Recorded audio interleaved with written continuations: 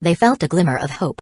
The ultimate defense, the strongest steel wall of the Eon Plane, although what they had was only a replica, bearing the same name, gave them indestructible confidence. Safe. As long as we're in the stronghold, we should be able to slowly clean up the dark beasts. This might even be an opportunity. With hundreds of billions of dark beasts, they might be able to harvest thousands of points. Thinking of the heavy debt they carried, they couldn't help but look forward to the dark beast wave. However, as Liam mentioned the issue of energy, their hopes came crashing down. Hearing the stronghold could only last a few years, they were doomed. Doesn't His Majesty Maximus have the holy physique? Suddenly, they remembered Maximus had the dimensional source physique, controlling the unlimited source of the Eon Plane's energy. It seems you caught on so quickly. Liam smirked. Seeing Liam's familiar smile, they couldn't help but feel déjà vu. Sure enough, hearing that 50% of their harvest would be deducted, they no longer felt surprised. They didn't even have the urge to complain. Having grown used to the Shadowcrest family's exploitation, they could only be thankful they were still alive and well. Besides incurring more debt and reduced income, what worse could happen? Furthermore, with the guarantee from the Shadowcrest family to keep the stronghold running, they could focus on killing dark beasts. Calming down, they waited for the dark beast wave to attack the stronghold. As for meeting the enemy outside, it was a death wish. Unless they wanted to die, they could only attack honestly from the stronghold. Of course, there was an exception: Zar. Your next chapter awaits on Empire. Pinned up. Without a satisfactory battle, Zar's emotions were about to explode. Meeting hundreds of billions of dark beasts, Zar only had a wide smile. Ha ha ha, come. Boom. Punching out with 1,000,000 times his magnitude of power, hundreds of dark beasts disintegrated. Such damage could be said to be worthy of the top prodigy of the Eon Plane. Even Maximus, with 1,000,000 times his magnitude of power, might not do better purely using brute force. Unfortunately, Zar was unsatisfied. Facing hundreds of billions of dark beasts, the damage he caused wasn't even a scratch. Even the dark beasts he killed quickly resurrected under the concentrated power of dark energy. More. Boom. More. Boom. More. Boom. Instead of attacking more precisely, killing the dark beasts more efficiently, Zar just increased his power. Zar didn't believe in precision and control. If he couldn't do enough damage, it simply meant his power was not enough. More. Facing the desperate situation, Zar's strength increased faster and faster. From 1,000,000, 2,000,000, 3,000,000, 4,000,000. Seeing Zar rampaged, the talents in the stronghold couldn't help but be amazed. Strong. This is what a man should be. Truly a monster. From hundreds of dark beasts being killed with a single attack, it soon became thousands. Furthermore, because of the brutality of the attack pulverizing most of the dark beasts, they were slower to resurrect. Unfortunately, unable to hold back their advancement entirely, the dark beast wave slowly inched closer to the stronghold. A few days later, the dark beast wave arrived at the stronghold. Damn.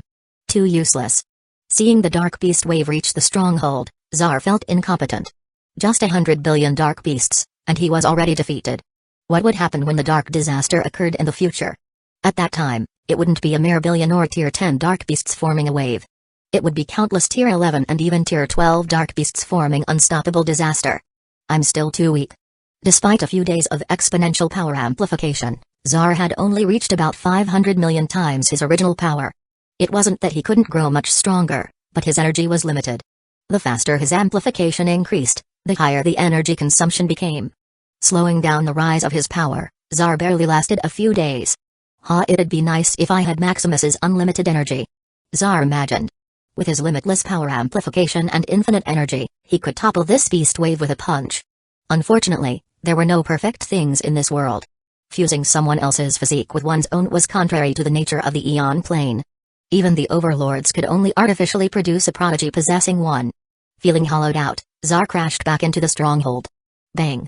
Creating a crater upon landing, Zar quietly lay there, staring into the void. If only. Do you want to try? Suddenly, a face he didn't want to see appeared before him. What do you mean, try? The ability to increase your power limitlessly without worrying about energy, Maximus tempted him with a smile. Why, you are willing to help me? No, it's you who would help me. What? Killing a primal dark beast is impossible with our current strength, much less surviving the looming dark disaster that even the overlords couldn't solve, Maximus explained. Knowing he couldn't kill a primal dark beast on his own, Maximus had long set his sights on Zar. Unable to hold back a simple dark beast wave, it was time to enlist this ultimate biological warrior. How is it? Are you willing to help me?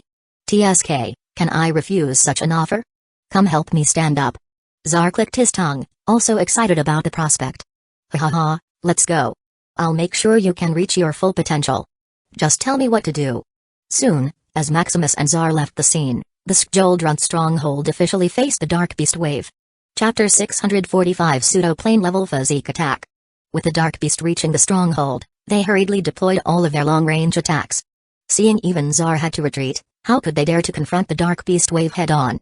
Staying under the safe haven of the stronghold, they remained calm even under the siege of the numerous Dark Beasts.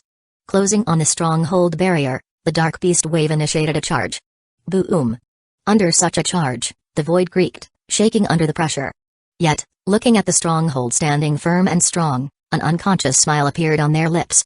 That's it. Come on, let the storm fall harder.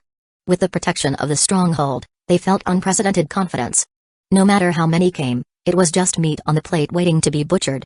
Remembering Maximus' promise to provide energy indefinitely until the Dark Beast wave was over, they felt unhurried.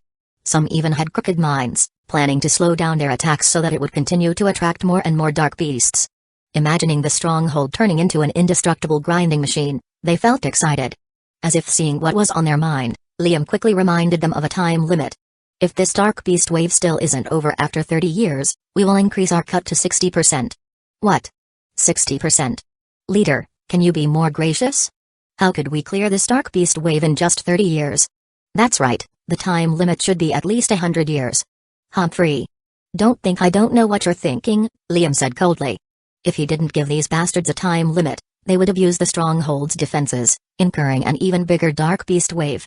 Although his father could produce an infinite amount of energy, he couldn't waste it just like that. Seeing they were still complaining instead of clearing the Dark Beast wave, Liam thought of a compromise. Fine. If you clear the Dark Beast wave within 10 years, we will only take 10% of your harvest. Clear it within 20 years, and we will only cut 30%. However, once you cross 30 years and the Dark Beast wave is still not cleared, every subsequent year will increase your cut by 1%. Hearing Liam's offer, they felt unprecedented excitement. Although clearing the Dark Beast wave within 10 years was impossible, 20 years was doable. Hearing their harvest would only be cut by 30%, they felt endless motivation. Looking at the Dark Beasts bombarding their base like maggots, their eyes turned fiery. No time for games. It's time for you beasts to die. Unleashing their full power, they became emotionless turrets, killing the Dark Beasts one after another. Every second, thousands upon thousands of Dark Beasts began to fall like piles. After they were killed, a special corpse picker stored them away to prevent them from being resurrected. Like shadows in a void, they came and went undetected amidst the rampaging Dark Beasts. After collecting enough corpses, they would split the harvest in half, keeping one portion for the Shadow Crest family, while the other half was distributed based on the contribution points they received during the battle. Like a well-oiled machine, all processes seem rehearsed, allowing them to kill Dark Beasts with efficiency. If not for the depletion of energy, they could even attack without a single pause. As for using strands of Calamity to quickly replenish themselves, they were not that extravagant. Half of their harvest was already cut by the Shadow Crest family. How dare they still use strands of casualty? Meanwhile, in the Shadow Crest laboratory, Zar looked around curiously. What do we do next? Excited to know what it felt like to have unlimited energy, Zar couldn't help but look at Maximus with a light in his eyes. Relax. I first need to run some tests, then create a device, Maximus smiled. Directly supplying energy to Zar wouldn't work. His infinite amplification skill consumed too much energy. Zar also couldn't absorb energy while in a fighting state. To cope with this problem, a special device was needed. As for using his system to connect to Zar, it was impossible. This was reserved exclusively for his family. He would rather think of an alternative path than resort to such a mortifying plan. Fortunately, he already had some experience creating the ether device. Able to directly connect to an individual's physique and path, Maximus just needed to calibrate the device to become a two-way door, with him supplying energy and Zar consuming it directly. Mobilize your physique and path of law. Let me see, Maximus began. Oh. Like an obedient child, Zar mobilized his physique and path of law. He even controlled it deliberately, catering to Maximus' observation. Huh? This physique.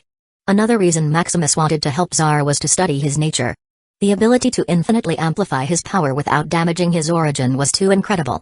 Although Maximus had Origin Explosion to do the same, it was too damaging.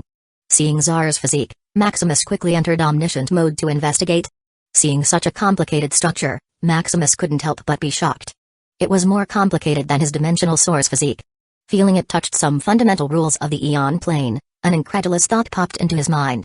Plane-level physique? No, it's only pseudo, Zar corrected, hearing Maximus. Staying in hibernation for trillions of epochs, his physique broke through the limit. If not for not being the son of the plane and receiving its blessing, his physique might have fully broken through to the plane level. Discover stories with Empire, it's still unprecedented. Maximus shook his head, seeing Zar was still unsatisfied. One had to know that a plane-level physique could only be achieved under the sacrifice of a plane. Getting such a bargain after just sleeping, Zar was luckier than Atlas, the real son of the Eon plane. That kid only got a peak ultimate origin physique despite being the son of the plane. How dare Zar still complain? This was like waking up in a mountain of gold, becoming richer than a son of the Empire, yet still wanting more. Hey, who wouldn't want to be more talented? Zar smiled, regaining his confidence. Being called the most talented creature in the Eon plane was no joke. Alright, stop grinning. I can't concentrate. Chapter 646 999 Trillion Power Amplification 20 years later. Such a powerful physique. I wonder how strong it would be once it's completed, Maximus muttered in amazement, looking at the data he gathered. According to his deductions, given enough energy, Zar could amplify his strength up to 999 trillion times. Such power could probably kill an overlord with a single punch. Unfortunately, the energy required was too enormous.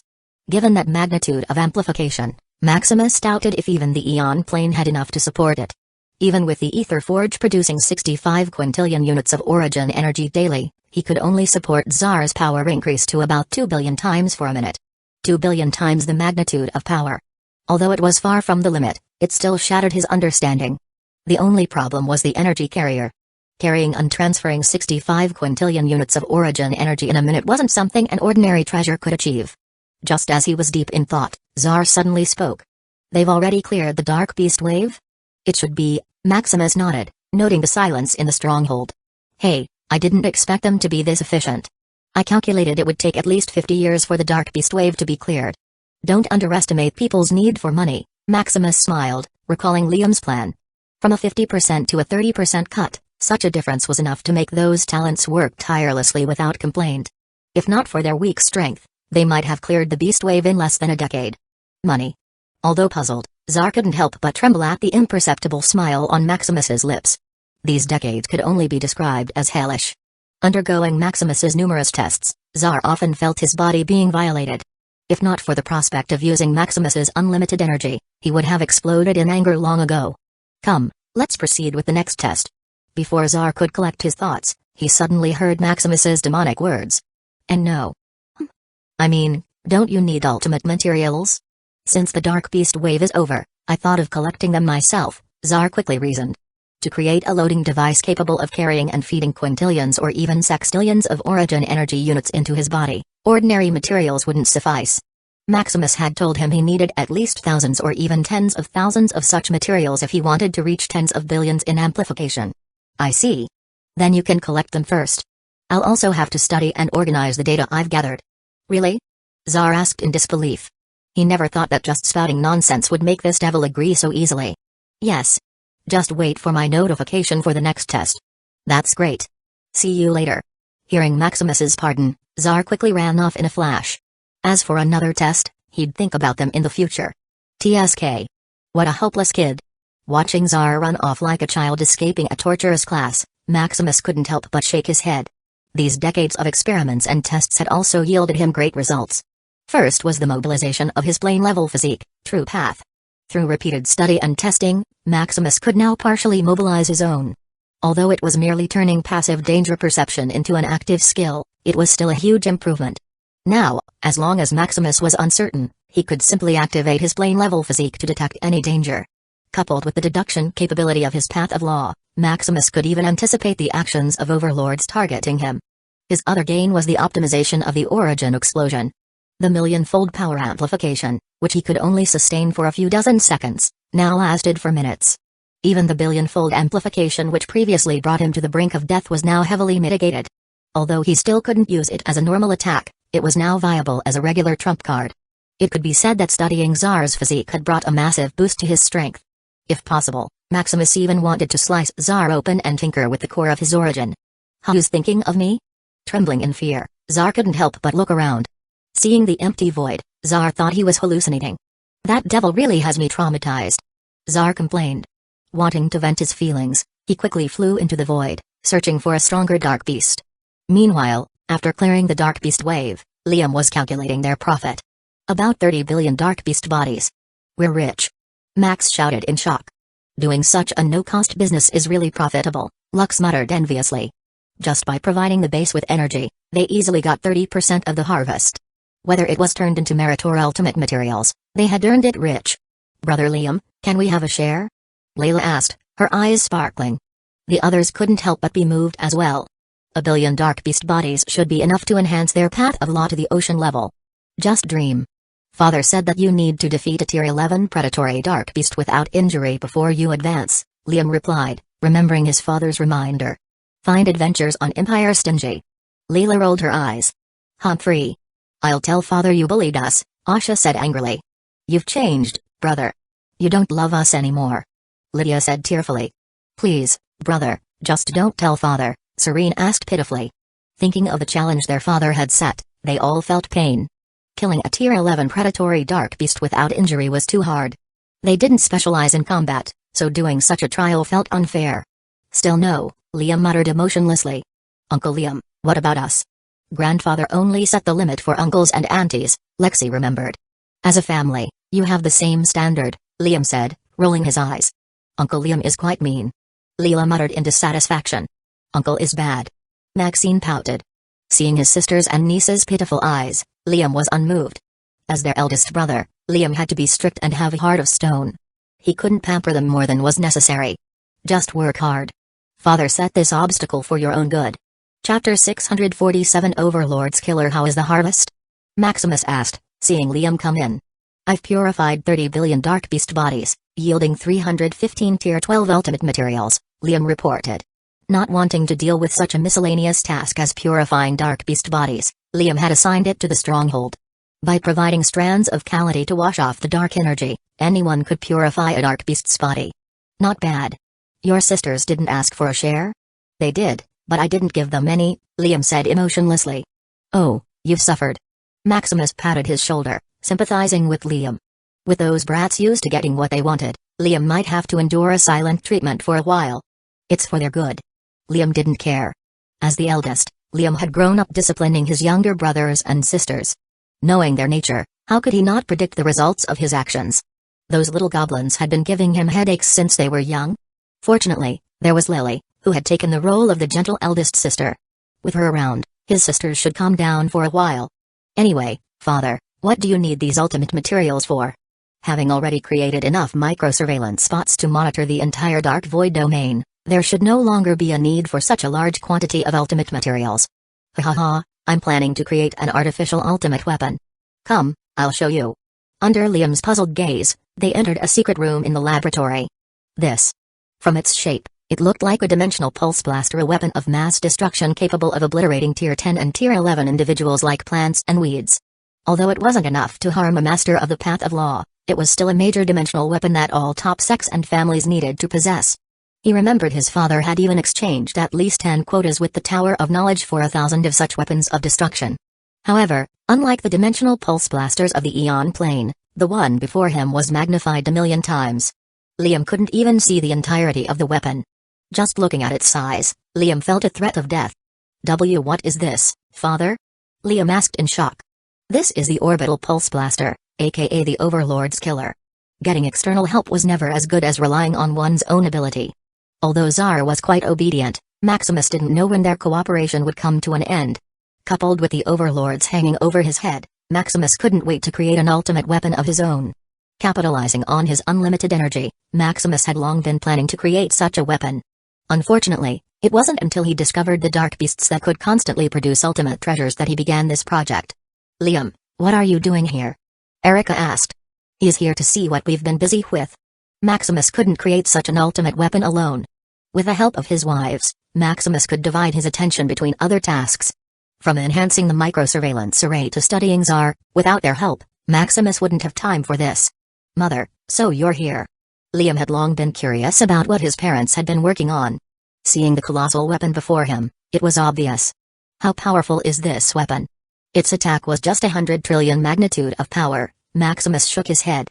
Maximus's magnitude of power himself was in the hundreds of trillion. Amplifying it to the millions or even billions, the orbital pulse blaster was still far from his ultimate vision. It's already quite strong. Even if Liam did his best, a few hundred trillion in magnitude was the peak of his capabilities.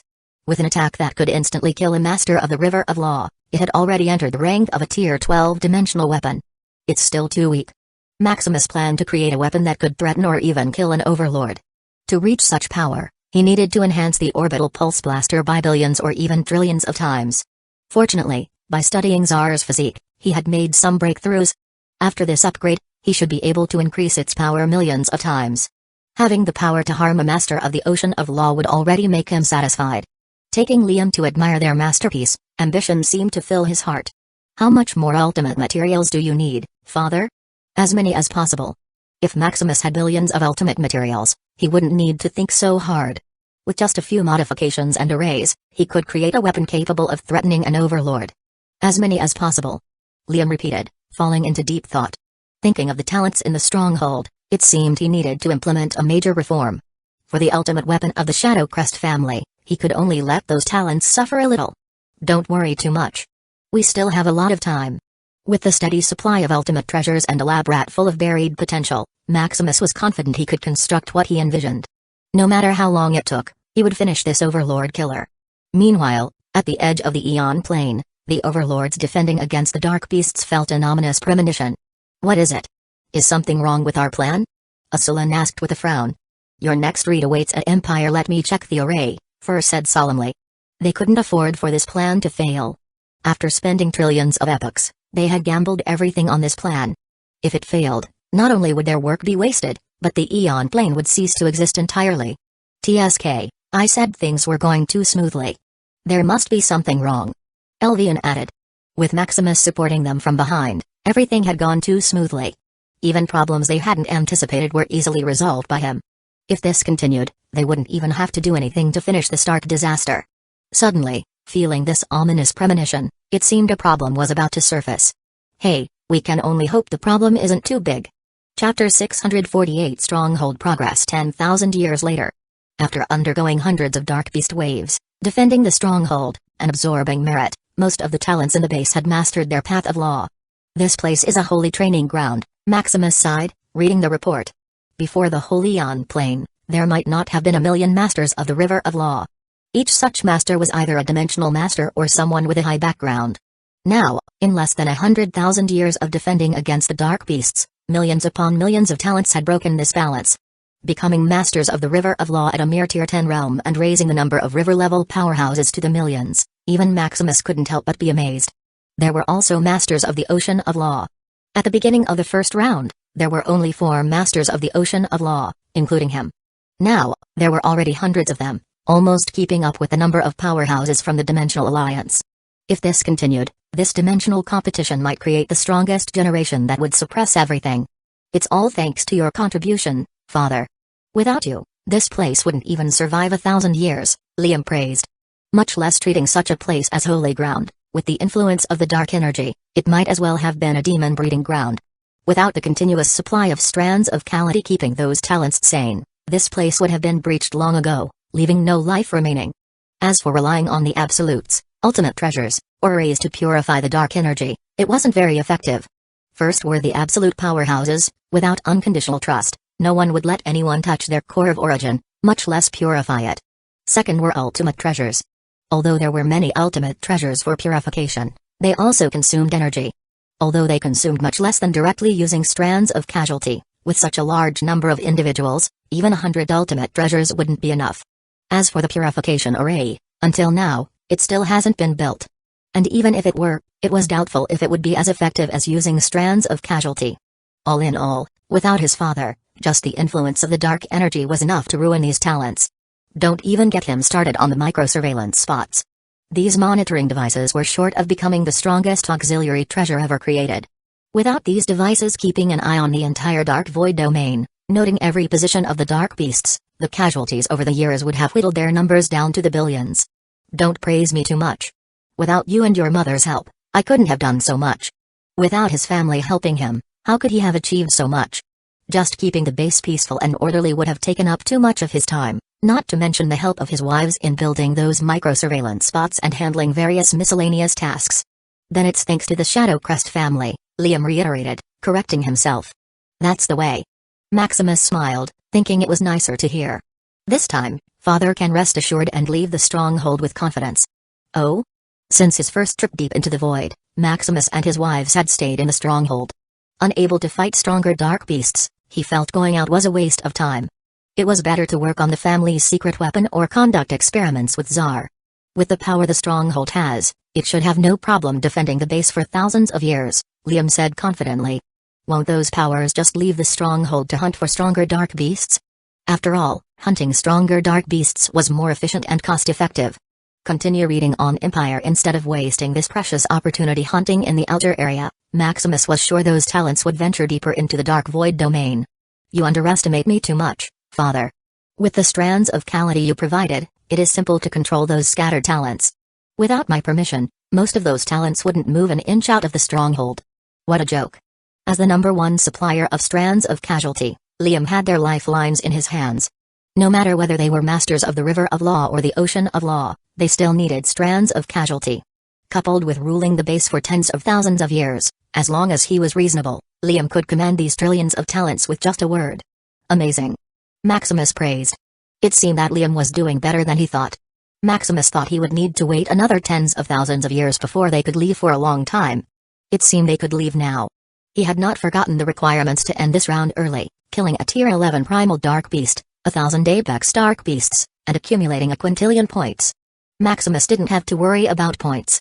Being able to pass them around from individual to individual, it was easy to manipulate. Moreover, with his family killing dark beasts non-stop, accumulating a quintillion points was just a matter of time. With a plan to kill a primal beast, Maximus's only problem now was the apex dark beasts. 1,000 dark beasts comparable to masters of the Ocean of Law. Although it wasn't too hard, it was time-consuming.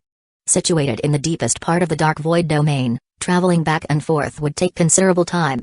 Based on the detection of the micro-surveillance spots, the nearest apex dark beast from the stronghold was 100 years away, with the farthest being thousands of years away. Now that the stronghold was finally on track, Maximus could finally focus on clearing this requirement. Collecting ultimate materials was also an issue. Relying on the stronghold alone was too slow. Once those talents had exchanged enough strands of Calamity to purify the dark energy infection, they would turn the rest of their harvest for merit. Jealous of others' rapidly increasing strength, they became increasingly tight-fisted with their harvest. Chapter 649 A Dance with Death. A few years later. Notifying his family to return to the stronghold, they arrived one after another. Are we going to hunt apex dark beasts this time, Father? I wonder how strong it is. Uncle Tsar said it's only a little stronger than a master of the Ocean of Law. Then it's easy. Having completed the precondition their father set of defeating a Tier 11 predatory dark beast without injury, all of them had advanced to become masters of the Ocean of Law. With their increased strength and combat abilities, even the girls who had been complaining earlier no longer felt fear. They were even a little excited, wondering how much of a challenge these apex dark beasts could pose. If they could defeat them, did that mean they were supreme under the absolutes? Excited to test how much they had grown, they couldn't wait to go out and fight. Since you're confident, let's go, Maximus said with a smile. Boarding the Shadow Void ship, the whole family except for Liam set out. Over 100 years later, after traversing the treacherous dark void domain and killing countless dark beasts, they finally arrived at their target. It's smaller than the rest. If a normal dark beast was like a colossal monster of destruction, the one before them looked very proportioned. Having a perfect body build for combat, it gave them a sense of majesty. Appeared to have sensed their presence, it looked around the void. Wander, enter extreme stealth mode. It seems this beast is more sensitive than I thought. One had to know that in normal mode, the Shadow Void ship could hide even from the presence of an absolute. Seeing the apex dark beast easily sense them, Maximus felt intrigued. These apex dark beasts seem to have more to them than just a different body structure. Father, how about you leave it to us? Eager to fight, Max and the others proposed. Then be careful. Maximus was only interested in dissecting the apex dark beast, not fighting it. Seeing they were eager to test their strength, he didn't mind letting them try. After a quick discussion, the boys Max, Nathan, Sam, Luke, Neo, and Lux decided to take this round.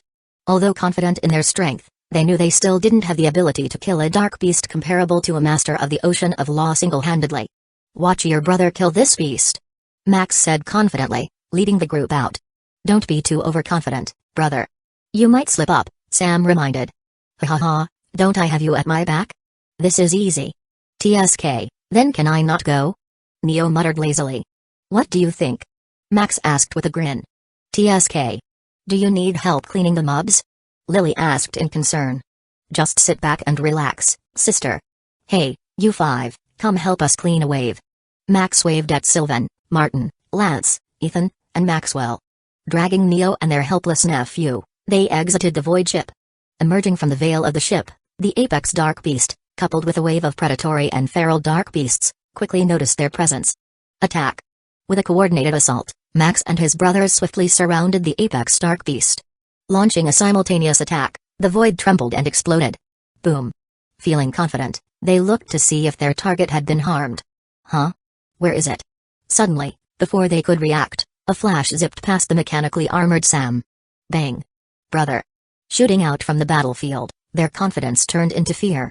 Don't be in a daze, concentrate on your fight. Sam is safe with me. Suddenly, their father's voice rang in their ears. Hearing that Sam was safe, they quickly heaved a sigh of relief. Looking at the apex dark beast, which stayed motionless after the attack as if mocking them, their expressions turned solemn. What's just a little stronger than a usual master of the ocean of law? Facing this monster was no different from facing an absolute powerhouse. That Uncle Zar had fooled them to death. Fortunately, their father was always behind. Fighting the fear rising inside them, they faced the dark beast with everything they had. Unfortunately, in just the blink of an eye, they felt pain before finding themselves inside the shadow void ship. Even Sylvan and the others who had been fighting the mobs were there. What happened? Max asked, looking around. Father saved all of you, Lily said seriously. Fortunately, their father was present, otherwise, they would have already died due to their recklessness. It seemed they couldn't trust that reckless friend of their father. This monster was far out of their league. Not bad, it seems your strength has increased a lot. Contrary to their expectations, Maximus gave them high praise. Facing an apex dark beast despite their fear, Maximus felt his children had grown. Father, you don't have to console us. Feeling down, they assumed Maximus was only trying to comfort them. Ha ha ha, don't feel too discouraged. You're only at the tier 10 realm. Although you've mastered the power of the ocean of law, it hasn't fully matured yet. With their current strength, it was impressive enough that they hadn't frozen in fear. Facing such a monster, even Maximus felt threatened, much less his children. Hearing their father's words, they gradually calmed down. It seemed they had become too arrogant lately. Thinking they could be invincible under the realm of the absolutes, reality had given them a harsh check. But can we defeat it with our current strength? Max asked, unwilling to give up. Sure, as long as you become an ultimate master of combat, you should be able to defeat it. I'll work hard. Clenching his fists, Max vowed to become an ultimate master of combat. Stay connected through Empire then, I'll look forward to that day. Having a hardworking and ambitious son, what more could Maximus ask for? For now, I'll show you how an ultimate combat master can defeat these monsters. Wanting to set an example for his family, Maximus decided not to use his suppressive strength this time. Stepping out of the shadow void ship, he slowly flew toward the tense apex dark beast, ready to pounce on him at a moment's notice. Are you ready to dance? Chapter 650 A Dance with Death, 2. Under Maximus' provocation, the apex dark beast no longer waited for a counterattack but directly swooped at Maximus. Bam! Suppressing his strength to match that of his family, Maximus dodged the dark beast's attack by a hair's breadth. So close. Looking at the dark beast before his eyes, Maximus' fist came flashing in. Boom! Even while suppressed, using 100% of his strength at a single point, the dark beast was still sent flying. Roar! Your next chapter awaits on Empire. As if it hadn't received any damage, the dark beast only roared in anger. Oh? It seems my attack is too weak, Maximus scratched his head. He had been bragging earlier that with the current strength of his children, they should be able to kill an apex dark beast as long as they became an ultimate master of combat. Now, it seemed he was too careless. These apex dark beasts were far stronger than a normal master of the ocean of law. Their thick skin was even more insane. A concentrated attack with the magnitude of trillions of power barely damaged it at all. Husband, come on. Father, you can do it. Grandfather is strong. Hearing his family cheering from behind, Maximus could only smile wryly. It seemed he would have to put in some effort this time. Looking at the manic dark beast swooping at him, Maximus' expression turned serious. This will be a long dance. Dodging the attack, Maximus went in with another blow. However, like before, there wasn't the slightest damage. Looking at the weaker dark beasts staying away from the battlefield and supporting the apex dark beast from behind, Maximus became enlightened. This dark beast is intelligent. Although not fully conscious, with its own thoughts and will, the dark beast before him was capable of thinking. Using the weaker dark beasts as mobile booster packs, it could receive attacks without any harm. In that case, understanding its strategy, Maximus began to move. Luring the dark beast, he dodged one attack after another while killing the weaker dark beasts one by one. As if noticing his actions, the apex dark beast became even more manic, attacking him without any regard for itself. Want to exchange blows? Keep dreaming. With an ultimate combat mastery, if Maximus didn't want to be hit, no opponent could touch him. As a mark of invincibility, unless an opponent suppressed him significantly, they couldn't do anything to him. Soon, a few hours later, after wiping out tens of thousands of its lackeys, Maximus noticed his attacks began to take effect. Time to kill. Now that he could damage his opponent, it was only a matter of time before he finished it off. Bam. Bam. Bam. Hitting the same spot repeatedly without pause, the injuries on the dark beast grew bigger and bigger. As it slowed down due to its injuries, Maximus only got faster and faster. No matter how it tried to react, it simply couldn't hit Maximus. Like a mirage, it could only watch as it was slowly killed, unable to do anything. If it were conscious, it would have fled long ago, unwilling to fight such a hopeless battle. However, despite its intelligence, it was engraved with the instincts of destruction and killing. Even knowing it was destined for death, it could only continue attacking until the one before it was destroyed. Soon, after a few months of relentless assault, the apex dark beast died unjustly. Too hard. Maximus exhaled as if finishing a long workout. Collecting the dark beast's body, Maximus returned to the shadow void ship. Husband. Father. Grandfather. Shouting, they looked at Maximus in disbelief. Watching the long battle, it seemed as if Maximus was merely attacking a mindless stake. However, remembering the speed of the apex dark beast, if they were to face the same opponent, landing a hit would have been doubtful, let alone dodging its attacks. How is it? I told you an ultimate combat mastery was enough. In that battle, Maximus didn't cheat. He didn't even use omniscient mode or his unlimited origin energy. Using only the bare minimum of his strength and abilities, he showed them that, with enough skill, they could defeat anyone. Seeing their admiring looks, it seemed his demonstration worked well. Don't just stand there in a daze. In the coming period of time, I'll train you to do the same. Ultimate combat mastery was not unachievable. As long as one had enough combat experience and a solid foundation, it could be achieved. Reaching pseudo-ultimate combat mastery from before, it was only a matter of gaining a little enlightenment to break through. Inspired by Maximus' display, they hurriedly geared up, eager to hone their skills. Meanwhile, while the Shadow Crest family was on their journey to becoming ultimate masters of combat. After tens of thousands of years of investigation, the overlords at the edge of the Aeon Plane still hadn't found the root of the problem. Having felt a simultaneous ominous premonition, they couldn't dismiss it as a mere illusion. The scattering array is still stable. The dark beasts outside the Aeon Plane are also behaving as usual, Fur muttered with a frown. No matter how he looked, everything seemed alright. Perhaps the problem lies inside the Aeon Plane? A sullen guessed. What problem could it be? Even if they united and struggled, it wouldn't surpass the danger of the dark disaster, Alvian replied sarcastically. It wasn't that he underestimated them, but they were insignificant compared to the dark disaster. What about Maximus? Nyx murmured. No, it's still too early. Although they knew that given Maximus' status, talent, and importance to the war, he would rise sooner or later, it was still too soon. He wasn't even in the Tier 11 realm yet, how could he threaten them? Leaving the thought aside, the only thing that could truly threaten them now was the dark disaster. Forget it. Since we can't find the problem, we'll just wait for it to happen. We'll block the wave when the storm comes. Chapter 651 Paragon's Identity. Thousands of years later. After roaming deep into the dark void domain and training their skills, Maximus' family regained some confidence and decided to fight an apex dark beast again. Looking at a similar dark beast that had nearly killed them thousands of years ago, Max and the others were filled with fighting intent. Fighting it with all of you? Maximus muttered, seeing all of them preparing to head out. Are you jealous, father? Lux joked. With the entire Shadow Crest family heading into battle, only his father remained on the Shadow Void ship. You wish. Concentrate on the fight, Maximus said, forcefully patting Lux's back. Exiting the Void ship, they didn't surround the apex dark beast like in the past. Instead, they stayed back and went on a killing spree, eliminating the weaker dark beasts nearby. After watching their father hunt for thousands of years, they knew that most of the apex dark beast's strength came from the crowd. Once isolated, it could be beaten to death. Sensing their intention, the apex dark beast wasn't about to let them succeed.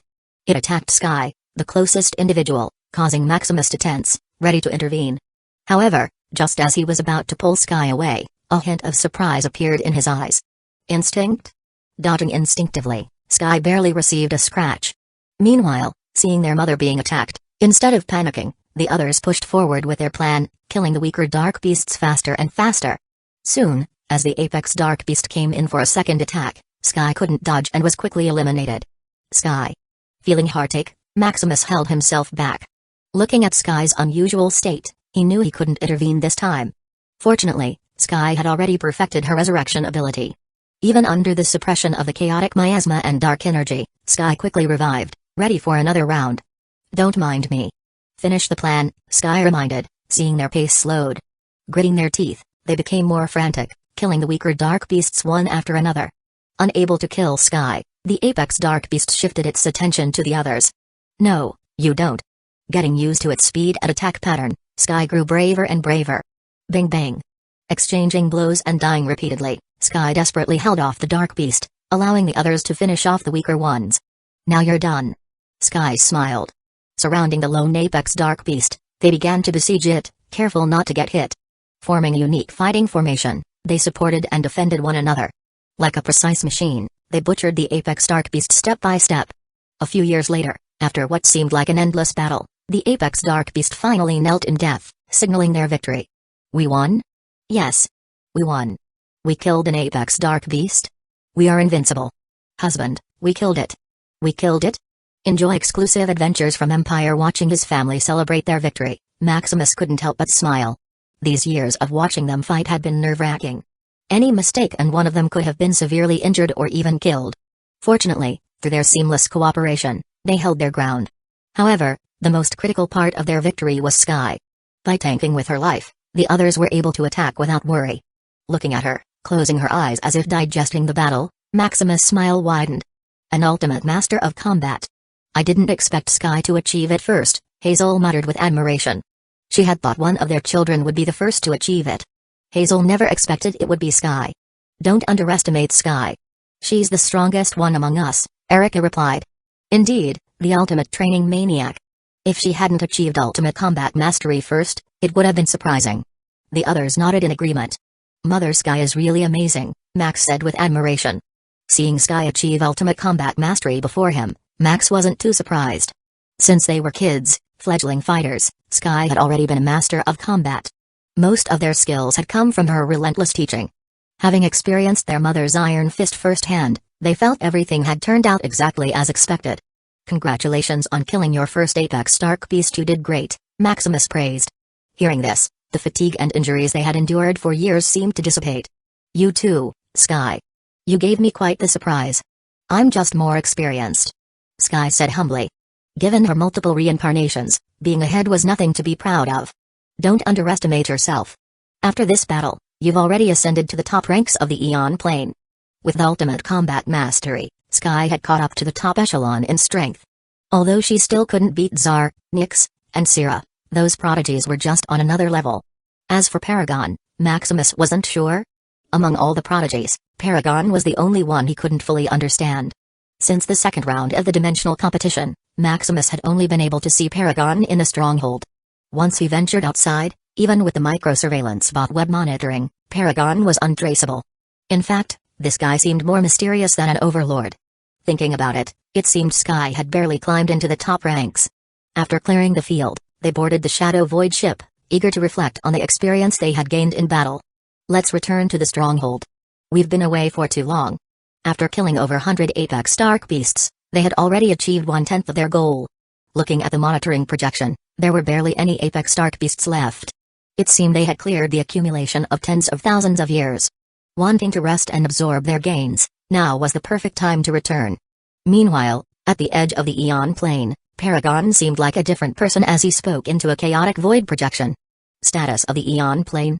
High chance of survival. Potential, S. Highly recommended to join the Order of Light, Paragon reported emotionlessly.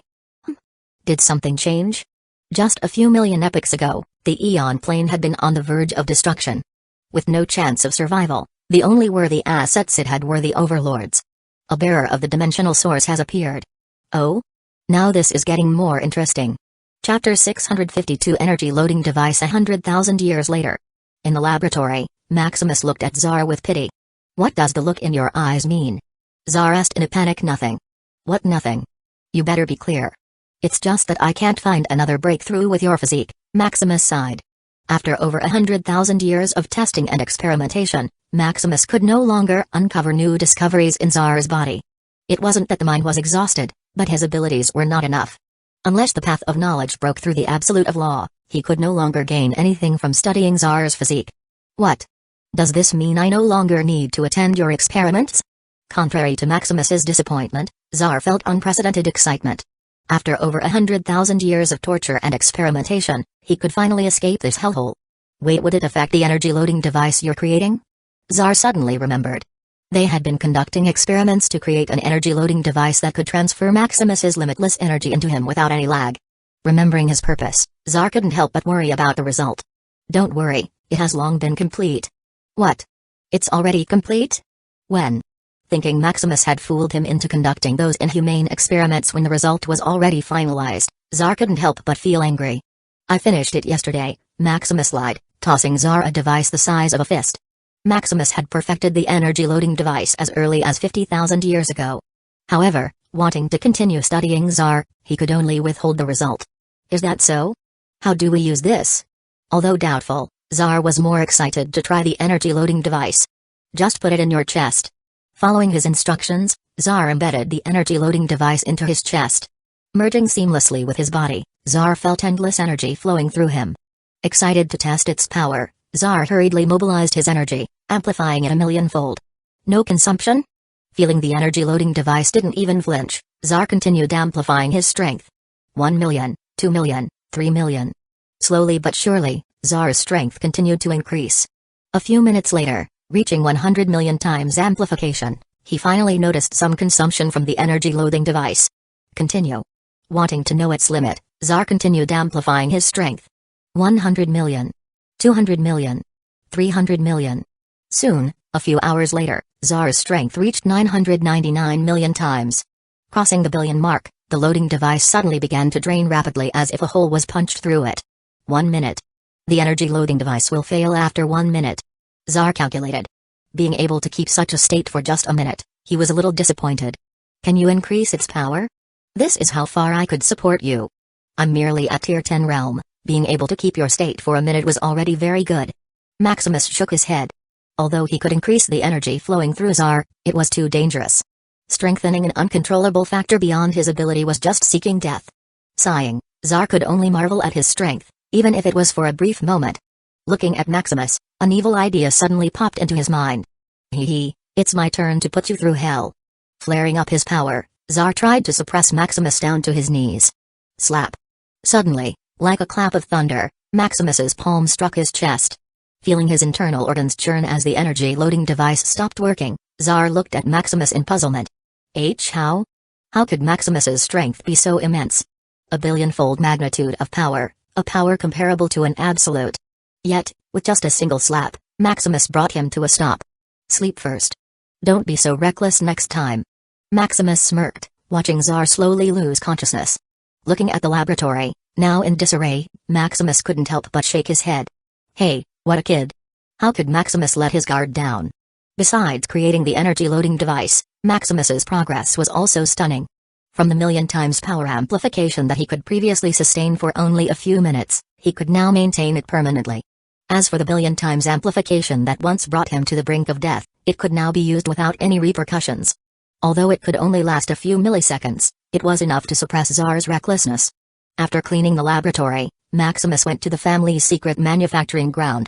Looking at the colossal orbital plane blaster, which he had renamed, Maximus felt unprecedented pride. How is the status? It just needs some calibration, and it will be finished, Hazel reported with excitement. The secret weapon of the family, the Overlord Killer, was finally about to be completed. This orbital plane blaster was a masterpiece. According to Maximus's deductions and analysis, its regular power was comparable to the full blast of a master of the Ocean of Law. Your journey continues with Empire each time it fired. As long as the target didn't dodge, it could claim their life. However, if it only had this power, Maximus wouldn't have regarded it as his greatest masterpiece, much less their family trump card. What solidified its status was the overloading mode. By consuming all its reserve energy, it could fire a shot comparable to an overlord. Although it might not kill them, it was enough to heavily injure one. As for an absolute, a single shot was enough to disintegrate them. Unfortunately, it wasn't perfect. The reason it was called overloading mode was that it overloaded the weapon, consuming all its stored energy coupled with the sacrifice of a bullet made from 100 Tier 12 ultimate materials. Such a shot was not cost-effective. Besides the long loading time of hundreds of years and the cost of the bullet, it could even damage the internal structure of the weapon. Thinking about this, Maximus couldn't help but sigh. Without a major breakthrough, this orbital plane blaster could only serve as a weapon of peace, a weapon to deter the outside world. Unfortunately, he could no longer extract treasure from Tsar. Otherwise, he could have optimized this overlord killer even further. You already did your best, husband. No need to beat yourself up. Their goal was to kill an absolute level primal dark beast. Creating a weapon comparable to an overlord was already overachieving their goal. Yeah, I'm just being greedy. Chapter 653 Orbital Plane Blaster. Brushing aside his disappointment, Maximus began perfecting the orbital plane blaster. After 100,000 years, Maximus and his family had already completed this round's prerequisites except one. Whether it was killing 1,000 apex dark beasts or accumulating a quintillion points, all was complete. Now, they just needed to kill a primal dark beast to leave this place. Although this place was a holy training ground, it was only helpful for others. Besides the ultimate materials he could harvest, there is no use staying in this place. They had already maxed out what they could achieve in the Tier 10 realm from their path of law to their very foundation. Stuck at a standstill, they needed to advance to the Tier 11 realm as soon as possible. Unfortunately, even after 100,000 years, Maximus still hadn't detected a primal dark beast. The strongest one he could find was just an apex dark beast. Maximus even asked Sierra about this issue but only got a negative response. The appearance of a primal dark beast in the dark void domain was impossible. Although Maximus didn't get all the details, he understood why a stronger dark beast wasn't allowed in this place. This area was only in the testing phase. Introducing a primal dark beast would only cause destruction and unnecessary casualties. To this, Maximus was non-committal. After various tests and experiments on Tsar's physique, Maximus's greatest gain was improving his control over his plane-level ability, True Path. The True Path's ability was guidance. Manipulating fate and destiny across space and time, it could help Maximus achieve whatever he willed. Unfortunately, it was hard to use and lacked consistency. Besides warning him of danger and opportunity, the only time it had activated was when his origin was guided to the Eon plane. Having such an overpower ability, yet not being able to use it was a torment. Fortunately, thanks to Tsar, Maximus had discovered a trick to partially activate this guidance skill. Although it came at an unknown price, it would give him what he desired. Like a sick wishing machine, it granted exactly what one wanted, but the method to achieve it could be insane and dangerous. Explore more adventures at Empire. Initially, Maximus didn't want to use such a skill. Unfortunately, wanting to quickly leave this place and proceed to the next round, he could only take a risk. Activating the ability a few thousand years ago, Maximus still didn't know when it would take effect. Don't just stand there, husband, move your hands. Seeing Maximus lost in thought, his wives couldn't help but yell. Alright, alright. A few thousand years later. After a few finishing touches, the orbital plane blaster was finally completed. How grand. Do you want to test it, husband? After working for over 100,000 years, they couldn't wait to test their masterpiece. Sure, let's go out for a test. Maximus nodded in agreement. Although he had already tested the orbital plane blaster in simulations, he wanted to see the real deal. Calling his family together, they boarded the Shadow Void ship and flew away from the stronghold. Even Liam tagged along, eager to see their family's so-called secret weapon. Traveling deep into the dark void domain, they quickly found an apex dark beast. Father, let me try. Let me try. Sam hurriedly shouted in excitement.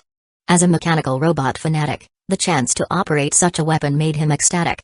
Then you try, Maximus said. Seeing his son's eagerness, he didn't mind letting him take the first shot. Since they were only testing the regular attack of the orbital plane blaster, it didn't cost much beyond some energy. Seeing his father's approval, Sam hurried to the control panel. However, after studying the controls, he couldn't figure out where the orbital cannon was. Where is it, father? Take it out. It's already out. Out? Where? The others were equally puzzled, scanning the void. With the colossal size of the orbital plane blaster, they should have been able to spot it easily. You wouldn't find it even if you were given thousands of years, Lily rolled her eyes. Even with the eyes of primordial origin, she couldn't see where the orbital plane blaster was, much less them. Is it made of a material like our void ship? They guessed. A material that could even fool an overlord, the Phantom Overlord metal. With enough concentration, as long as it didn't let any trace, it could be perfectly hidden. Understanding the reason, they couldn't help but marvel at their father's extravagance. Although it wasn't as expensive as an ultimate material, considering the size of the orbital plane blaster, they could only imagine its price. Don't worry about the details. Just fire it for me. Let's see how strong this weapon is, Max urged, equally excited to witness its power. Oh. Nodding, Sam began aiming at the clueless apex dark beast before them. With just a few clicks, the dark beast was locked on. It even has an automatic locking function. How smart. It must be connected to Father's path of law. Ignoring the chatter behind him, Sam quickly initiated the attack. Boom. As soon as Sam fired, they suddenly saw the apex dark beast disintegrate into pieces. With all the dark beasts nearby pulverized into nothingness, not a trace was left. Besides the void keeping the Eon plane encapsulation, the laws, chaotic miasma, and even the stubborn dark energy were also erased. With their mouths agape, their worldview felt shattered. A few seconds later, they finally regained their senses. How strong? Is this even real? Did it use strands of Calamity as bullets? Cool. Super cool. I want to try next. No, me next. Feeling their blood surge with excitement, they shoved Sam aside, eager to fire the orbital plane blaster themselves. Alright, don't fight. You'll all get a turn, Maximus said helplessly. It seemed he had made the orbital plane blaster too strong. Just one strike and it erased everything, even their harvest. Fortunately, the Eon plane was still conscious and rewarded them with merit. Watching his family eagerly play with the orbital plane blaster as though it were a toy, Maximus could only sigh. Chapter 654 Firing the Overlord Killer. Soon, they all began to test the orbital plane blaster.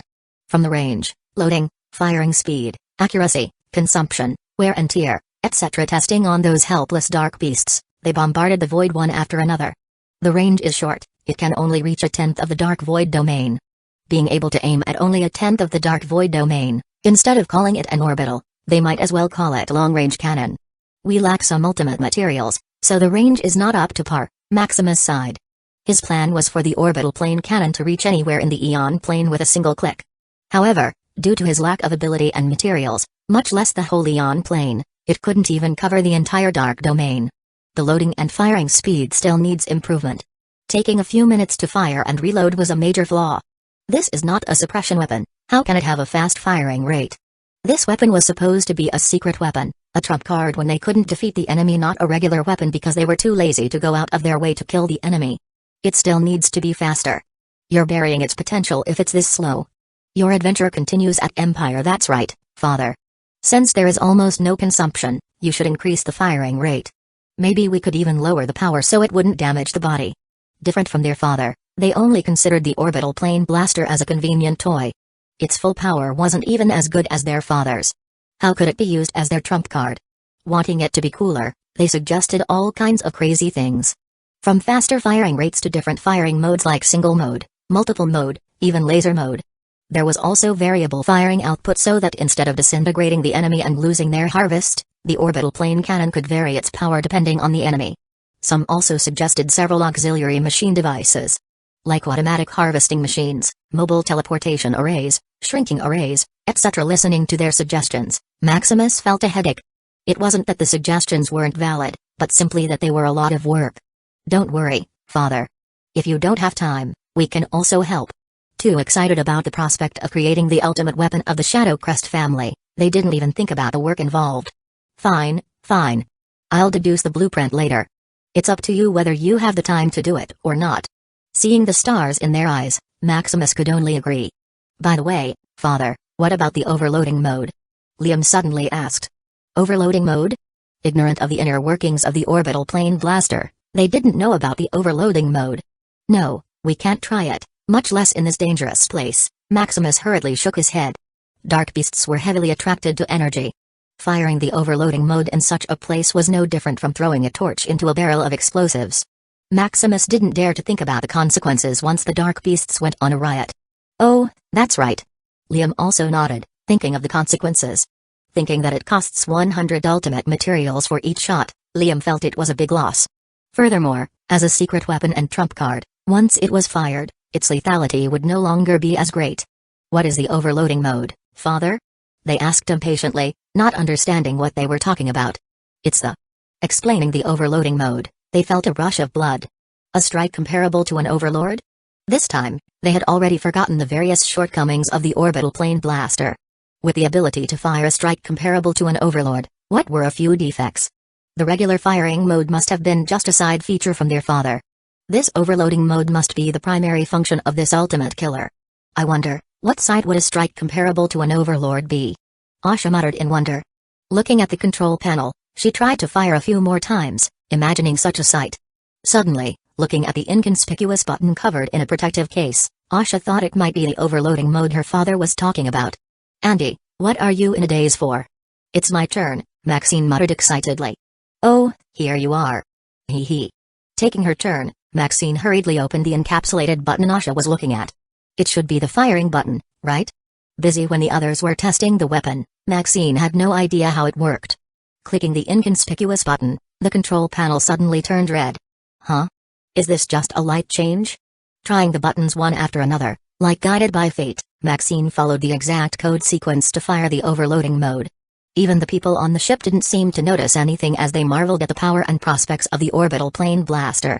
Seeing a red button slowly rising in the middle, Maxine felt she had clicked the right button. Sigh, this is too hard to use. Too boring, I'll eat once I try this.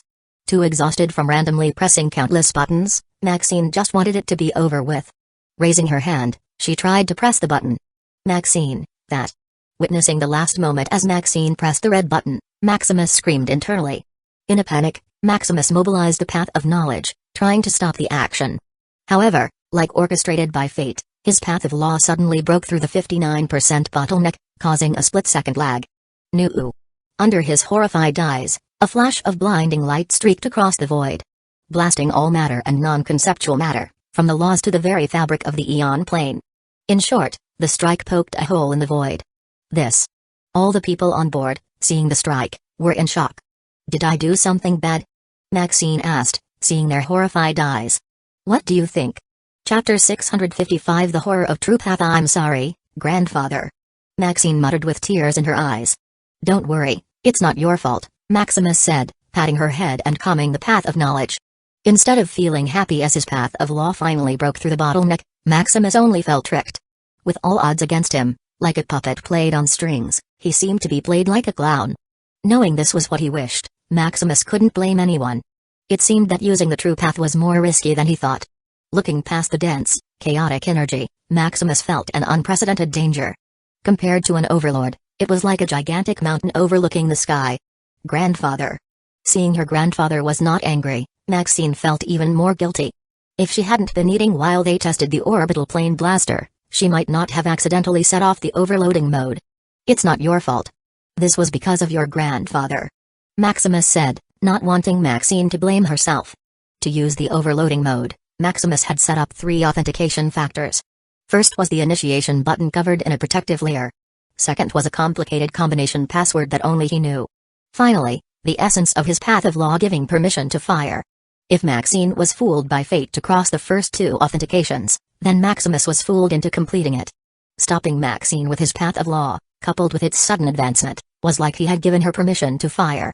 Thinking of this, Maximus couldn't help but feel the horror of the true path. Even he, the bearer of the ability, was fooled. Looking at the plane barrier quickly healing itself, Maximus heaved a sigh of relief. Fortunately, it didn't come to worse. If the barrier hadn't closed, they would have had to face the unstoppable dark disaster in advance. Thinking of the dense dark beasts going frenzied, Maximus quickly deduced that the dark beast domain would soon undergo a massive catastrophe. This time, it would not be a mere Tier 10 forming a beast wave but uncountable Tier 11 dark beasts. Among them, there might even be multiple Tier 11 primal dark beasts. Getting what he wished for at such a cost, Maximus felt helpless. Liam, contact all the talents to return to the stronghold. We have a major battle to face next. Meanwhile, at the edge of the Eon plane. What happened? The concentration of chaotic energy is increasing, feeling the void rumble as the concentration of chaotic energy surged. All the overlords were on high alert. Even the overlord of beasts, Lazo, was awakened by the sudden change. No. The Eon plane was torn open. Fur muttered solemnly, looking at one of his monitoring probes. Although not as widespread as Maximus's monitoring bots, Fur's probes were more comprehensive. According to his probe, a fabric of the Eon plane was torn open. Torn open? How could that be? Unless they attacked with full force, nothing inside the Eon plane could tear the plane barrier open. As for an outside force, it was even more impossible. If it was still possible to tear the plane barrier from inside, then from outside, even a Tier 13 Dark Beast could do nothing. It should be that kid, Sierra said with a smirk. Excluding all the absolutes taking action, only that kid could create miracles. Coupled with the news that they had left a few years ago, Sierra had a hunch that it was Maximus who caused this problem. Maximus? Elvian suddenly thought. It seemed highly feasible. We don't have time to worry about who or what caused the problem, we have a disaster to face, Fur muttered solemnly. Outside, as a streak of light made of concentrated energy passed through the Eon plane, the dark beasts became frenzied as if smelling the most tempting bait. Seeing it quickly vanish, they became more hysterical, charging toward the source of the concentrated energy. Charging through the Eon plane, its self-protection mechanism quickly activated, erasing most of the dark beasts and repelling the stronger ones. However, like a net, it had some discrepancies, allowing certain dark beasts to pass through. The weaker they were, the easier it was for them to enter the Eon plane. On the flip side, Tier 12 dark beasts, like a matured fish caught in the net, couldn't pass through the defensive barrier of the Eon plane.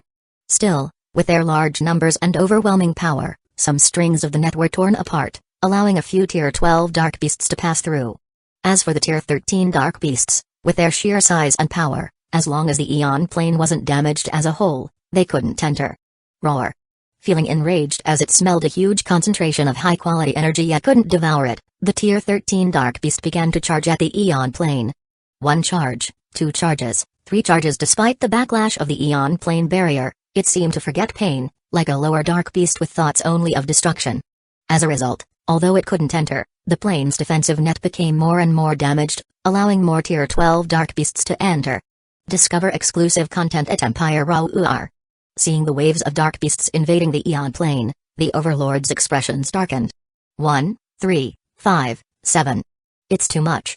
With multiple Tier 12 dark beasts invading, much less worry about whether the scattering array could handle the load, they might not even be able to handle it themselves. Sierra, the weakest among them, could barely contain a single Tier 12 dark beast on her own. Lazo, you should know what to do, Fur said solemnly. They weren't much better than Sierra.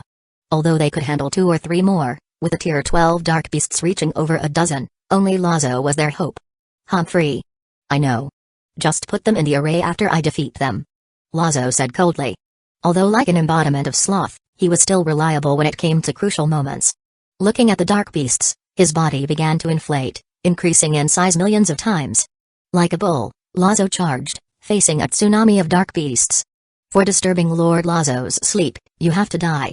Chapter 656, 10 Magnitude Dark Beast Wave. Charging like a bull, Lazo locked onto one of the Tier 12 dark beasts. Bang! Dwarfing the little dark beast in size, it shot out, disabled by the crash. Bang! Attacking the enemy while it was down, Lazo continued to charge, weakening it further. Roar! Seeing the other Tier 12 dark beasts turning their attention to him, Lazo smiled. Humphrey. Come as many as you want. Like a bull who didn't fear anything, Lazo continued to charge, tearing through the enemy line. Besides the Tier 12 dark beasts and some Tier 11 primal dark beasts, nothing could survive. This bull is really strong, Elvian muttered with a gulp. If Zar was a child dreaming about power, then Lazo was the embodiment of power. Lazo's unique gift was infinite growth. As long as time passed, his overall strength would grow. It is said that Lazo slept through from Tier 1 to Tier 12. He didn't undergo any bottlenecks, requiring various conditions like overlords, from the path of law, seeds of law, and a semi-plane, nothing. Lazo relied on his brute strength to break through everything. Path of law? Treasures? Domains? As long as he was strong enough, he could blast anyone. With the Eon plane going through trillions of epochs of history, Lazo's strength had already far surpassed everyone. If not for his laziness and lack of ambition, he may have already united the Eon plane. Unfortunately, he was a meathead, Fur sighed. With just brute force in his arsenal, his ability to exert strength was inefficient.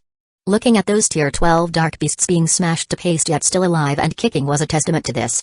Without the ability to hurt the fundamental source of these Tier 12 dark beasts, Lazo could only suppress them for some time. Once he was exhausted or his laziness erupted, they would be down. Although there is a saying that with enough strength, one could solve anything, Lazo was still far from such a realm. Just start to work, there is no need for him to kill, that was the scattering array for, Nyx suggested. Even though they could end the Tier 12 dark beasts after being beaten to such a degree, it would take time. With more and more dark beasts breaching the plane barrier, they can't afford any waste. Let's go. Aslan nodded.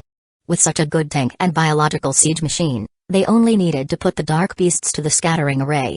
Sira, have you contacted the Absolutes? Fur asked while cleaning up a dark beast. Among them, Sira was the only one who could contact the outside world without leaving. With all the Zerg being essentially her clones bounded by a unique connection that could even breach the Aeon plane, Sira was a natural transmitter. Elvian even once had a clash with Sira, wanting him to be a biological transmitter for his virtual realm. Stay connected with Empire. If not for the disaster the Aeon plane was facing, they might still be at war until now. I already called all the available Absolutes, even those Masters of Ocean and River of Law. You really left no one, Elvian said sarcastically. Why not? Since those prodigies could fight being only at the Tier 10 realm, how could they not? Still Elvian enough. It's not the time, start moving. Aslan scolded. They were in a precarious situation, how could they still have time to banter? Although Sira's call was a little excessive, it was also foolproof. They didn't know how long this wave of dark beasts would last. It might even turn into a small wave of dark disaster. By then, even with that Maximus, the dark void domain would be destroyed. Humphrey. Thinking of the situation, Elvian temporarily stopped bothering Sira. Meanwhile, in the Skjoldrun stronghold. After he and his family returned, Liam immediately announced an emergency protocol. Emergency protocol? What happened? Instead of complaining, they felt nervous. According to the established rules, in an emergency protocol, all individuals would follow a unified command. Even if they were tired and injured, as long as their commander, Liam, ordered it, they needed to follow orders. Such a protocol was not activated even during the worst dark beast wave they faced 10,000 years ago. Yet, looking at the solemn atmosphere of the base, they couldn't help but be nervous. Do you think Leader Liam is doing this to make us submit? Milo, who had just arrived in the stronghold, asked. Idiot, look at the map projection? Jace, a friend of his, said. Map projection? What could there be? Looking at the map, Milo couldn't help but frown. Red dots began appearing on the map after another. Every time he blinked his eyes, it seemed that millions of dark beasts were spawning in the dark void domain. If this continued for a few days, months, even years, the dark void domain might be dyed red. The leader said we might face at least a magnitude 10 dark beast wave, or at worst, a small-scale dark beast disaster. Magnitude 10 dark beast wave? Forget about a small-scale dark disaster that could destroy a part of the Aeon plane itself. Just a magnitude 10 dark beast wave made their hearts sink. Popularized by Lily Shadowcrest, beast waves were measured from 1 to 10 magnitudes. With billions of dark beasts in a wave being at magnitude 1, each magnitude would multiply the number tenfold. As they remembered, a magnitude 10 beast wave was a precursor to hundreds of trillions of tier 10 dark beast waves, with billions of tier 11 dark beasts.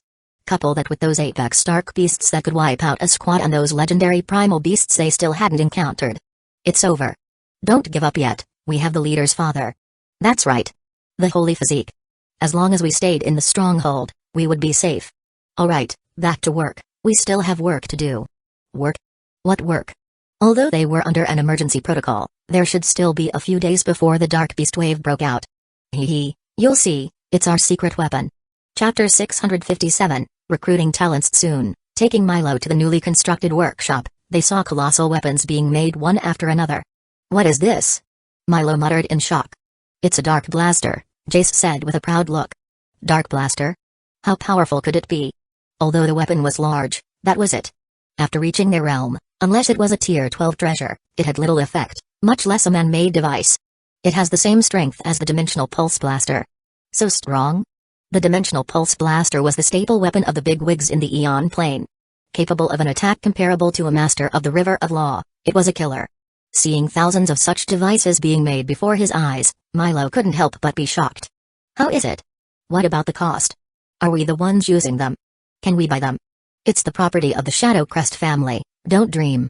As for the cost, it's 10 tier 12 ultimate materials for one. This. Although it was a bit expensive compared to the regular Dimensional Pulse Blaster that didn't need ultimate treasures, seeing that it could be easily produced was still amazing. Although the Dimensional Pulse Blaster could be built at a low cost, it was time-consuming. With all the supporting microarrays and different syntheses of materials, much less the skill required, just the miscellaneous work will take millions of years. Even after an epoch, a top family might not possess even 100,000 of them. Now, looking at the dark blaster that could be built in a mere few days, the material cost was nothing. After staying on this battlefield, they no longer took ultimate materials seriously. As long as they were diligent for thousands or tens of thousands of years, collecting 10 tier 12 ultimate materials was easy. Can we really not buy them? Don't worry, although we can't own them, after this round, they could be rented. That's great. Most of them had already considered staying in the Dark Void domain, even after the dimensional competition had finished. This place was truly a holy training ground. A few epochs of training inside the Eon Plane might not be as good as a few thousand here. If they hoped to still reach the Overlord realm, staying here was their only chance. Taking up their arms, they quickly began to work according to the instructions. Looking at the instruction manual, Milo couldn't help but think of copying them.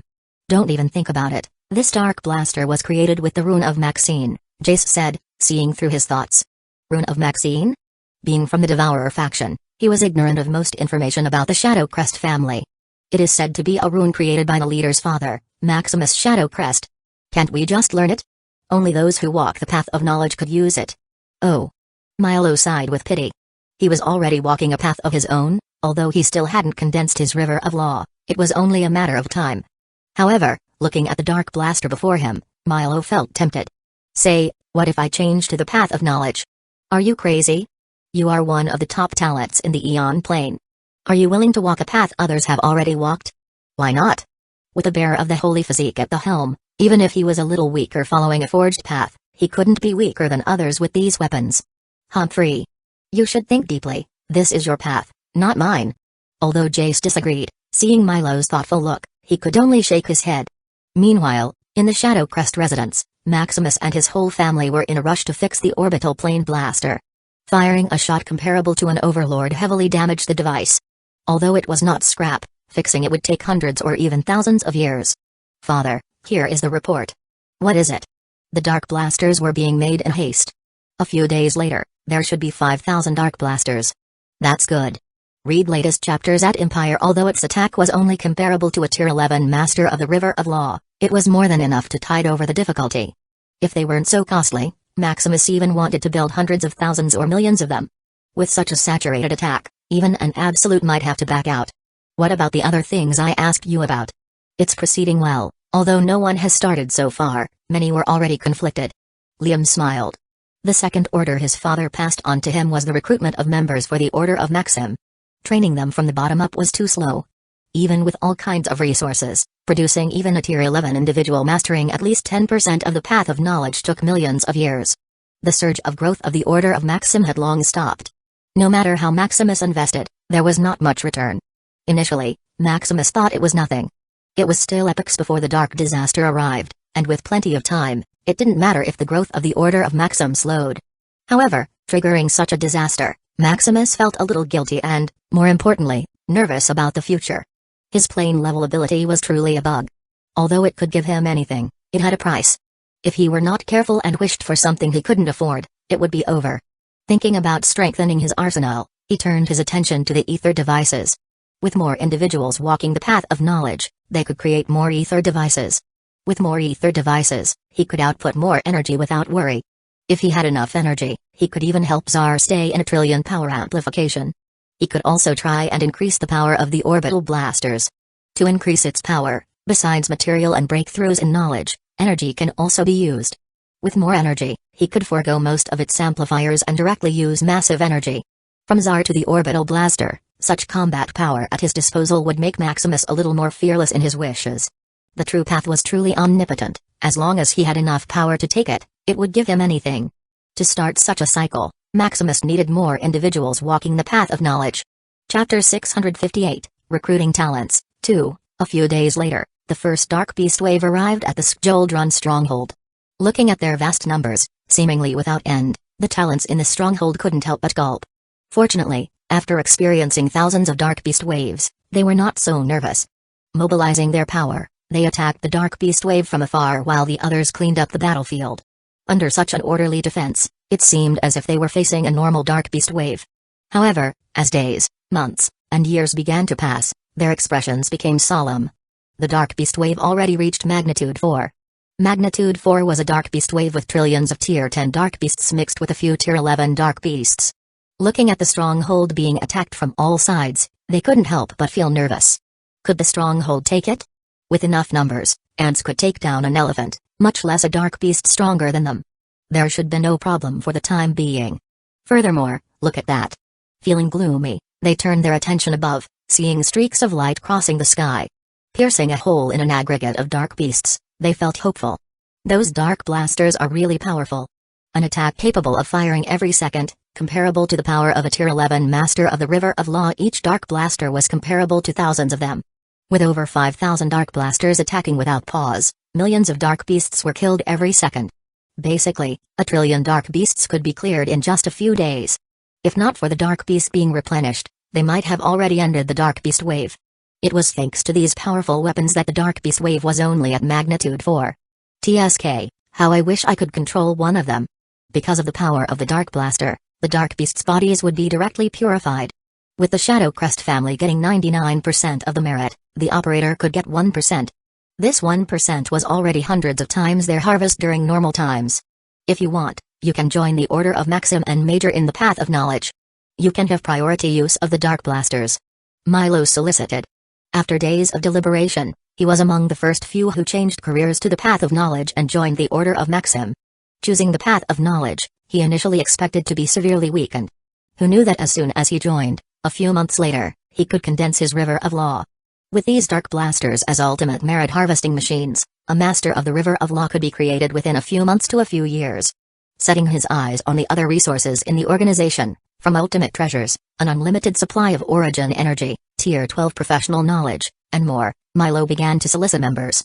This was a lucrative task. Each member he solicited was worth a lot of contribution points. Are the benefits promised by the Shadow Crest family real? Interested, they couldn't help but ask for more details. That's right. Following the Path of Knowledge and joining the Order of Maxim, one could enjoy various discounts. From lower taxes and interest-free loans to priority use of the Dark Blasters, you can even buy various resources at a very low price. So, how about it? Are you willing to switch paths? Soon, the blatant solicitation of the Order of Maxim began to cause a commotion. These talents fighting the Dark Beasts were a powerful force that might overthrow the previous generation. Recruiting them meant getting a piece of the future. Seeing the Shadow Crest family and the Order of Maxim monopolizing such a future, the members of the top forces from the Dimensional Alliance and Devourer faction began to worry. If Maximus recruited most of these talents, what would they become? Perhaps, before the Overlords, the Shadow Crest family would rule a part of the Aeon Plane. Unfortunately, far away from their organization, they didn't have anything to recruit these talents. Helpless, they could only watch, praying it would not come to the worst. However, just as they worried about the Shadow Crest family monopolizing the future, the Dark Beast Wave grew stronger and stronger. In another year, the Dark Beast Wave reached a magnitude of 5, after another few years, it reached a magnitude of 6. With the increasing Dark Beast Wave magnitude, the fear in their hearts increased. This increase in magnitude not only added to the load on the stronghold barriers but also made cleaning up the Dark Beasts harder. Because the space in the void was getting thinner and thinner, the cleaners couldn't gather much of the Dark Beast bodies that others had killed. Without collecting and purifying the bodies, they would resurrect a few seconds later. That's right, a few seconds, not hours or minutes, but seconds. With the concentration of the Dark Beasts, the Dark Energy, and the chaotic miasma reaching an all-time high, the Dark Beast has a full-blown buff.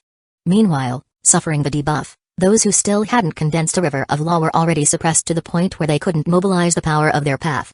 Using only their bare power of origin, their attacks became weaker and weaker, almost ineffective. Fortunately, there were the Dark Blasters. Taking out most of the Dark Beasts, destroying and purifying them in one shot, they could barely hold on. However, as the Dark Beast Wave grew stronger, it was only a matter of time before the stronghold collapsed. Hold on a little longer. The stronghold leader said the reinforcement is already on its way, Milo encouraged. As a member of the Order of Maxim, he could quickly get the first-hand news. Thus, while the others were panicking, he was still thinking about how to solicit these talents. Reinforcement?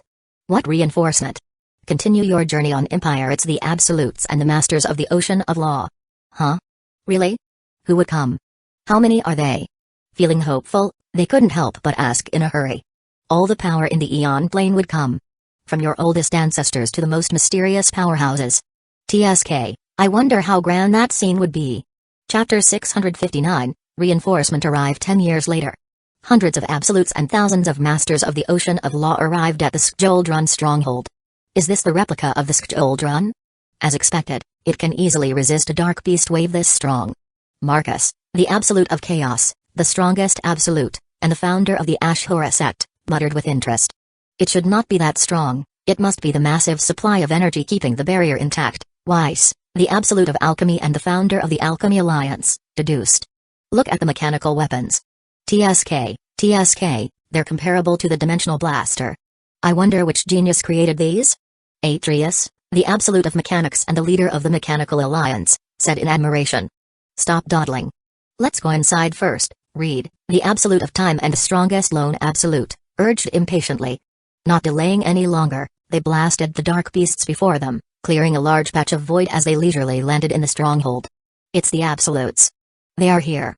Finally, the reinforcements have arrived. We survived. Looking on in admiration, they felt the darkness in their sight clearing away. After another 10 years, the dark beast wave had already reached a magnitude of 8. With such a concentration of dark beasts, besides the masters of the Ocean of Law, no one could deal any damage.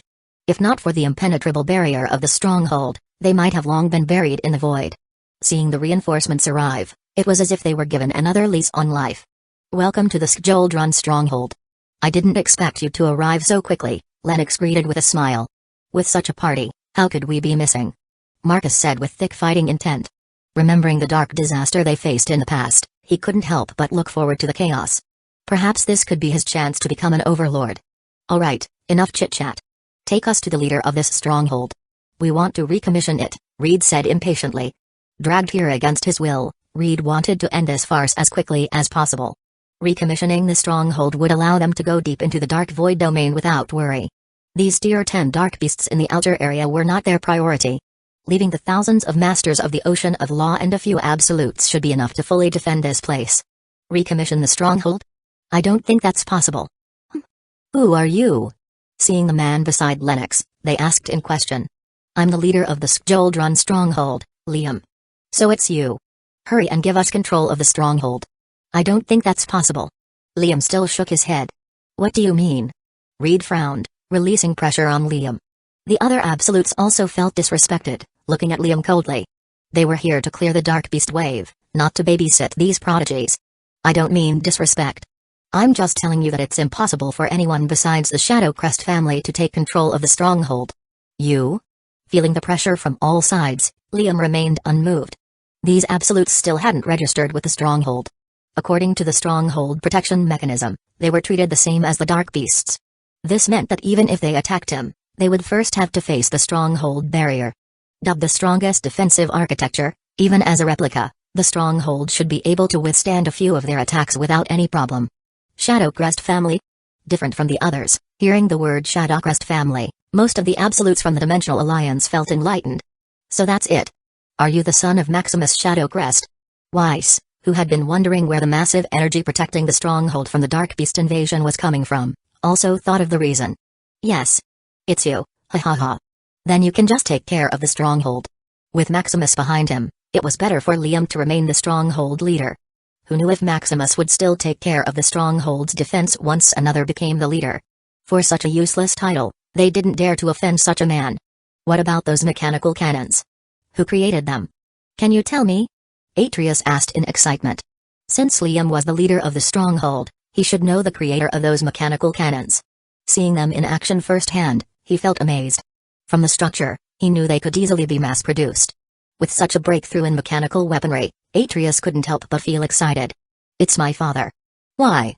Your father? Is he also the one who created that unique runic language? Can you take me to him? Such a unique runic language, much less Atreus. Even Weiss beside him felt interested. With just a glance, they could see the endless energy flowing through the runes. Sure, I'll organize a banquet to accommodate all of you. Liam smiled without much pressure. Meanwhile, the others who were still dissatisfied with Liam had already fallen silent. With the reaction of the absolutes from the Dimensional Alliance, how could they still act rashly? Asking for more information, they also came to understand the unique prestige this so-called Shadow Crest family held. Hearing that the founder of the Shadow Crest family, Maximus Shadow Crest, possessed the holy physique and dimension source, they felt dumbfounded. then excited. As the top powers of the Eon Plane, they knew the importance of energy. Being able to control the inexhaustible energy of the Eon Plane, not to mention resisting the dark beasts, just helping them advance to the peak, the Overlord realm, was beyond valuable. As long as Maximus grew a little stronger, their chances of advancing would also skyrocket.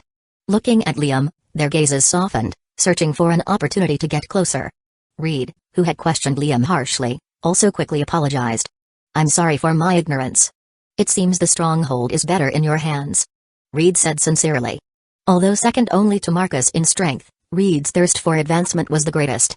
To reach the Absolute Realm, he could do anything. Whether it meant becoming the most hated man or facing the wrath of the overlords, he didn't care nor fear anyone. Enjoy new stories from Empire in the face of an opportunity, he could disregard anything, much less a useless pride and superiority. "It's nothing." Liam nodded, not taking it to heart. "Let's go. I'm sure you're tired from your journey. Let the Skjoldrun stronghold entertain you for a while." Chapter 660, leaving the outer area soon, the whole Skjoldrun stronghold held a banquet, a celebration for the reinforcements and their new lease on life. Venting the despair they accumulated, they began to indulge, looking forward to a bright future. Meanwhile, in the Shadow Crest residence, all the absolutes and masters of the river and ocean of law were having a private party. "Maximus, ha ha ha, there you are." Malgren laughed, finally seeing Maximus. Initially, he thought he would be left out of the fun. Who knew they would be summoned here just over 100,000 years later? "You're here to join the fun?" Maximus smiled, greeting his friend. "Of course. What about Iris?" Looking around, he didn't see Iris. "Only absolute powerhouses are mandatory to come here. Your journey continues with Empire. We, masters of the river and ocean of law, can come as we wish," Malgren explained. "I see. That's good." Iris was in the process of breaking through. If she were disturbed because of the mandatory summon, Maximus would feel even more guilty. As the private party continued, Maximus began meeting the high and mighty absolutes one after another. From Malgren's master, Marcus, to the absolute of time, Reed. Maximus also met two enthusiastic absolutes, the absolute of alchemy, Weiss, and the absolute of mechanics, Atreus. "Can you tell us about this rune?" Feeling the endless potential of the rune of Maxim, they couldn't help but ask in a hurry. A rune inspired by a physique. Even as absolutes forging the paths of alchemy and mechanics, they had only ever heard about runes inspired by law. If they could learn from the rune of Maxim, the runic language of the Eon Plane might experience a boom. From the rune of authority, rune of virtuality, rune of time and space, rune of alchemy, rune of mechanics, and so on, there were too many applications and inspirations. If they could revolutionize the runic language technology, the Eon Plane would undergo an evolution. The others listening also became interested. Although they weren't as proficient as Weiss and Atreus in terms of runic knowledge, as absolutes, they still had some vision. Knowing the implications if they could learn the rune of Maxim, they looked at Maximus with fiery eyes. "Then I'll tell you about my ideas." Maximus started. He was not worried they would copy his path and create their runic language on the spot. This was a delicate territory. Unless they had done deep research into runic languages, it would take epochs to even create a readable runic language. Meanwhile, in the corner of the room, Scarlet, the Crimson Empress, quietly looked at Maximus with stars sparkling in her eyes. She didn't expect they would be summoned to the Dark Void domain, giving her a chance to meet Maximus. Looking at the man of her dreams, she felt a throbbing in her heart. "No, calm down, Scarlet, now is not the time." Scarlet hypnotized herself.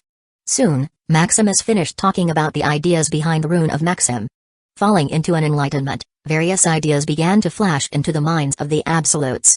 However, as they tried to deduce a runic language connected to their abilities, they were suddenly stuck. Although the idea behind the rune of Maxim was simple, when combined, it felt confusing. "We'll think about this later. For now, we have more important things to do," Reed spoke through the silence. The others quickly snapped out of it, remembering why they were here. They weren't here to make friends with Maximus or study how to create a new runic language. They were here to clean up the dark beasts. "What's your plan?" Maximus nodded in understanding, asking them what to do next. "We plan to move the stronghold deeper into the Dark Void domain." Although they were confident in their strength, fighting bare deep in the Dark Void domain was a death wish. Without a safe haven to rest and recover, they would be drowned by dark beasts sooner or later. What about the outer area? Who would be left here? The Dark Void domain is divided into 3 bubbles, the outer area, the middle area, and the edge. Each bubble was a non-interfering, isolated area for each tier of dark beast. Separated by a bubble, the dark beast's ability to smell energy was greatly weakened. The reason they could protect the whole outer area and prevent invasions into the Aeon Plane despite only having a single stronghold was because of this mechanism. With the stronghold emitting intense energy frequencies, all the dark beasts in the outer bubble would be attracted to it, keeping the hidden entrance to the Aeon Plane safe. However, once the stronghold left, without such a strong energy attractor, keeping the dark beasts at bay, the risk of invasion to the Aeon Plane would skyrocket. We will leave 10 absolutes and all the masters of the river and ocean of law to defend the place. As for the bait, it's this. Wise said, taking out a cube. An energy reactor? Feeling the intense and massive energy the cube emitted, Maximus felt enlightened. It should be the substitute for the stronghold that would attract the dark beasts. What a good eye. How is it made of? Can you tell me? Maximus asked. He felt the energy reactor was more advanced than the one he created for the orbital plane blaster. Being able to carry more energy despite the lack of a vast amount of ultimate materials, Maximus was eager to learn. Ha, I'll tell you.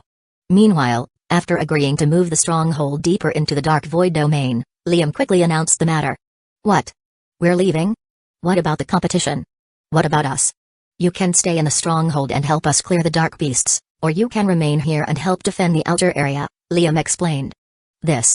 Feeling conflicted, they couldn't decide for a while.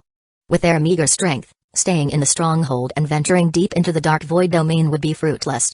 With such a dense number of Tier 11 dark beasts magnified and boosted by their numbers, their attacks would never deal any damage. Staying to defend the outer area, on the other hand, although a bit dangerous without the protection of the stronghold, was a fruitful endeavor. With the absolutes clearing the way, they should be able to kill dark beasts as they wished and harvest a lot of materials and merits.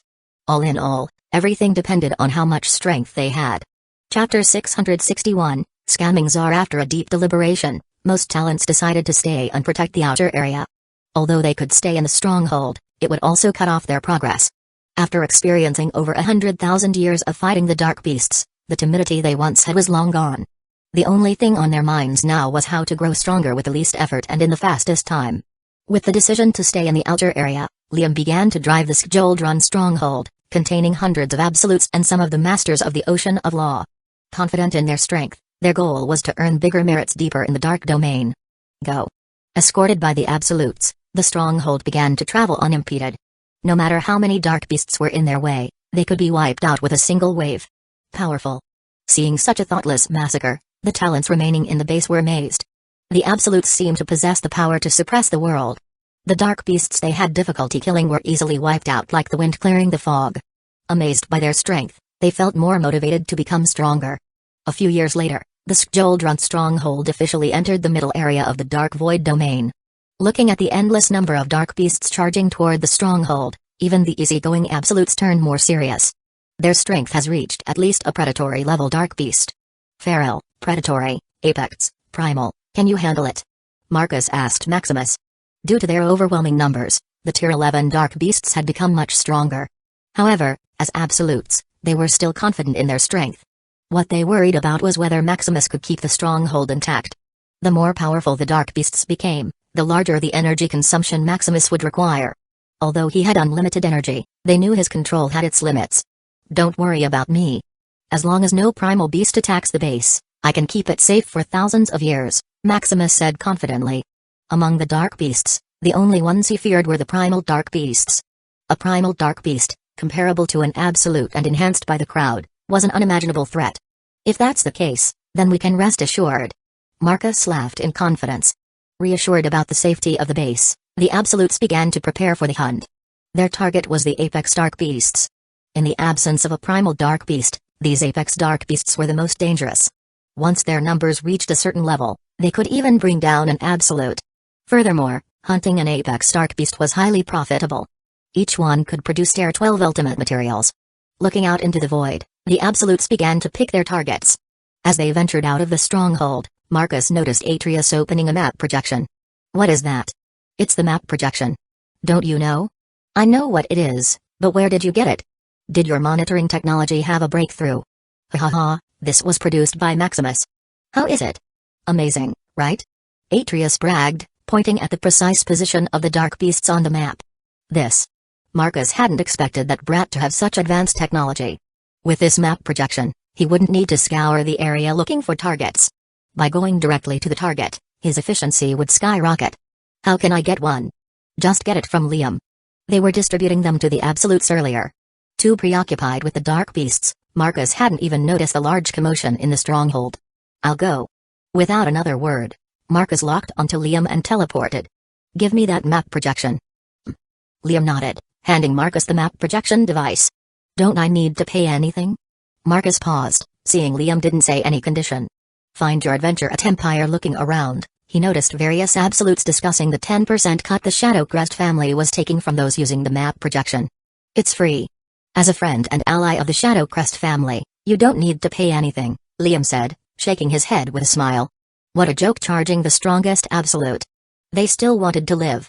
Although Marcus might not mind, it was better not to take risks. Furthermore, considering Marcus had supported his father in the Dimensional War over 1,000,000 years ago, such a favor was nothing. Then, thank your father for me, Marcus nodded, quickly opening the map projection. Filtering the map, he didn't find any primal dark beasts. There's no primal dark beast? What a pity. Although he hadn't sensed any aura of a primal beast, confirming that there was nothing still disappointed him. Sighing, he turned the filter to the apex dark beasts. Looking at the tens of thousands of red dots representing apex dark beasts, Marcus finally smiled.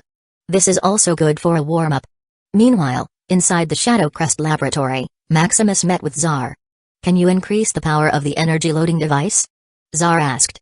With the arrival of the absolutes, Zar had become the weakest again. Although he could amplify his strength 1,000,000,000 times, it would only last a minute. Compared to those long-lasting absolutes, Zar was embarrassed to show off his power. Sure, I can increase the duration of your amplification. Really? You can increase it? Of course. However, I'll need a few more ultimate materials. How much do you need? Zar asked excitedly. 100. For each 100 tier 12 ultimate materials, I can increase the duration of your amplification by a minute. What? Are you serious? The energy loading device was only made up of barely 1,000 ultimate materials. Needing 100 of them just to increase his amplification time by a minute, Zar felt cheated. This is all I can do, Maximus said, shaking his head, unwilling to bargain.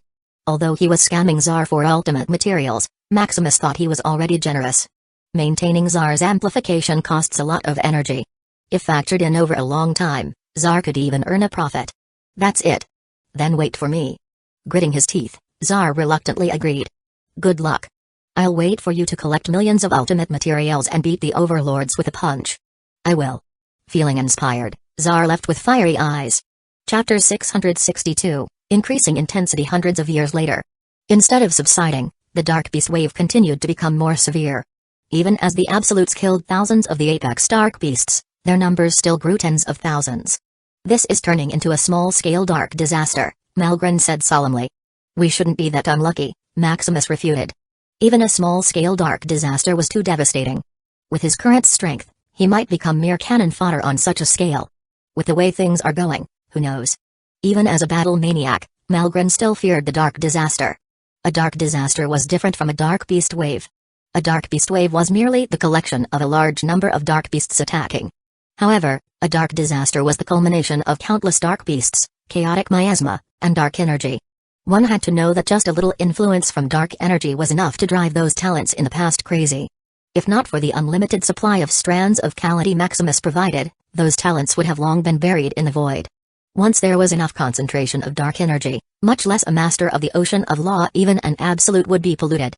By then, they would not only have to worry about the dark beasts but also their allies, who might attack them from behind at any moment. The influence of the dark energy was also silent.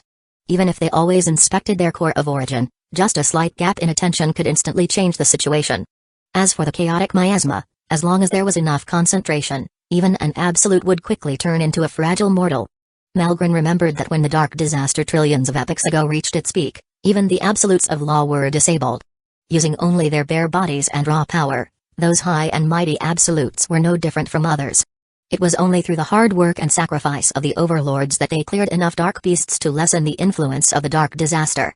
Listening to Malgren's story, Maximus couldn't help but feel a little guilt. Because of his recklessness, they might have to experience this small-scale dark disaster.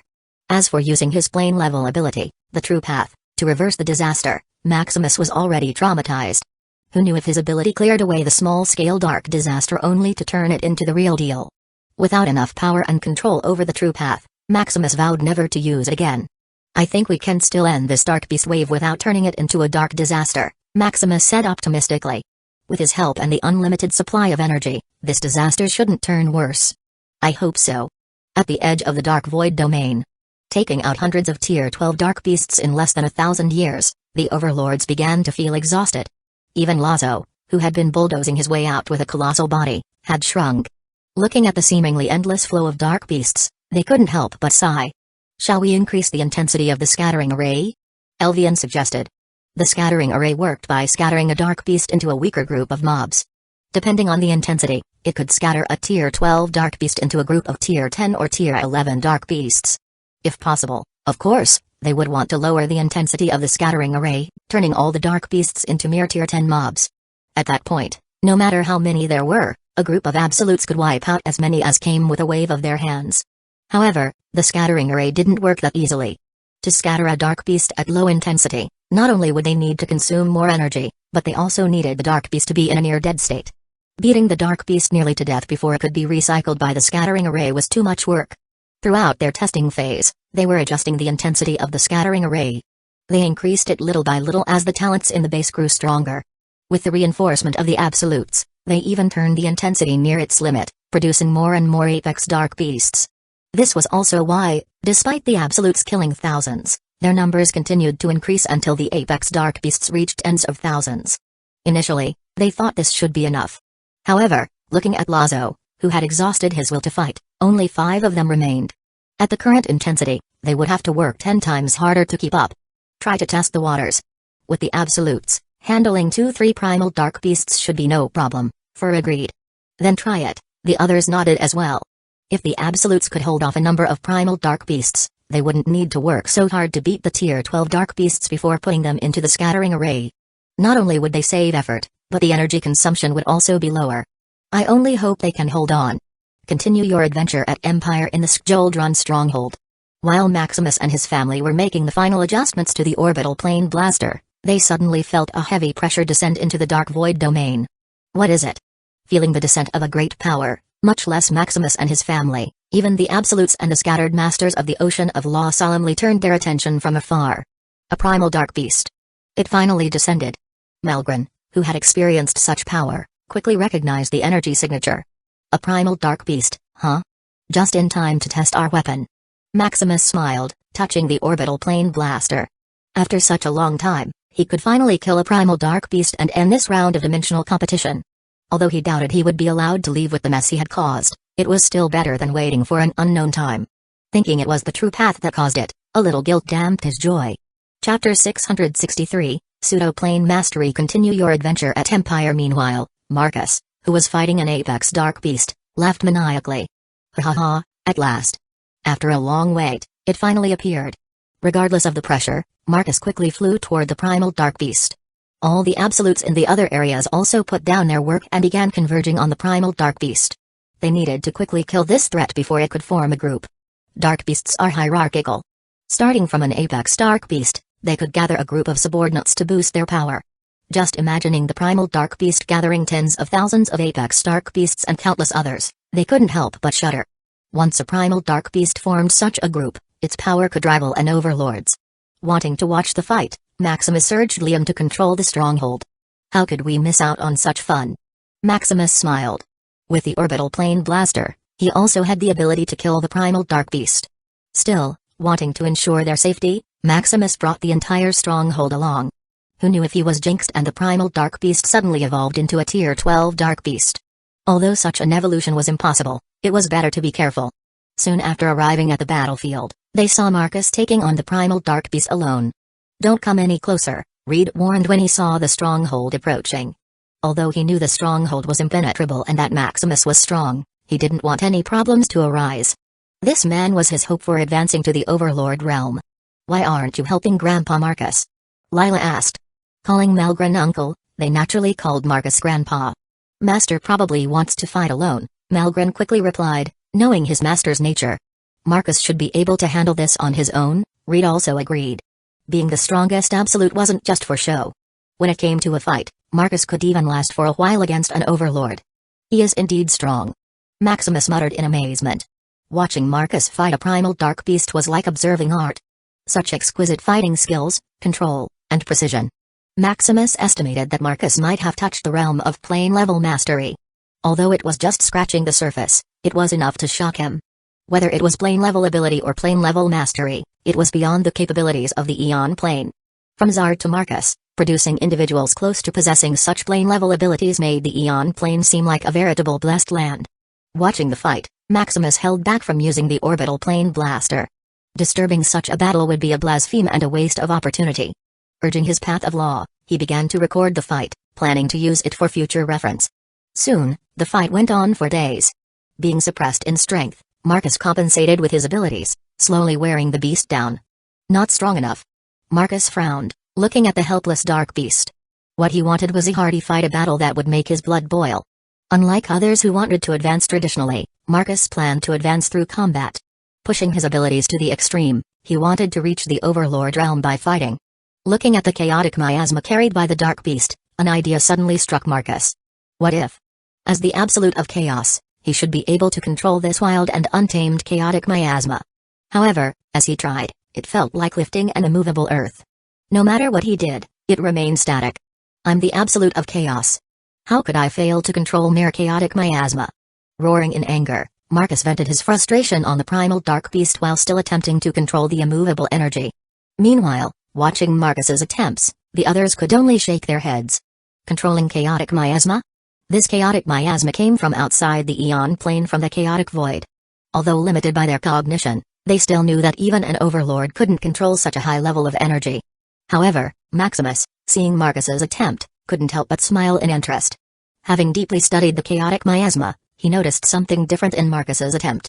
If others couldn't even touch or interfere with the chaotic miasma, Marcus simply lacked the power to lift it. It's because it has the same property, Maximus quickly deduced thought. Although the origin of chaos and the chaotic miasma came from different magnitudes, they shared the same fundamental property, chaos. Given enough strength, Marcus should be able to control this chaotic miasma suppressing the world. Amazed by his findings, Maximus quickly wanted to return to the laboratory. Cultivating all the laws, although he wasn't as strong as Marcus, he could still use the origin of chaos. Running some experiments and tests should be feasible. However, seeing the ongoing fight, Maximus stayed, dutifully recording the battle. The absolutes also began to move, clearing the dark beasts one after another, preventing them from gathering in large numbers.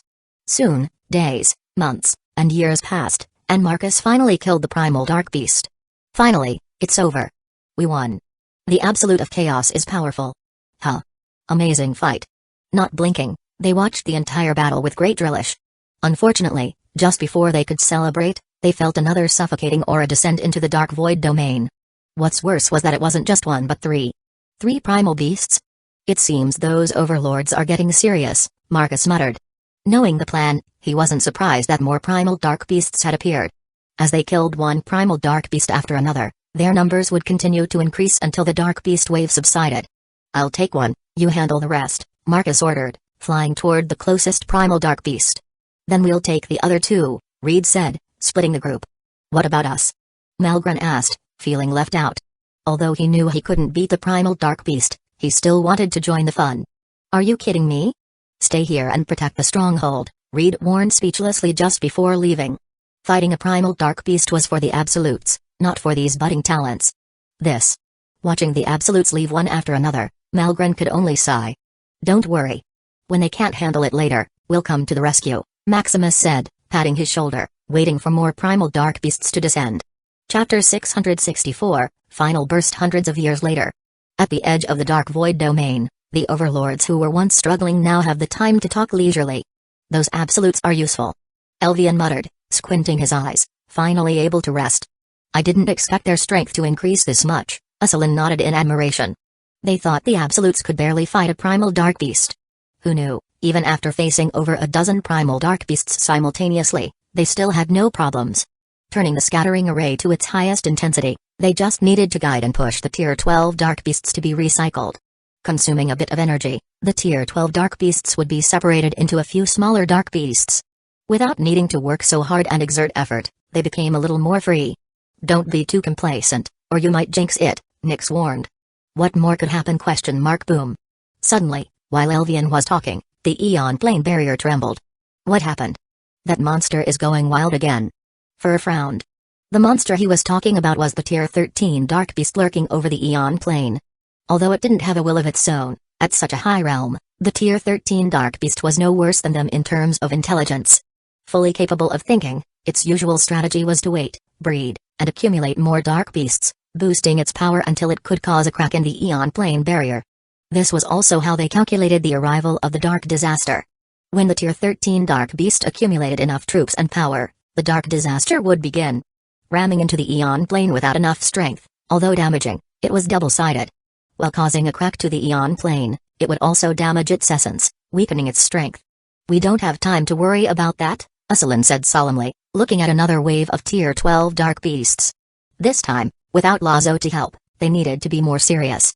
Fortunately, the scattering array was turned to its highest intensity. The only worry now is those individuals in the back. Seer muttered in concern. "Enjoy new adventures at Empire, don't worry, just deal with this wave, then go back for reinforcements," Usalin said. "I hope they can hold until then." In the stronghold, Maximus, Malgren, and Zar were having a drink, talking about the situation of the Dark Beast wave. "If this continues, the Dark Beast wave will be over in just a few hundred years," Malgren deduced. Although there were more and more primal dark beasts, the Dark Beast wave was becoming less concentrated. "Hey, I still haven't fought a primal dark beast." Zar sighed. With the absolutes monopolizing the primal dark beasts, Zar didn't have the chance to show off his power. "We should have a chance soon," Maximus comforted. He also wanted to kill a primal dark beast. To end this round in advance, they had to kill at least one primal dark beast. Although the absolutes had already killed hundreds of them, it didn't count. "We may not be able to fight one," Malgren said, also not optimistic. "Just wait and see." Maximus smiled mysteriously. This was the path guided by his plane-level ability. Since he wished to kill a primal dark beast to end this round, then it should happen. There weren't enough primal dark beasts. The absolutes were preventing them from fighting and killing one. The dark beast wave was de-escalating? What a joke. If his plane-level ability were that easy to crack, it wouldn't be called a bug. Soon, as if confirming Maximus's words, multiple great auras descended on the Aeon Plane. It's raining primal dark beasts. We're rich. Feeling primal dark beast after another spawning in the dark void domain without stop, instead of despairing, Zar and Malgren looked at each other with excitement. "I told you suddenly," before Maximus could brag, 3 primal dark beasts descended, surrounding the stronghold. "It seems we have company." Maximus smiled wryly. It seemed his plane-level ability was over the top. "Good. We can have one each." Zar muttered excitedly. Initially, he was debating whether to let Maximus and Malgren share his spotlight. It seemed it was no longer needed.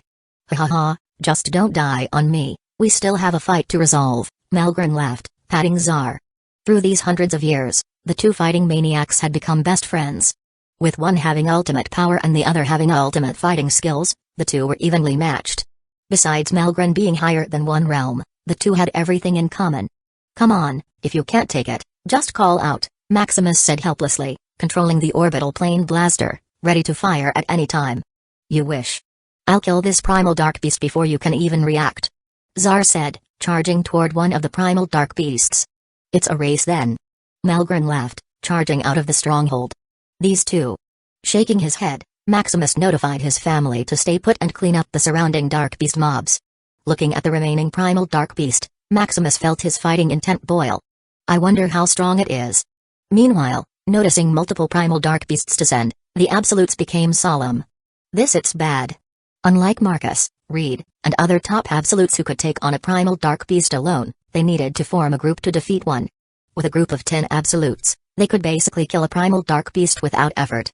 However, looking at multiple primal dark beasts charging toward them, their expressions couldn't help but turn gloomy. "Looks like we need to sweat flesh and blood." On the other side, Marcus, surrounded by 5 primal dark beasts, licked his lips. The final burst? Interesting. Looking at 5 primal dark beasts, instead of fear, Marcus felt unprecedented excitement. Let the feast begin. On the other hand, Reed, the second strongest absolute, was also surrounded by 3 primal dark beasts. Damn, bad luck. Feeling multiple primal dark beasts descending into the dark void domain, instead of worrying about himself, he worried more about Maximus. "I hope that brat stays in the stronghold." Chapter 665, end of the second round soon. Maximus, Malgren, and Zar faced the primal dark beast. Boom. Hiss. "It's much stronger than I thought." Amplifying his strength only by hundreds of millions of times, Zar was sent flying after the clash. Meanwhile, facing his opponent, Malgren was more cautious. Not having the power or tough body like Zar, he went roundabout, attacking the primal dark beast with fast counterattacks. As for Maximus, possessing the strength and skill of both Zar and Malgren, he didn't need to overcomplicate things. Facing the primal dark beast head-on, Maximus charged, dodging its attack. Now! Bam! In a split second, Maximus's power quickly soared 1,000,000,000 times, sending the primal dark beast tumbling down. Roar! Hurt, the primal dark beast roared, glaring at him in rage. 1,000,000,000-fold magnitude of power can barely match the peak strength of an absolute. Maximus sighed in disappointment. Seeing the primal dark beast still standing, he continued to attack, dodging at 1,000,000-fold amplitude and then increasing to 1,000,000,000-fold when striking. Watching the three fight, the individuals remaining in the base couldn't help but feel amazed.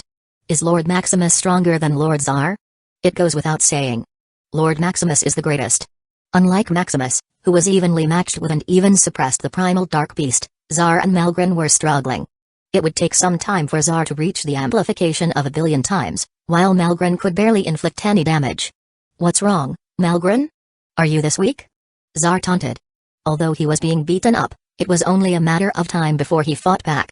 On the other hand, although Malgren was landing hits, he wasn't doing any real damage. Just wait, I'm getting a little rusty, Malgren said, concentrating. Because of the thick chaotic miasma, he couldn't get a good feel for his path of law. Using it for the first time since his reincarnation, Malgren was a little out of practice. Oh. Understanding Malgren's situation, Zar no longer bothered him. Soon, a few hours later, reaching 1,000,000,000-fold amplification, Zar felt liberated. 3 minutes. Let's have fun for 3 minutes. Collecting over 200 ultimate materials, Maximus lengthened the duration of his 1,000,000,000-fold amplification to 3 minutes. Licking his lips, he charged at the primal dark beast head-on. Bang! Disregarding the opponent's attacks, Zar aimed to finish it quickly. He only had 3 minutes, a time frame in which he could deal real damage to his opponent. Taking blows one after another, the primal dark beast began to turn sluggish, as if on the brink of death. Unfortunately, as the 3 minutes ended and Zar wilted, the primal dark beast was still standing. Damn beast. Seeing the primal dark beast slowly heal itself, Zar's face turned ugly. Ha ha ha, a 3-minute boy. Malgren laughed, watching the battle. Shut up. Unwilling to give up, Zar waited for the energy loading device to cool down before using it again. According to its settings, he should be able to activate it again after a day. Meanwhile, Maximus, who was suppressing the primal dark beast, began to slow his movements. Exerting too much burst power, even for a moment, was too damaging to his core of origin. Letting his core of origin rest and heal, he began to kite the primal dark beast, preparing for a long battle. It had taken Marcus years to defeat a primal dark beast, and Maximus didn't think he could do any better. Meanwhile, at the stronghold, the clone of Nyx and the incarnation of Sira leisurely watched the fight. Those three are strong, Sira praised. Although they still hadn't reached the realm of an absolute, they could easily match one. Given enough time, they might grow to rival Marcus, who had reached the power of an overlord even at the mere tier 11 absolute realm. Barely passable, Nyx snorted, dismissive. As the will of the abyss, he was at the tier 11 realm himself. Standing side by side with the overlords despite his low realm, Nyx was proud to say he was the strongest at his rank. Unfortunately, due to the nature of dimensional will, he wasn't treated in the same status. Don't be too harsh. These talents are the future of the Eon Plane. Even if only one of the three reached the overlord realm, it would be an immense help to the current situation of the Eon Plane. TSK. What about that Paragon? Aslan bragged that he was our way out of the tunnel, yet where is he? Nyx asked, looking for Paragon. Before Maximus's appearance, the highest prodigy of the Dimensional Alliance had been Paragon. Hailed as the light of the Dimensional Alliance, Paragon was regarded as the strongest prodigy. Yet, looking around, Nyx couldn't even see his shadow.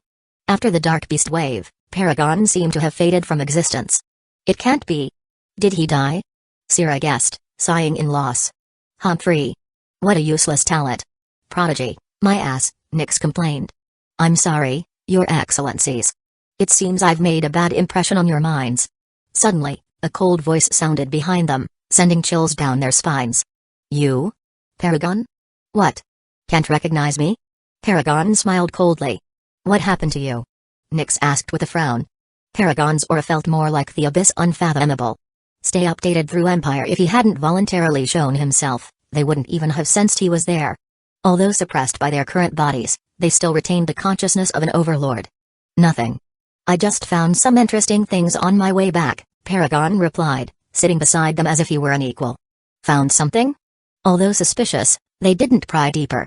Given Paragon's status and strength, they would get nothing unless they brought out their real bodies. Sitting back, they returned to watching Maximus and the others fight. Don't you want to help? Sierra asked, seeing how leisurely Paragon was. I'm sure they can handle it themselves, Paragon said confidently. Each one was a key target of the Order of Light. How could a mere primal dark beast defeat them? Chapter 666, End of the Second Round, 2, a few years later. At the edge of the Dark Void domain.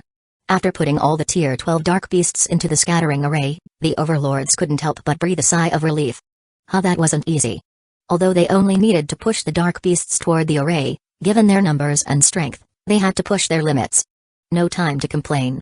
We need to rescue those absolutes, Fur said solemnly.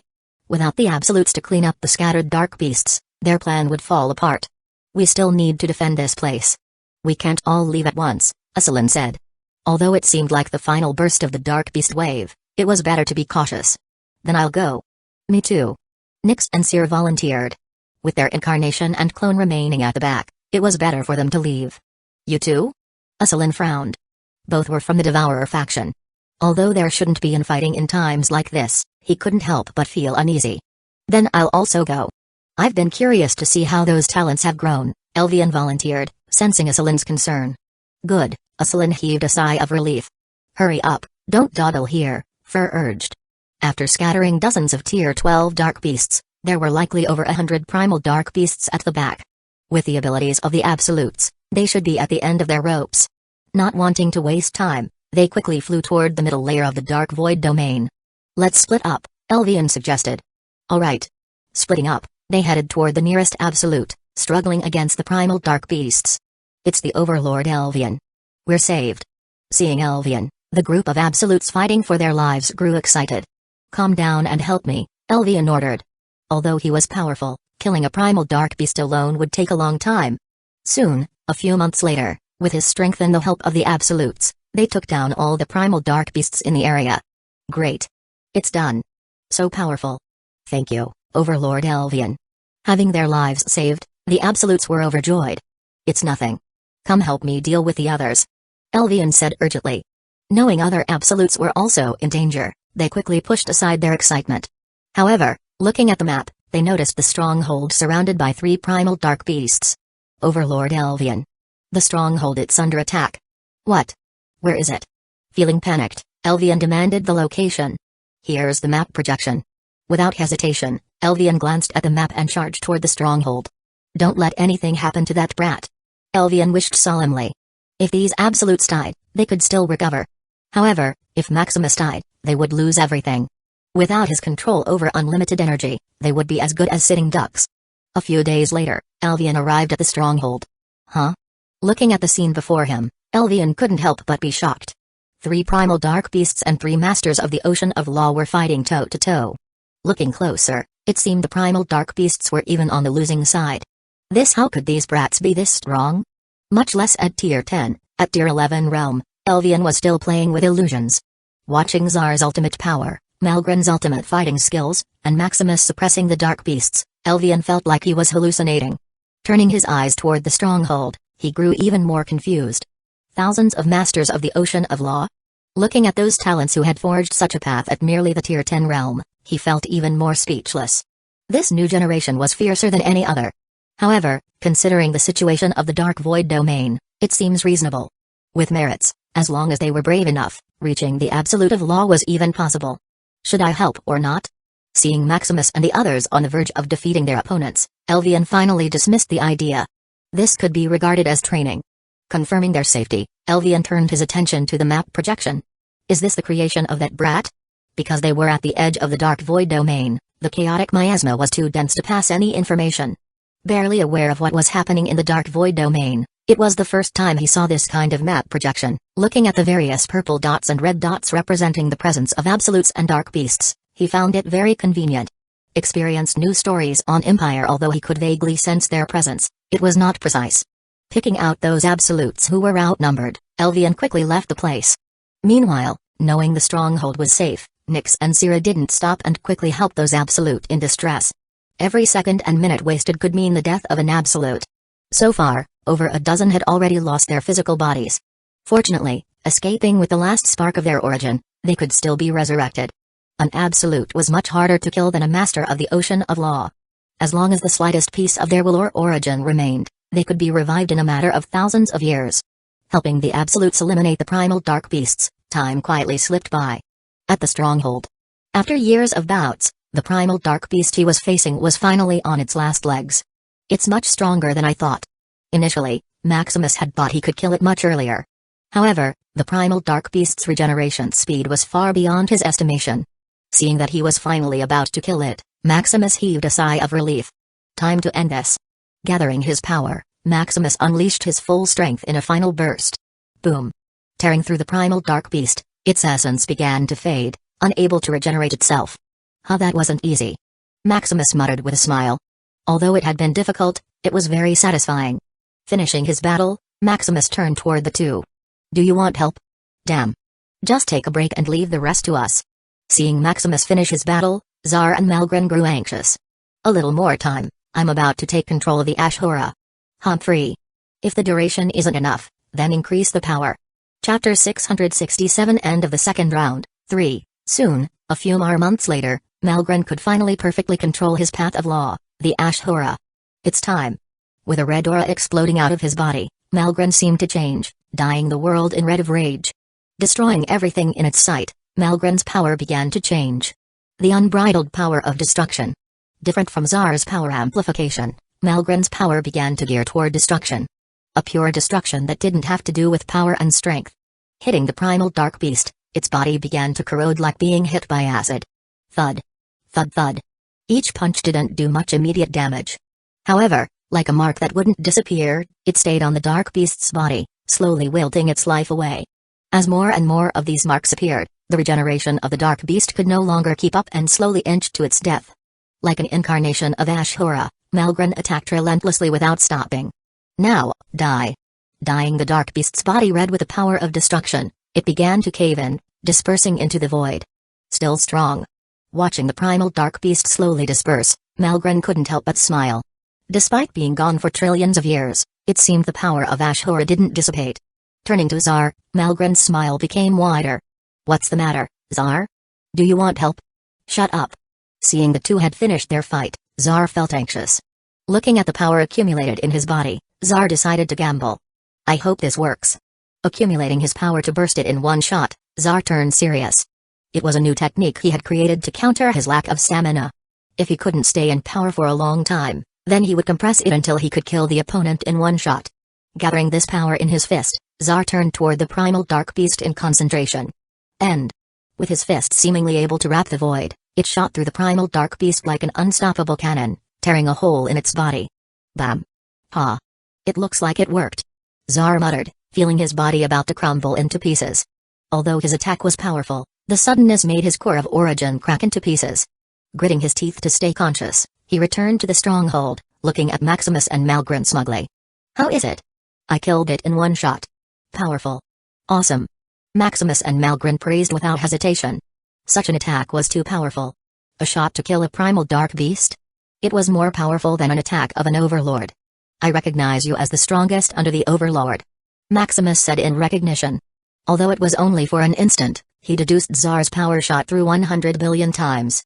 A shot comparable to an all-out attack of an overlord. Even the orbital plane blaster he created was a little weaker. Fortunately, Zar's attack was not a concentration of pure energy, or it might tear a hole in the Eon plane, causing another dark beast wave. Hey, it seems I won. Satisfied with the result, Zar fainted and collapsed. What a vain hero. Shaking his head, Malgren carried Zar to rest. Although the attack was powerful, Zar's body was too fragile to take it. Maximus. On it. Having experienced the destruction of his core of origin, Maximus expertly healed Zar. However, seeing the barrier on his core of origin, Maximus could only stabilize his condition. The core of origin was the lifeline of every living being. Having it protected was an instinctive reaction. Wanting to bypass it was no less than killing Zar. This is the only thing I can do. It's enough. Malgren heaved a sigh of relief. Treating Zar as one of his friends, Malgren couldn't let him die before his eyes. You three are very powerful. Suddenly, Nyx, Syrah, and Paragon appeared beside them. Especially this guy. What a freak. Syrah muttered in disgust. Zara's burst attack was even stronger than her own. Comparing the two, Syrah couldn't help but feel frustrated.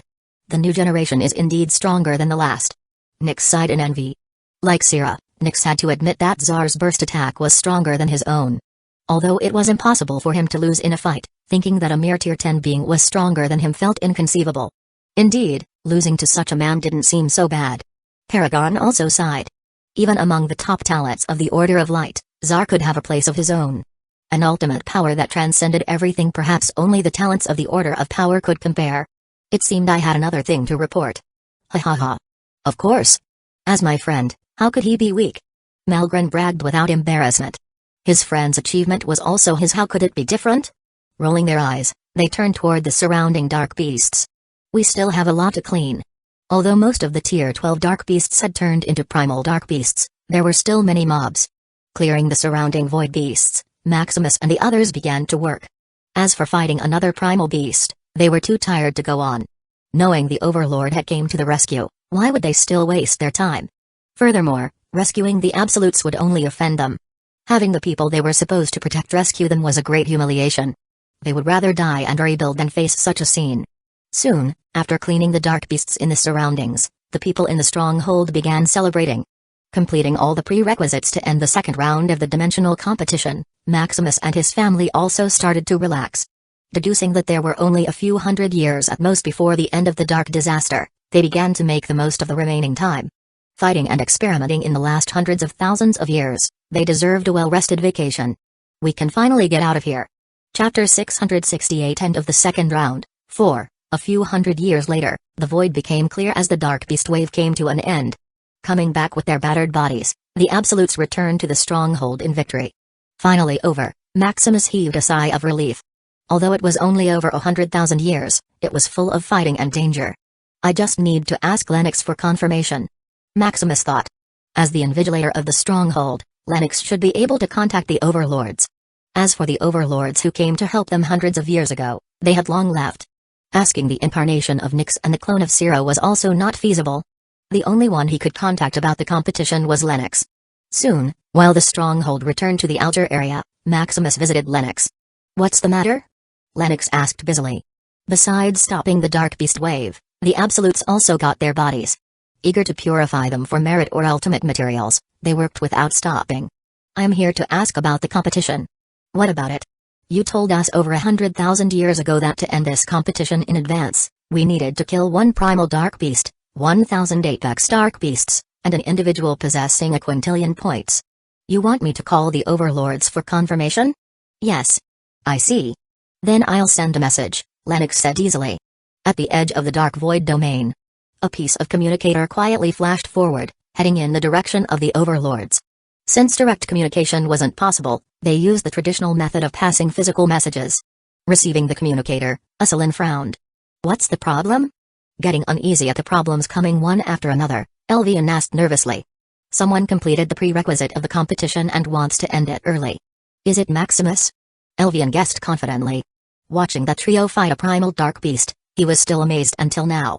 It was a pity he didn't see Zar one-shot a primal dark beast. Since they want to end the competition, then end it, Fur said nonchalantly. But Uselin hesitated. Through testing the scattering array, they began to get astounding results, delaying the arrival of the dark disaster by a large margin. Although there was an accident midway, it was also a kind of blessing, as they were able to test the limits of the scattering array and the strength of the powerhouses of the Eon Plane. Furthermore, based on the news, millions had already become masters of the River of Law, while thousands had become masters of the Ocean of Law. Such incredible progress, Uselin couldn't bear it to stop. We already got the results we wanted. There is no need to waste more time, Fur added, understanding Uselin's concerns. That's right. They would be more useful when they advanced to the Absolute Realm, Nyx agreed. Imagining millions of Absolutes defending the Eon Plane, even if a few more Tier 13 Dark Beasts invaded the Eon Plane, it wouldn't matter. I see.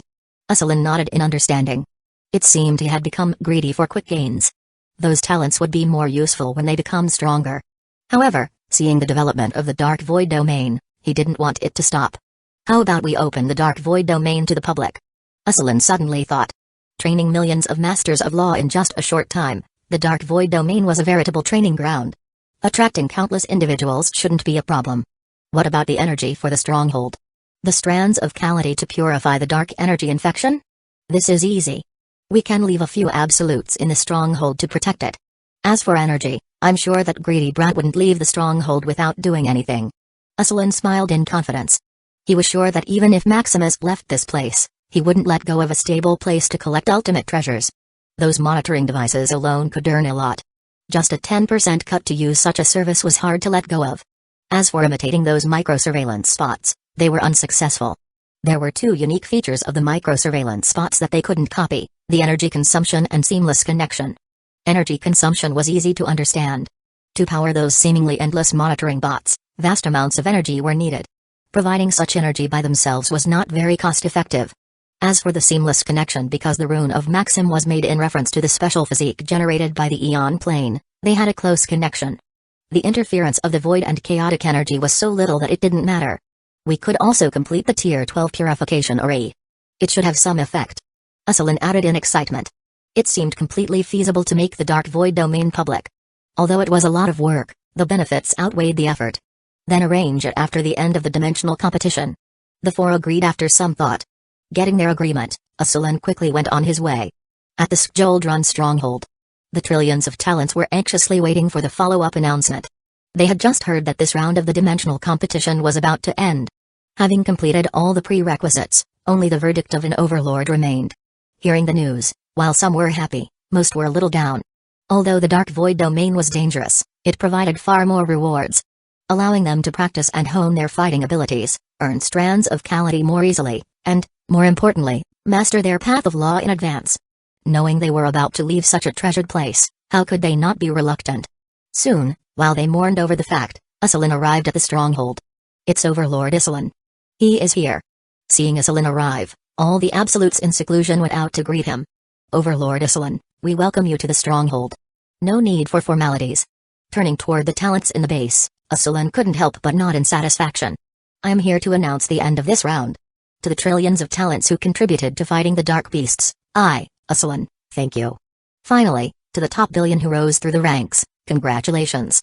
1,000 years later, in the Dimensional Alliance Plane Arena, I await you for the final round of the dimensional competition. Chapter 669. Returning back after announcing the end of the round and the timeline for the next, Aslan quickly left the place. Overlord Aslan is always so busy. They thought in speechlessness. Every time they met Aslan, it was always so brief, like a flash of light. Getting used to such busyness, they turned their attention to the final round. 1,000 years before the final round? What do you think it will be? It should be a one-on-one duel. I just don't know the specific format. I see, like the last dimensional competition. Guessing what the final round would be, they began to prepare. 1,000 years to travel, digest their harvest, rest, and condition their minds for the next battle. Time was too short. Going back to the Shadow Crest residence, Maximus and his family also began to pack up. Shall we return to the Etherium realm or go directly to the competition ground? Erica asked. We'll return to the Etherium realm first, the fight here was too exhausting.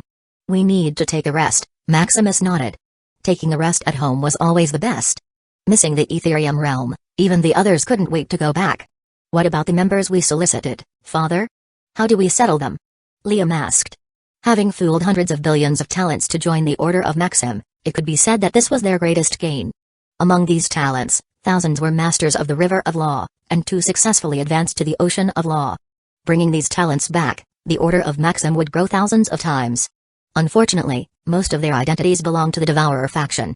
Taking them to the Etherium realm would be like sheltering criminals. They might even become a target of criticism. Should we set a separate headquarters in the Devourer faction? Liam suddenly thought. Even within the same organization, as long as these talents with criminal identities remained in exile, away from the Dimensional Alliance, they shouldn't face any major problems. Why so troublesome? Just take them all to the Etherium realm. From their friends, family, even home dimensions do it, like how we united those scholarly races. But wouldn't this cause? You don't need to worry about how others view us. As long as you don't cause trouble, no one can wrong us, Maximus said confidently. If he were still timid, then what was the point of preparing and reinforcing the Etherium realm so painstakingly?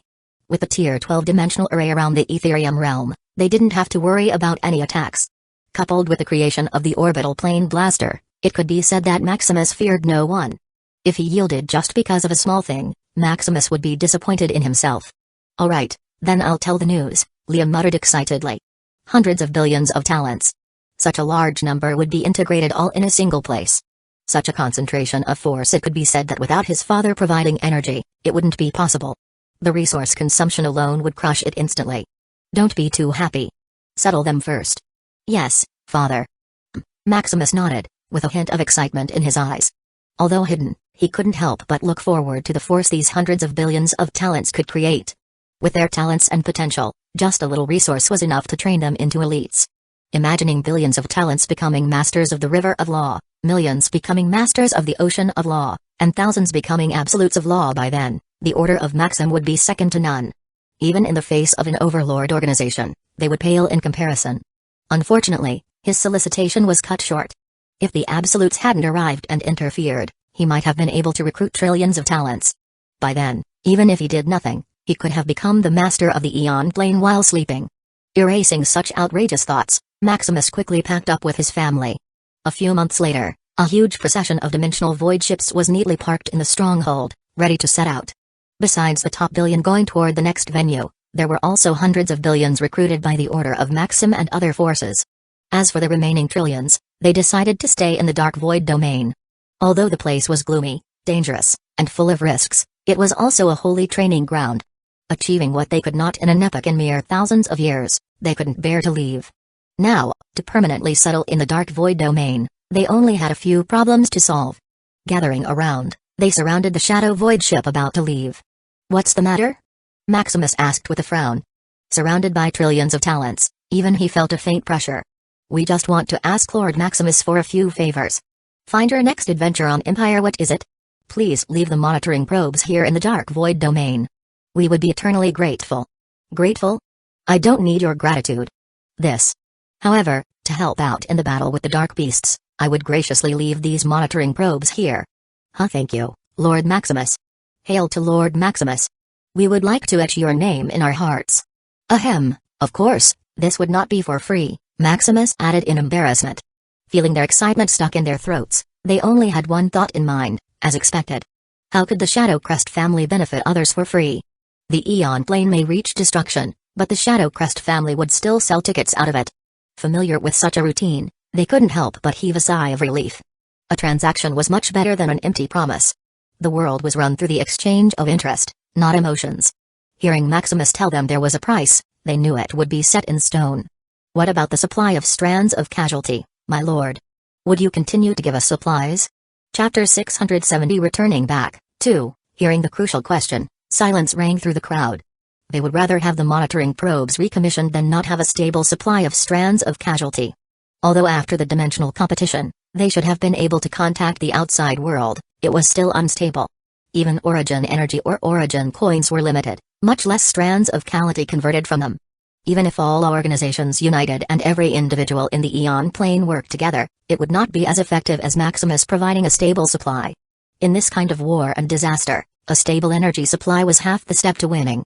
Don't worry, the Order of Maxim will set up a dedicated shop in the stronghold. Besides the uninterrupted supply of origin energy and strands of casualty, we will also provide various unique products. Of course. Discover more content at Empire. We know, it's not free. One of them shouted, causing laughter to erupt in the crowd. Excited by the news, they even dared to joke with Maximus. Seeing such a scene, Maximus was speechless. Did he look like a money grubber? He was merely doing it in exchange for mutual interest. What I mean is that the store will only accept dark void beast bodies, ultimate treasures, and ultimate materials in exchange, Maximus added. Nodding in understanding, they were not too surprised. In the dark void domain, the only valuable thing was dark beasts. As for creations and byproducts, it was better to buy them outside. Satisfied, the trillions of talents dispersed with smiles. Maximus also delayed their departure to build a dedicated shop. As for managing it, it would be handled by members of the Order of Maxim who wanted to stay in the stronghold. On their trip back to the Etherium realm, they only brought over a few billion members. Most wanted to stay in the stronghold, while others returned to their home dimensions, planning to bring them into the Etherium realm. Meanwhile, seeing Maximus' actions, the absolutes staying in seclusion fell into thought. Should they also set up a dedicated shop? Most of them had founded organizations, and seeing the prosperity of the dark void domain, They couldn't help but want a piece of the pie. I wonder if this place will be open to the public. Thinking of such a question, they went toward Lennox. Yes, according to Overlord Isilin, the Dark Void domain will be open after the dimensional competition. This is an opportunity. Getting the confirmation they wanted, they began dividing the stronghold, setting up headquarters for their organizations. Without the pressure of the Dark Beasts, the stronghold fell into unprecedented chaos. Fights happened everywhere as each force tried to recruit others, divide pieces of land, mark their territory, and make a name for themselves. Even the lone absolutes who had no affiliation began to be affected, falling into the same quagmire of chaos. Being dragged into it despite doing nothing, they felt helpless. Fortunately, Reed quickly set up a loose alliance, sheltering those who didn't want to take part in the chaos.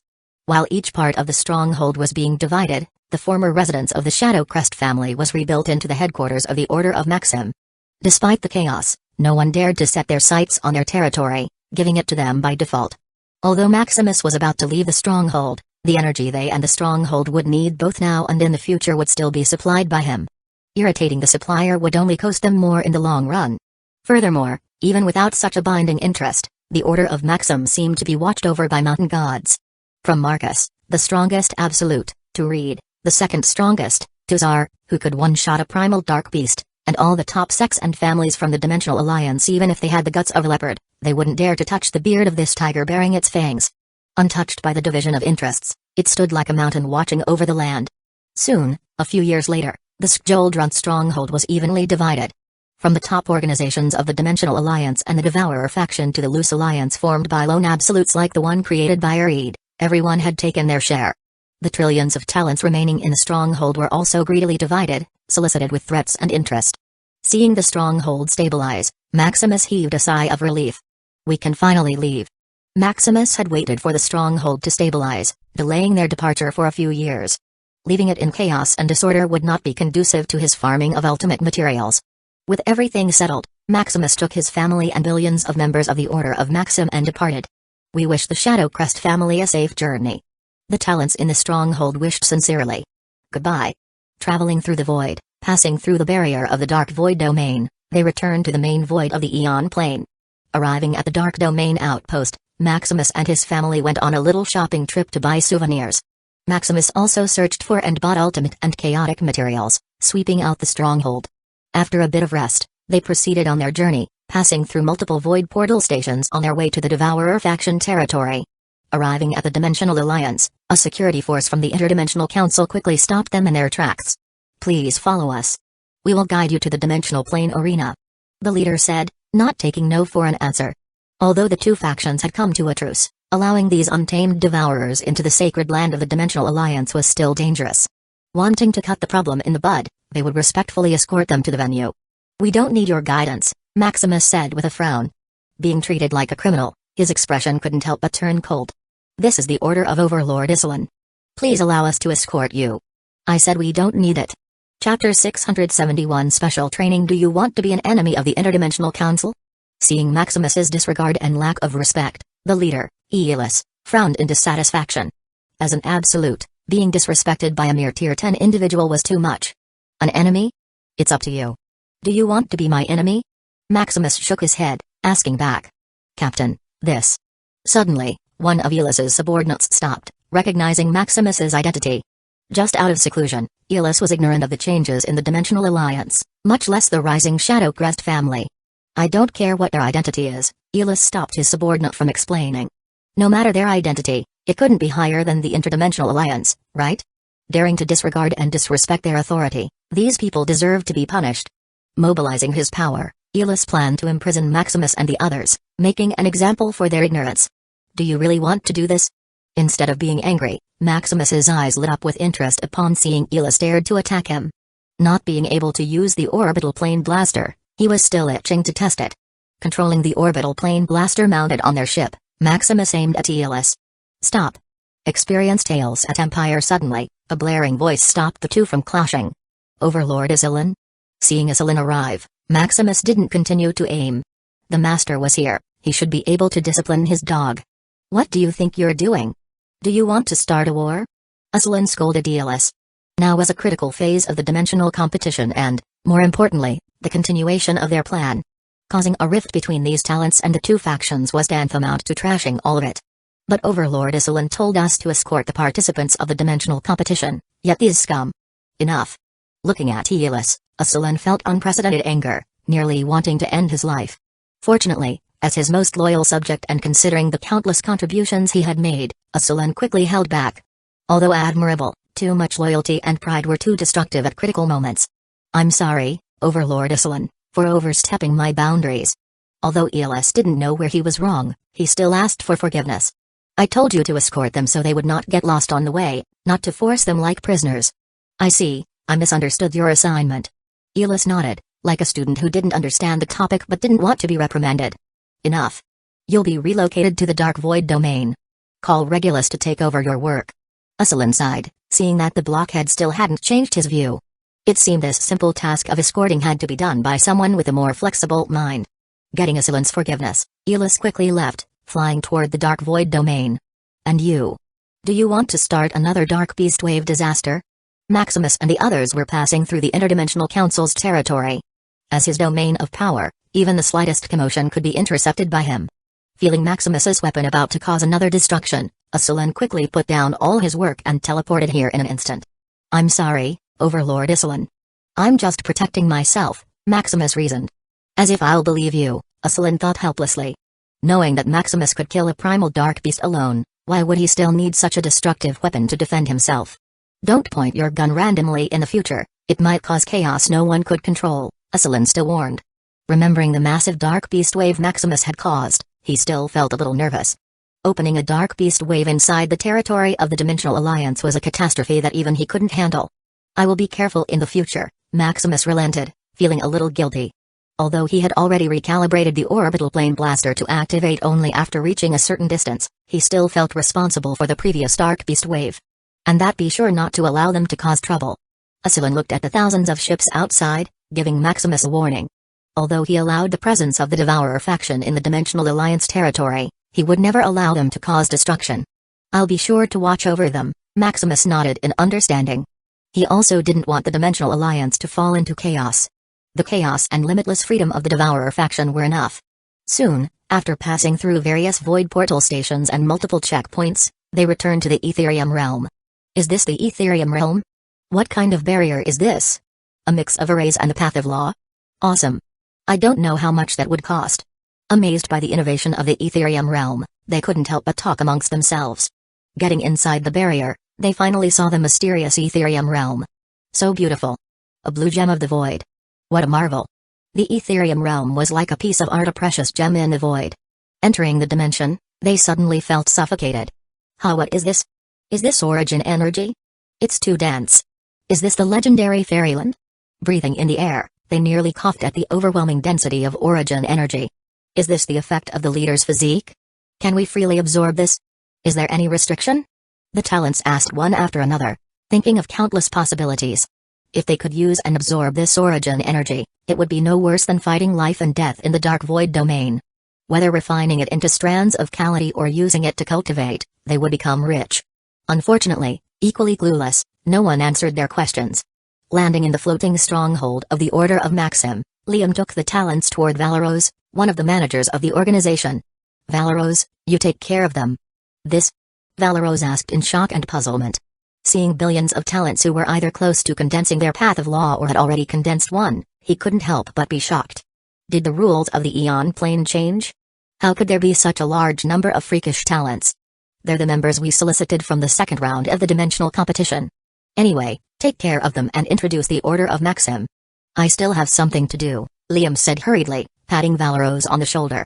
Having been away from the Etherium realm for over 100,000 years, Liam couldn't help but check if there were any problems. Returning to the Etherium Council, Liam read through all the backlog of events that had happened in the Etherium realm. Not bad. These 4 spirit goddesses are perfect managers. Liam praised. Being gone for a long time, the Etherium realm remained stable and even showed signs of progress. Even without their supervision, everything was still orderly. From the 4 administrative continents, the chaotic continent, the dimensional starry continents, etc., everything was as it should be. Heaving a sigh of relief, Liam returned to their family residence, joining them to rest. Liam, you're here? Did something happen? Max asked in puzzlement. His brother was usually in work mode. Unless his wives dragged him, he would be sitting at a table managing all kinds of affairs. I just wanted to rest. Liam rolled his eyes. Managing the Skjoldrun stronghold, Liam was the hardest worker among them. Rest? Is that you, brother? Are you possessed? Ha ha ha, are you still asleep, brother Liam? Big brother, you finally came to your senses. Seeing his brothers and sisters joke, Liam could only smile wryly. It seemed that his workaholic attitude was too much. Alright, stop joking with your brother. Liam also needs a vacation, Maximus said. Relying on Liam to inherit and manage his territory, Maximus didn't want to overwork him. Father, don't be too biased. Seeing their father protect Liam, Max complained a little. Biased? What did I do? Humphrey. Father didn't let brother Liam gain enough combat experience in the Dark Void domain, Max suddenly remembered. While they had to meet a prerequisite to advance to the Ocean of Law, Liam just needed to sit through. Hearing this, the others also started to complain. Fighting countless dark beasts to hone themselves, they felt it was a little unfair. Then what should I do? Looking at Liam, they gave an evil smile. Why don't you give big brother special training? A special training? Alright. Thinking it was reasonable, Maximus nodded in agreement. However, Liam, the core of the issue, turned solemn. Their father's special training? Did they want him to undergo hell just because he wanted to rest? Seeing their smiles, Liam felt a throbbing in his heart. Hee, good luck, brother. Is my special training that bad? Maximus felt speechless seeing their reactions. The special training he was talking about was a formula he deduced after studying Zar's physique. Although a bit torturous, the effect was immediate. Each round of training would allow one to hone their ability to bear and manipulate power. Integrating his grueling experience in the trials set by the entities of law, it could even strengthen their core of origin. His wives, especially Sky, even asked for the training once a month, like brushing up on a copy. Seeing his children's expressions, it seemed he was punishing them for no reason. It seems that you need to strengthen your will. After resting, beside your brother, you will all undergo my training. All in all, since they couldn't bear his special training, they just needed to experience it more. Now this is final. How could you be weak-willed? Hee, you deserve it. Liam smiled, seeing all of them were going to suffer. Chapter 672's Our Declaration. You undergoing Maximus special training. Time quickly began to pass. Stop, this is the end of the training. Let's depart for the dimensional competition, Maximus announced. Yes. Finally. Freedom. The end of hell. After over 900 years, their special training was finally over. Although they felt stronger, able to control their power more precisely, and their core of origin was a little tougher, they had enough of such torturous training. They would rather fight the dark beasts day and night for thousands of years than undergo their father's special training. By then, at least, it would not be pure torture. Don't complain too much. Painful training is effective, Sky remarked. For Sky, as long as it's useful, what's some pain? Painful is an understatement. Max murmured. He was a combat maniac, not a training maniac. Their father's special training was not targeting them physically or even spiritually. What the training targeted the most was their core of origin, the very essence of their life and power. Molding and tempering their core of origin, even the bravest man would cry out in pain. Find more to read at Empire. Stop complaining like a little girl. Maximus smacked Max. His wives and daughters were not even complaining. How could a big man like Max cry to him? He had already minimized the pain, lowering the concentration of the training. Any lower, and it wouldn't be effective. Maximus himself was undergoing such a torturous process at thousands of times the magnitude. Fortunately, being tortured at such a magnitude had its merits. Not only was his will stronger, but even his core of origin could also take more explosions of power. Letting his family rest, they began to prepare for the competition. There were only a few years before the final round of the dimensional competition. Based on the speed of the Shadow Void ship, they should arrive just in time. Meanwhile, before they left, Liam came to check the status of the billions of talents they brought back. Valeros, how is the situation? This. All of them are in seclusion. Valeros said speechlessly. After arriving in the Etherium realm and seeing the unlimited free origin energy, the group quickly went into seclusion. Every individual living in the Etherium realm could enjoy the supply of unlimited origin energy. As long as they didn't dispose of it or sell it for profit, they could even refine one into strands of casualty. Of course, as members of the Order of Maxim, they had responsibilities to fulfill. From building the ether refiners, reinforcing the Etherium realm, contributing new knowledge, resisting invaders, etc. to maintain their membership, they had to pay corresponding contribution points, which was a disguised way to harvest them like leeks. Fortunately, having just come from the Dark Void domain, the group had enough points to stay in the Etherium realm for tens of thousands of years without doing anything. Entering seclusion? That's good. Liam nodded in delight. Not passing the second round of the competition, they had no need to hold themselves back. Advancing to the Tier 11 realm would make it 1,000 times easier to condense their path of law. In time, the Order of Maxim may have billions of masters. Remembering the hundreds of billions of others who stayed in the Dark Void domain, Liam felt more excited. Satisfied, Liam started to leave, heading to the Shadow Void ship. Lord Liam, if I may. Valeros suddenly spoke, stopping him in his tracks. What is it? I want to join you on your next expedition to the Dark Void domain. Valeros pleaded with determination. Although he had access to unlimited energy, aiding his advancement to the absolute of law, it was far too slow. He felt the Eon plane was undergoing changes faster than he could comprehend. Just like the billions of talents that had just joined the Order of Maxim. Valeros hadn't even heard of their names or reputations before, yet feeling their path of law, their talents seemed to match the top primordial candidates of the past. Like a torrent of time, Valeros felt that if he didn't take action, he would be left eating dust from behind. Join us in the Dark Void domain? Sure, but you must train a group of successors, Liam nodded, setting a condition. Valeros was like a perfect housekeeper. Besides the 4 spirit goddesses managing the Etherium realm, Valeros was the key decision-maker. All the major events and decisions in the Etherium realm would pass through Valeros, being solved perfectly when they came out. Having such a perfect manager, Liam couldn't bear to let him go. However, seeing the determination in his eyes, Liam could only compromise. I promise to fulfill your task. Knowing Liam's intention, Valeros nodded solemnly. Ready? Maximus asked, seeing Liam return. Eternal Voyager to the Dimensional Alliance Plane Arena. Roger that. A few years later, after passing various checkpoints, they arrived at their destination. Is this the plane arena? It's too ordinary. Arriving at the place, they saw a simple floating slab structure in the void. Besides being boundless in size, it didn't have any features. Don't underestimate it. It's one of the top architectural wonders of the Eon plane. Although not in the top 10 like the Skjoldrun stronghold, it still bore the name and rank of a plane. Oh? What's so special about this plane arena, father?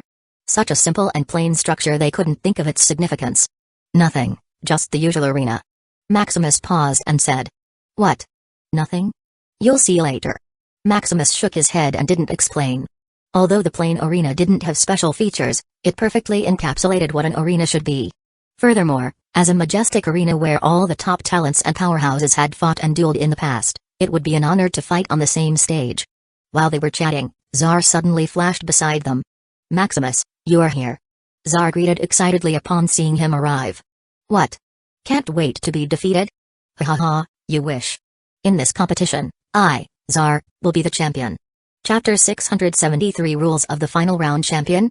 Sure, who could compete with you? Maximus rolled his eyes. He only wanted to enter the primordial origin realm, winning or whatsoever didn't matter. What do you mean? Didn't you say we would compete after the fight in the Dark Void domain? Yes, but I surrender. Happy? What a joke. Why would he fight this lunatic? For a mere title? Unless this dimensional competition could produce a prize that could move him, he would only fight to ensure his placing. You? Are you serious? Zar asked furiously as if wanting to fight Maximus on the spot. No, let's talk about this later. Maximus quickly calmed him down. The competition was still a few years away, he didn't want to make a scene. Seeing that Maximus was not serious, Zar calmed down. Wanting to pass the time, Maximus and his family began to explore the plane arena. Walking around, no matter where they looked, the arena was just a flat ground. If not for the dense microarrays engraved in them, they would have thought it was merely stone. Not finding anything, they turned their attention to their potential enemies. Among the top billion, thousands had become masters of the ocean of law. Being at the same mastery of the path of law, they were a little cautious. Of course, remembering the special training they had just undergone, they felt no fear. Furthermore, no matter how strong they were, they couldn't be stronger than their father. Soon, the years continued to pass as talents from all directions arrived at the plane arena. With the countdown nearing its end, they suddenly felt 6 overwhelming pressures descend from above. The overlords. They all came to this competition? Did they need to come personally? Although this competition was important, it was just a mere event. A single overlord was more than enough to oversee the fight. It should be a clone, Maximus said, feeling something off about their aura. Unlike the incarnations and clones of Nyx and Syrah, who had their origin and will, these clones were mere projections possessing part of the essence of the overlords. As they descended to the arena, it suddenly began to change. From a plain flat ground, 6 majestic thrones formed against the sky as the ground shifted into a solemn platform. What a fast-shifting module! In just a blink, the whole arena changed into a completely different architectural structure. This is only one of its capabilities, Maximus mused. Although environmental shifting is simple, it was almost impossible when employed on a ground bigger than most Tier 12 dimensions. This was just like changing the whole structure of the Ethereum realm in a mere second. Welcome to the Dimensional Alliance, Plane Arena. Usulin welcomed. All the top billion talents here are the future of the Eon Plane. The hope and light of our land. Unfortunately, chances are limited. Among you, only the top million could enter the Primordial Origin realm and compete to set an ultimate foundation. The Primordial Origin realm only allowed 1 million individuals to enter. Wanting to open it again would take epochs at a time. Even then, these million talents were not guaranteed to set up their ultimate foundation. To set an ultimate foundation, one would need a seed law. However, even in the Primordial Origin realm, the birthplace of the Eon Plane, there were only hundreds of thousands of them. Coupled with the fierce competition and the dangers of the plane, among the million talents, there might not even be 1,000 who could set an ultimate foundation. Sighing, Usulin continued his speech, explaining the rules of the final round of the competition. The final round was divided into 2 phases, the elimination round and the ranking round. In the elimination round, all the billion talents would fight in a battle royale. In this battle royale, all contestants would be suppressed immortals. Power, physiques, treasures, and any special abilities would all be suppressed. This suppression was absolute. With the power of the Plane Arena, even an overlord could become immortal. Interesting. Maximus thought, listening to the rules. Based on Usulin's words, all of them would be turned into mortals. A mortal without power, an amazing storage of knowledge, or ultimate combat ability, just a mere immortal without anything. What does this rule test? Isn't this redundant? Unlike Maximus, who found it interesting, most felt disgusted. Being a powerless mortal was an unpleasant experience. Their thinking speed, comprehension, and instinctive reactions would all be suppressed. Fighting in such a powerless state, they didn't think it would measure anything. This is a test of your comprehensive ability to survive, no matter the circumstances. The Primordial Origin realm wasn't a simple place. In such a place, all their powers would also be banned. In a state of selflessness, they would wander in nothingness, seeking the chance to obtain the seed of law that would set their ultimate foundation. The test picked talents with the most adaptability, an unyielding will, and an innate acuity. Furthermore, this also gives all of you an equal chance. Your power, ability, wealth, and status wouldn't matter. If they just fought, usually, those who were stronger with a superior path of law would surely win. If that were the case, they wouldn't need to test anyone and could simply pick the strongest million. Hearing this, they felt enlightened. Indeed, if they fought normally, most wouldn't stand a chance. Forget about Maximus and the others, even those wealthy talents who possessed ultimate treasures would make them despair. Meanwhile, with these fair rules, they would all start at 0. Seeing that no one had further questions, Usulin began explaining the ranking round. In this round, it would be a traditional one-on-one fight. From rank 1 to 1 million, each individual would be placed from strongest to weakest. This ranking had no deeper meaning, but it would determine the order in which they would enter the Primordial Origin realm. The earlier they could enter, the higher their chances of finding a seed of law. Of course, being the top one or the champion was still a dazzling title. Besides being recognized as the strongest of this generation, the champion would also be rewarded with an ultimate treasure of their choosing from the vaults of all the overlord organizations. Hearing the reward, Maximus' eyes lit up. Stay connected through Empire. It seems I have to do my best. Chapter 674. Start of the competition. Soon after explaining the rules of the competition, the Plane Arena quickly changed. Bound by a unique power, all the billions of talents began to weaken, turning into mere mortals. Uncomfortable. Feeling his strength and thoughts stagnate, Maximus felt uncomfortable. Although he knew that with the protection of the Plane Arena, he couldn't die, he felt as if even the wind could take his life. The Plane Arena had a plane in its name for a reason. Bound to the rules of the Eon Plane, once the Plane Arena was set, even an overlord couldn't break them. In the state of mortality, the overlords overlooking the ground could not harm them in any way. Merely bystanders and spectators, they could only watch the competition. Soon after, their power was suppressed to that of a mortal. A pulling force acted on their bodies, throwing them to different parts of the changing arena. You know what to do. Maximus gave his family one last look as all the contestants were randomly scattered around. In a forest with gigantic ancient trees, Maximus looked around, scouting for enemies and all possible dangers. Safe. Not feeling anything dangerous, he began to examine himself. From his power, reaction ability, comprehension, consciousness, path of law, physique, ultimate treasure, and his system. All were suppressed. Indeed, a powerless mortal, Maximus sighed. Except for his core origin memory, even his vast armament of knowledge was fully sealed. Discover exclusive tales on my virtual library empire, 999,991,291 out of 1 billion. Almost 10,000 were already eliminated. Seeing an inconspicuous counter on the left side of his retina, Maximus quickly concluded the following rules of the game. Aside from knowing they were in a battle royale and suppressed to a mortal state, Aslan didn't explain any rules. Looking at the counter, he could only conclude that the remaining million would be the winners. A battle of survival. Without any goal, the only criterion of the battle royale was survival. The last one to survive, whether by killing others or hiding until there was only a million contestants left, it was up to them. Just when he was lost in thought, a snake swooped into his peripheral vision. Hiss. Grabbing the snake by its head, it hissed, trying to fight back. It seems I'm not completely powerless. Smashing the snake into the tree, Maximus couldn't help but smile. While suppressed to the extreme, some of his innate power and abilities were still present. Testing his abilities one after another, Maximus's smile widened. This competition is in the bag. Besides retaining some of his ultimate fighting mastery, he also retained the power of his physique and path of knowledge. His ultimate fighting mastery gave him a near-instinctive fighting ability. Meanwhile, his special physique gave him an unbelievable recovery ability. Testing his stamina, it seemed to have no end. Running for a few hours without stopping, he only needed to rest for a few minutes to fully recover. As for his path of law, it gave him a photographic memory. Everything his eyes landed on was perfectly imprinted in his mind, from every blade of grass to every leaf on a tree. Having enough power to topple his fellow mortal-level enemies, Maximus felt confident. Soon, the days began to pass. Not wanting to fight barehanded, Maximus built a makeshift bow from the body of an animal and ground natural stone into arrows. As Maximus returned from his hunt for food, he suddenly noticed something amiss with the road. A shift in mud, grass, and plants. Based on the damage, it should be an ambush. Analyzing the changes in the environment, Maximus quickly concluded that he was being ambushed by an enemy. Did someone target me so quickly? Based on his estimate, their competition ground had an area of a few trillion square kilometers. With their numbers and strength, they were like sprinkles of sand in the sea. Meeting a fellow competitor in just a few days was a miracle. Feeling the danger creeping up his back, Maximus backed out, gripping his bow and aiming at the sky. What are you aiming for? Seeing Maximus aim at the sky, the enemy couldn't help but pause in puzzlement. It's an experiment. Maximus smiled, firing one arrow after another, not giving the enemy any time.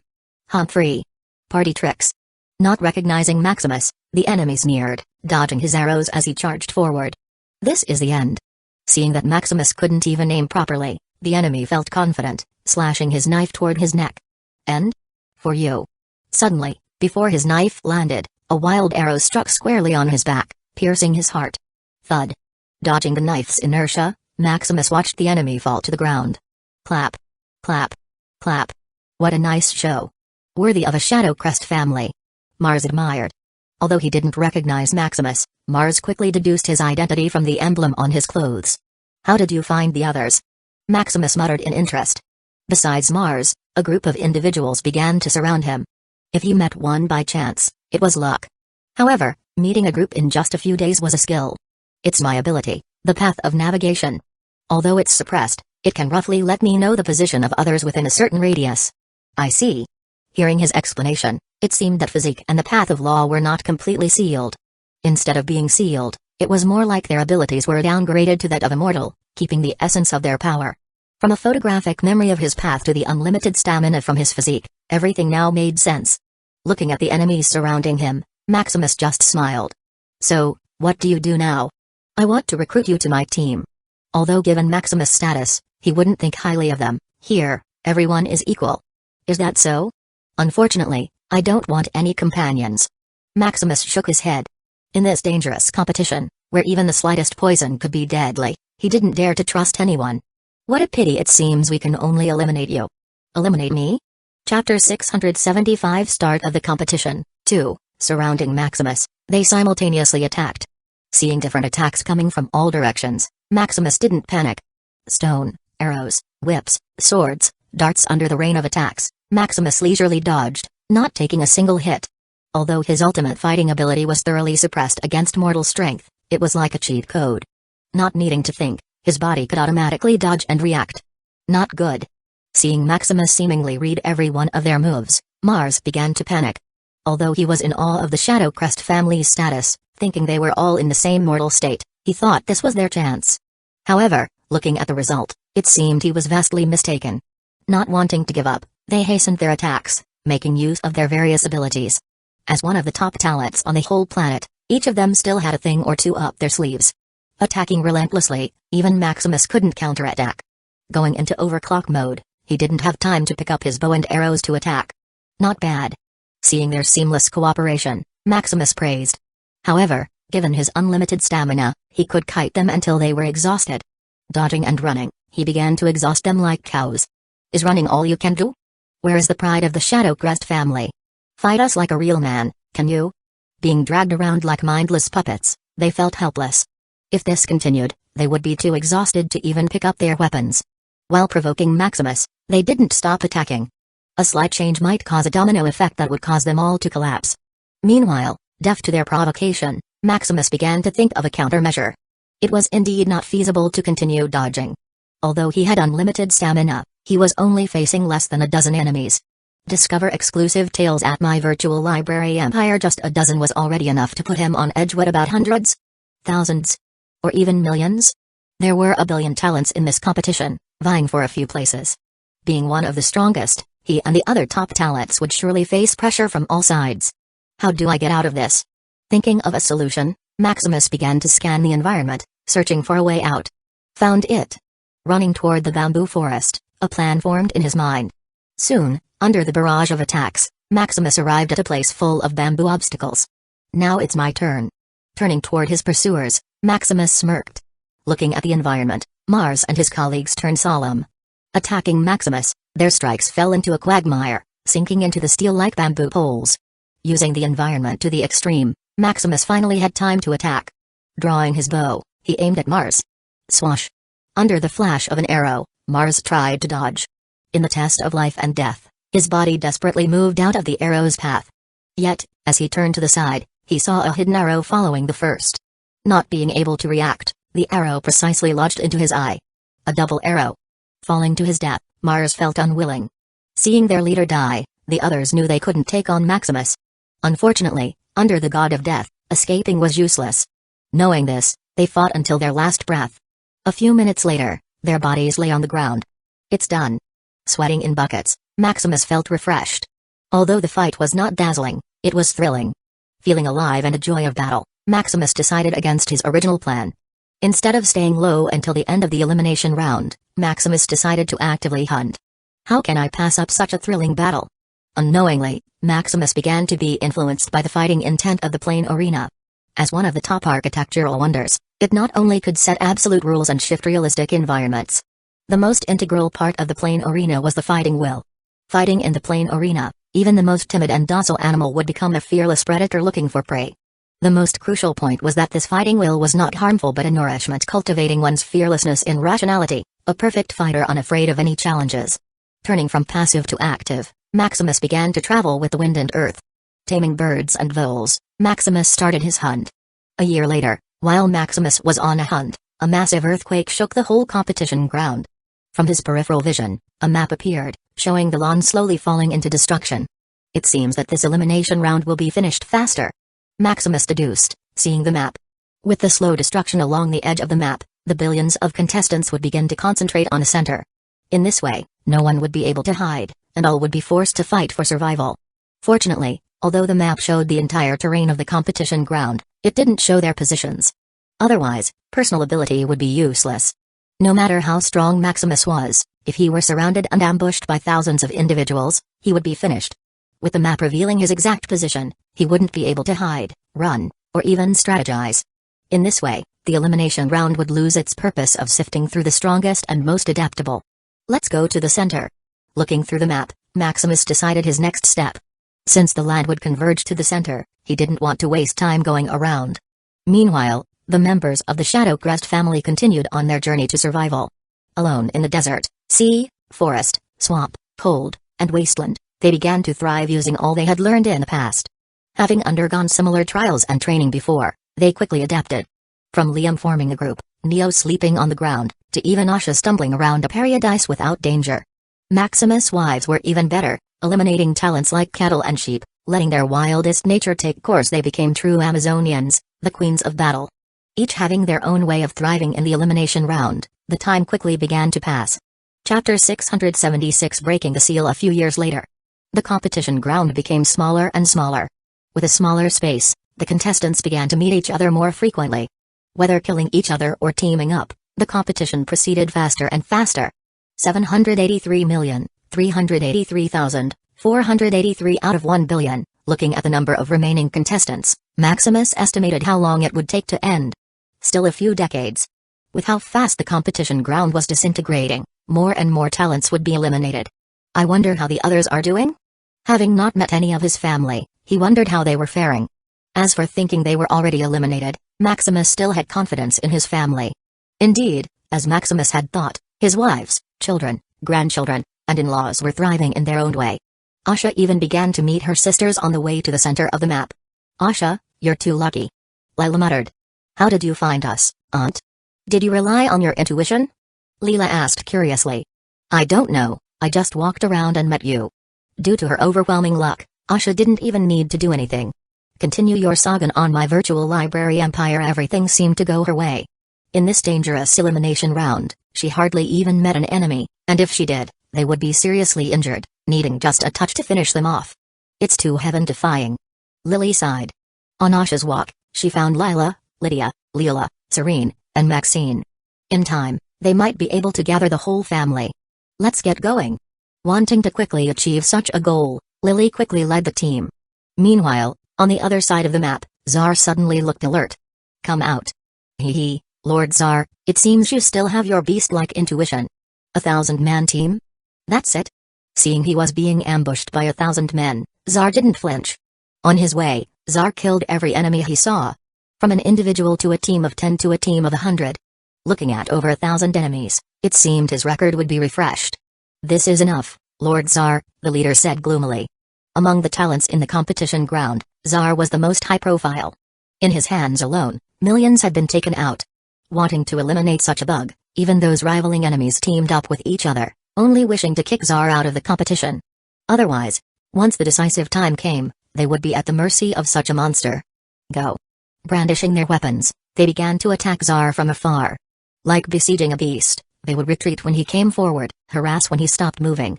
Not caring or dodging any of the attacks, Zar charged forward. "Hee, are you ready?" Although most of his power was suppressed, it was still there. In such a mortal state, Zar still had the strength of a Tier 2-3 knight, crushing all his opponents. This was also why others loathed Zar and called him a bug. While they were as powerless as mortals who could be killed in one touch, Zar was like a godlike existence. Slaughtering his enemies without stopping, Zar didn't notice he was slowly falling into a trap. Now! With a click, the ground beneath Zar's feet collapsed, burying him into the ground. Seeing their chance, they quickly took out the explosives they had prepared. Throwing them into the hole, explosion after explosion began to ring out. Boom. Boom. Boom. This is not enough, get those poisons. Still feeling nervous, their leader began to take out their entire arsenal. After a few years in the competition, they had already rebuilt various systems from forging, alchemy, mechanics, construction, etc. As long as it didn't require magic power, they could build it. Throwing out the concentrated poison, they quickly rushed out, not daring to inhale it. Such poison could kill a Tier 4 creature. Estimating Zar's strength, it should be foolproof. As soon as the smoke subsided, they looked from afar, eager to witness a miracle. 1,000-man team eliminating the noble Void Beast Prince. They could brag about it for the rest of their lives.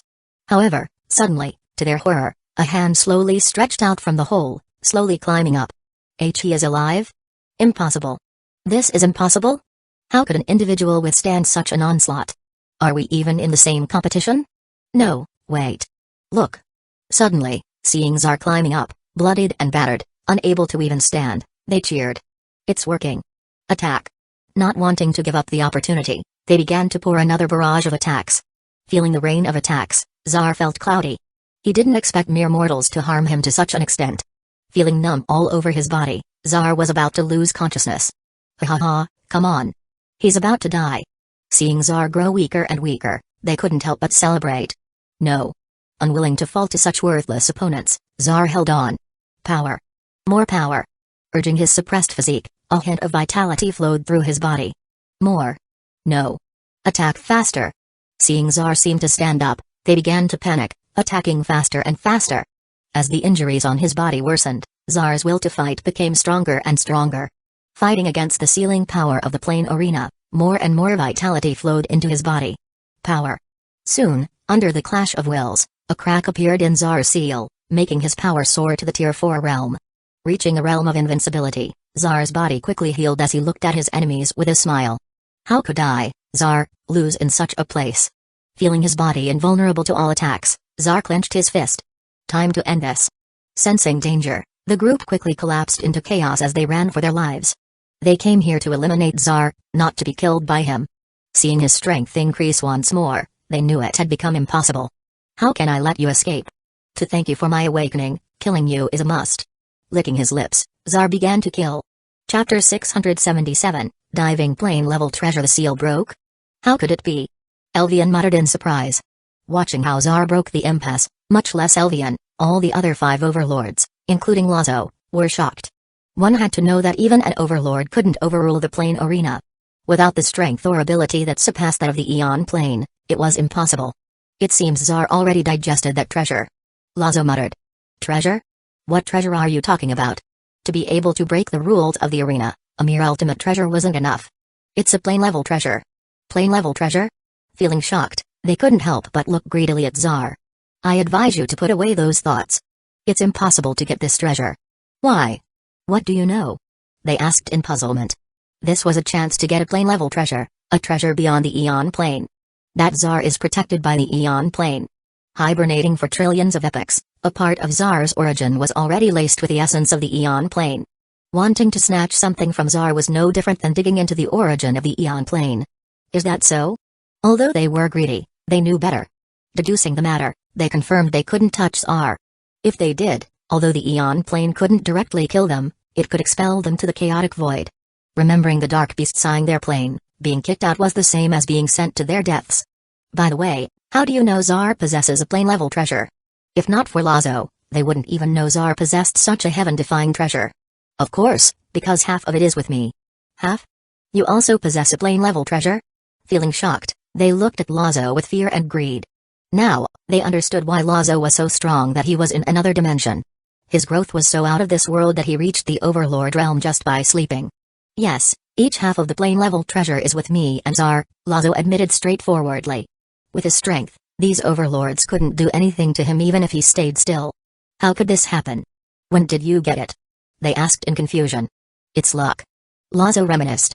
At the beginning of time, when the Eon plane was forming, he and the other innate beasts witnessed a dazzling light that fell into the plane. Feeling the vast energy, they became manic, wanting to get a piece of it. In the great war of the innate beasts, Lazo managed to stand on top, winning the ultimate prize. However, the Eon plane didn't seem to want an anomaly to be born on its land and split the treasure. Obtaining only half of the treasure, the other went into an innate beast that was still conceiving, Zar. Winning brawls, Lazo didn't lose consciousness and could fully control the ultimate treasure. Zar, on the other hand, the lucky innate beast, couldn't withstand such a grand power and had to hibernate for trillions of epochs. Unwilling to see his prize divided, Lazo even planned to kill and absorb Zar. Unfortunately, Zar was kept safe under the Eon plane's power balancing. Unable to do anything, Lazo could only stay aside. I see. So this is where you got your power. Thinking about Lazo's unreasonable power, they finally found the reason. An ultimate treasure, a treasure that surpasses the plane. Looking at Lazo, they couldn't help but be envious. Unfortunately, not having the same luck, they could only continue to watch the competition. Soon, time quickly flashed, and a few decades passed by. Under the influence of the plane arena, the contestants' fighting will become more and more intense. Although they didn't lose themselves, they became braver and braver. Honing their skills, some began to defeat talents stronger than them, adding to the thrill of the competition. Meanwhile, under the same influence, Maximus and his family remained steady. Hide when you should hide, and fight when you should fight. With absolute rationality, they became unbeatable fighters who could attack and run. Unlike Zar, who could be fooled by some traps, they navigated the place like skilled assassins, killing only when they could escape. With continued onslaught, the Shadow Crest family began to build a notorious reputation. It's one of those Shadow Crest demons run. Bad luck. Escape. Seeing the insignia of the Shadow Crest family, they felt both awe and fear. So timid? Seeing them run like rabbits, Maximus couldn't help but shake his head. The Shadow Crest family was famous for its benevolence. How could it induce such fear? It must be those brats. Maximus concluded, thinking of his children. As for his wives, they were so gentle, how could others fear them? Meanwhile, remembering their reaction, Maximus thought his family was close by. It seems they got into the center before me. The center of the competition ground was a vast stone wasteland. With nowhere to hide and run, one could roughly see any enemy around the periphery. 32,392,832 out of 1 billion. Looking at the counter, the clock for the competition was nearing its end. As he continued to walk, there were fewer and fewer enemies on the road. Apparently, the news that a lone member of the Shadow Crest family was nearby had already spread. As for warning and suppressing Maximus, it didn't cross their minds. Although the Shadow Crest family didn't have the same suppressing strength as Tsar, they were too cunning. One time, when they planned an ambush, what they met was a trap. A trap that killed hundreds of thousands like a clap of thunder. Wanting to stay as far away from these devils as possible, Maximus marched to the center unimpeded. As the day passed, Maximus suddenly noticed a few people tailing him. Continue your saga on novelbin.com. Come out, your camouflage is too poor. You can only deceive a few ignorant ones. Father, can't you pretend a little? Too boring, you should at least let us attack you. Our husband is still as sharp as ever. There's no visible injury. It seems Maximus didn't encounter any danger. Looking at his family slowly walking towards him, Maximus couldn't help but smile. I'm back. Chapter 678, End of the elimination round. Meeting his family, Maximus felt a sigh of relief. Although he was confident they could survive, he feared one or two of them would be eliminated. Fortunately, after asking around, besides some minor injuries, they were not too bad. Father, let's go back to the base, Liam invited. Base? It seems you have been here a few years earlier. That's right, brother's birthplace was here. The others quickly nodded. Liam didn't need to march to the center but instead consolidate. Waiting for the end of the competition, he had a massive time to prepare. Let's go. Traveling the stone wasteland, they quickly reached a massive stronghold. Along the place, thousands upon thousands were busy with their lives. It's the order of Maxim. Most of the members they solicited in the past weren't qualified. Among them, only a few million managed to pass the second round. Even then, few could stay alive and reach the center. These thousands of members he gathered could be the most talented and most adaptable among them. Not bad. Seeing thousands of members survive, Maximus couldn't help but be happy. Now that they had their protection, winning a place among the million was guaranteed. Soon, Maximus began to tour the stronghold, looking at the foundation Liam laid in the competition. Walking around, it seemed the stronghold was a mere bait. Besides looking strong, it didn't even have much defensive capacity. Once millions attacked the stronghold, it would collapse in a single touch. However, beneath was a complex catacomb stretching hundreds of kilometers, forming a net. With it, no matter how many enemies there were, they could fight a guerrilla warfare, taking out the enemies one by one. It seems you thought it through. Maximus praised. As the end of the competition got nearer and nearer, the fear they instilled would rebound, making them a live target. Especially with the talents gathering in larger numbers. Wanting to eliminate their greatest competition, they wouldn't care about anything and attack. Soon, time continued to pass as a few years went by. While Maximus was leisurely resting in the stronghold, a blaring voice sounded. Maximus, your friend is here. Come out. Huh? Tsar? Walking outside, Maximus looked at Tsar in puzzlement. What is it? Hee, what about a fight? Looking at Maximus, severely weakened, Tsar felt a little playful. Fight? You're out of your mind. Maximus quickly shook his head. Feeling Tsar's strength, he knew he had no chance of winning. A power comparable to a tier 4 knight. Even if Tsar stood still, he couldn't do anything. Coward. Tsar bellowed in dissatisfaction. You're cheating. He said back. Knowing Tsar's pseudo-plane physique, Maximus was not surprised his strength could reach such a height. Although the plane arena was strong, Tsar was stronger.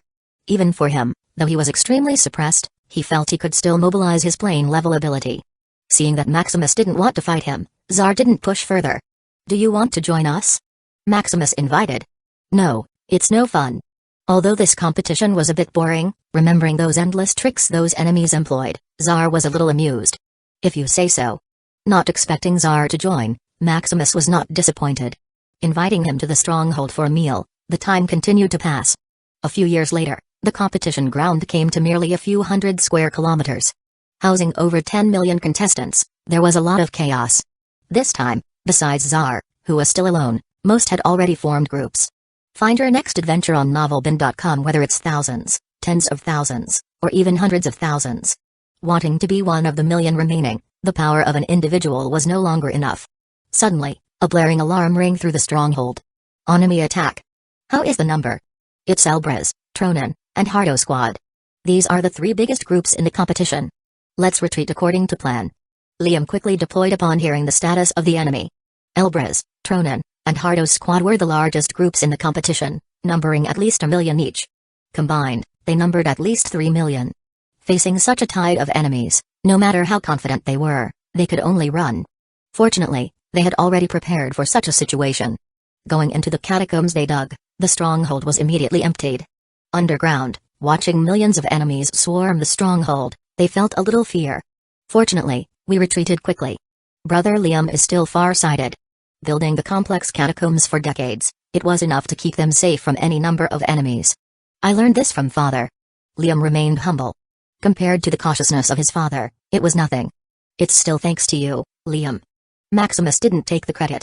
If not for Liam, they might not have hidden peacefully in the dungeon but fought with sweat and blood on the surface. By then, even if they had amazing fighting ability, they would have had a hard time. Soon, while they chilled underground, the three groups fell into chaos. Not finding their target, they immediately fell apart. The sole purpose of the groups was to eliminate the biggest enemy and then fight among themselves. Now that they couldn't even find their common enemies, they could only brawl together, hoping they would be one of the million remaining. As the fight continued, some found the hidden entrances of the catacombs. However, because of the complex paths and traps, they no longer bothered, wanting to save themselves for the last. As the chaos went on, the competition ground grew smaller and smaller. With the countdown ticking the clock, they began to fight for their lives, killing all in their sights. Joining the fray, Czar went on a rampage, slaughtering to his heart's content. 10 million, 9 million, 8 million, 5 million, 3 million, 2 million, 1 million. Once the counter hit the mark, a dazzling light emitted in the arena, taking the top million above the void. Watching their power return to what it was before, the remaining million talents celebrated. We won. Chapter 679, Ranking Competition. Congratulations on passing the elimination round. All of you have won the qualification to enter the Primordial Origin realm, Usulin commended. Although watching from above, the fight was not thrilling. In the eyes of these talents, it was probably the most dangerous fight they had in their lives. Surviving such an onslaught, the remaining million felt unprecedented joy and excitement. Now, they finally had the qualification to enter the Primordial Origin realm. No matter what happened in the ranking round, their entry ticket was secured.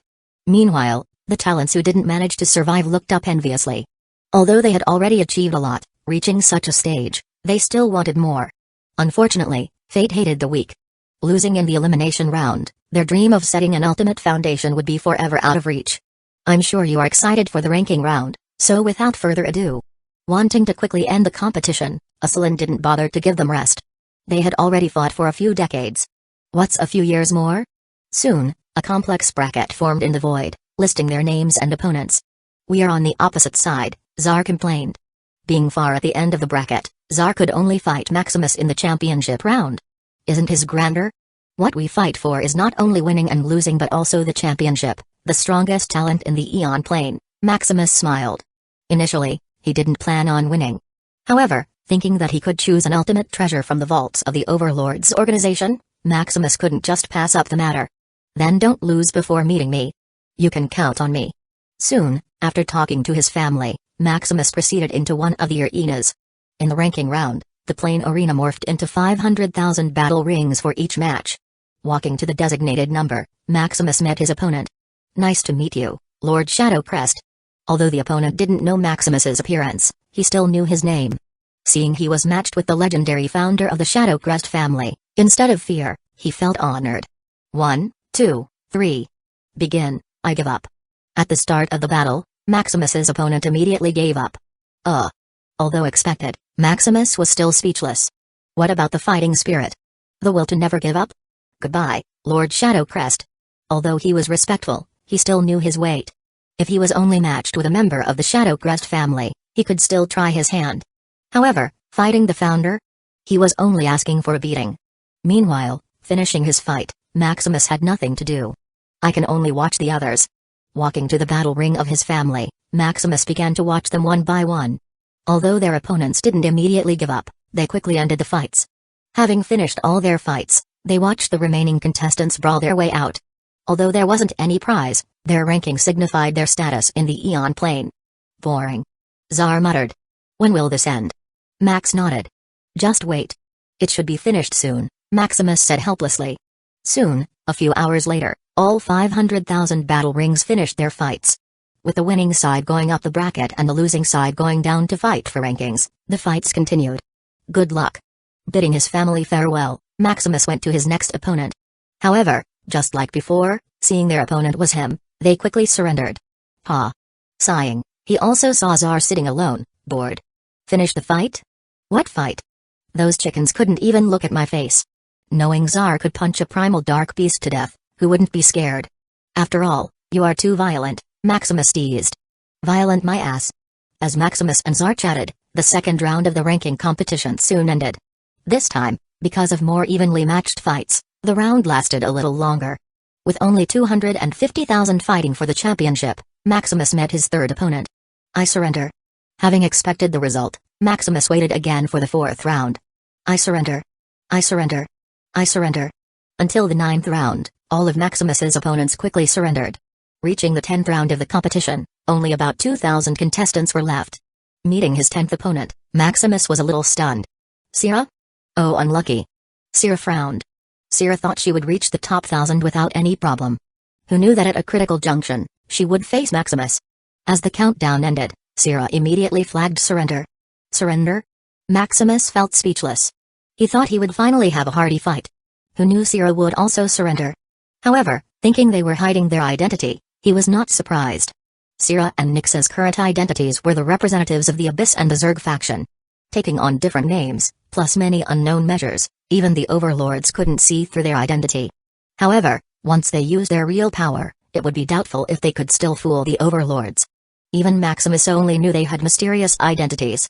It was not until they personally went to negotiate with him about the use of the quotas in the Tower of Knowledge that he confirmed their identities. Passing another forfeited victory, Maximus waited again.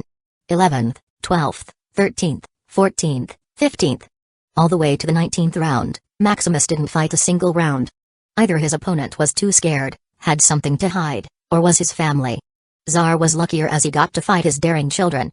Reaching the 20th round, only Maximus and Zar stood in the ring. It's finally our turn. Zar said, brimming with fighting intent. It indeed is, after a long wait. Maximus also sighed. He could finally fight someone. Going through the competition without doing anything, Maximus began to feel a little frustrated. Now, besides winning the ultimate prize, he also wanted to vent himself. He also wanted to try if he could beat Zar through normal means. You wouldn't make this invalid, would you? Zar asked, waving the energy loading device. Of course not. This is a competition, not a life and death battle. Depriving Zar of the energy loading device just because they were fighting in a competition was too cheap. Once he did that, wouldn't he be admitting that he wasn't as good as Zar? Ha ha ha, I'm glad. This will decide who among the two of us is stronger. How could I not fight you at your best? Looking at the timer, their bodies began to tighten, ready for action. 1.2.3. Fight, Chapter 680, Who is the strongest? At the start of the fight, Maximus and Zar charged toward each other, brandishing their fists. Bang! With strength at a million magnitude, the plain arena shook, sending shockwaves through the crowd. Are you holding back? Zar asked with a frown. Zar couldn't instantly amplify his strength like Maximus. Needing time to power up, his strength was only at 1,000,000 times magnitude. With such strength, Maximus should have been able to kick his ass out. I'm waiting for you, Maximus replied. No need, I want a real battle, not this crap. Then, as you wish. Explore stories on novelbin.com. Not waiting for Zar's reply, Maximus teleported beside him, instantly amplifying his strength 1,000,000,000 times, sending out a devastating attack. Boom. Sensing the attack, Zar felt like he was hit by an absolute force, sending him to the end of the void. Fortunately, there were no out of bounds in the arena, only life and death. Thud. Crashing into the arena barrier, Zar stopped, slowly descending to the ground. Not dead yet. This time, not only was Maximus shocked, but the crowd and even the overlords felt like they were hallucinating. Maximus' attack was that of a full-blown absolute force. Taking it squarely, even an overlord would be damaged. However, looking at Zar slowly standing up without much visible injury, they felt like they had seen a ghost. Cough. Not bad, you finally got serious. Zar smiled, feeling the power of the attack. What are you? Hee, this is a new discovery of mine. While in the elimination round, Zar seemed to have unlocked his physique. Besides giving him unlimited amplification of power, it could also amplify his defense. While the amplification of power took a while, the amplification of defense could be done in an instant. However, feeling the energy in his body reduced by a tenth, Zar felt heartbroken. Maximus and the overlords also noticed this and felt enlightened, thinking about Zar's strength. I see, so that's how it is. A protection mechanism to carry the weight of power. Although Zar's usage was unskilled, it was enough to stump Maximus. His attack only managed to consume a tenth of Zar's energy. To defeat him, he needed a dozen more consecutive attacks. The only problem was he could only attack 3 more times at such a magnitude. Otherwise, his core of origin would be damaged. Haha, what's the problem? Scared? Laughing, Zar began to speed up the increase of his power. Troublesome. Seeing he couldn't beat Zar in such a state, he could only wait until he reached 1,000,000,000 times amplification. Waiting for his power to reach the peak, they came to a standstill. The crowd watching them turned serious. Although Zar was not doing anything, they felt his power rapidly increasing. 1,000,000, 10,000,000, 100,000,000, 1,000,000,000 amplitude of power. Reaching the peak, they felt a little breathless. The power bordered the power of an absolute. Fully expanding his power, even Maximus turned solemn. Now, are you ready?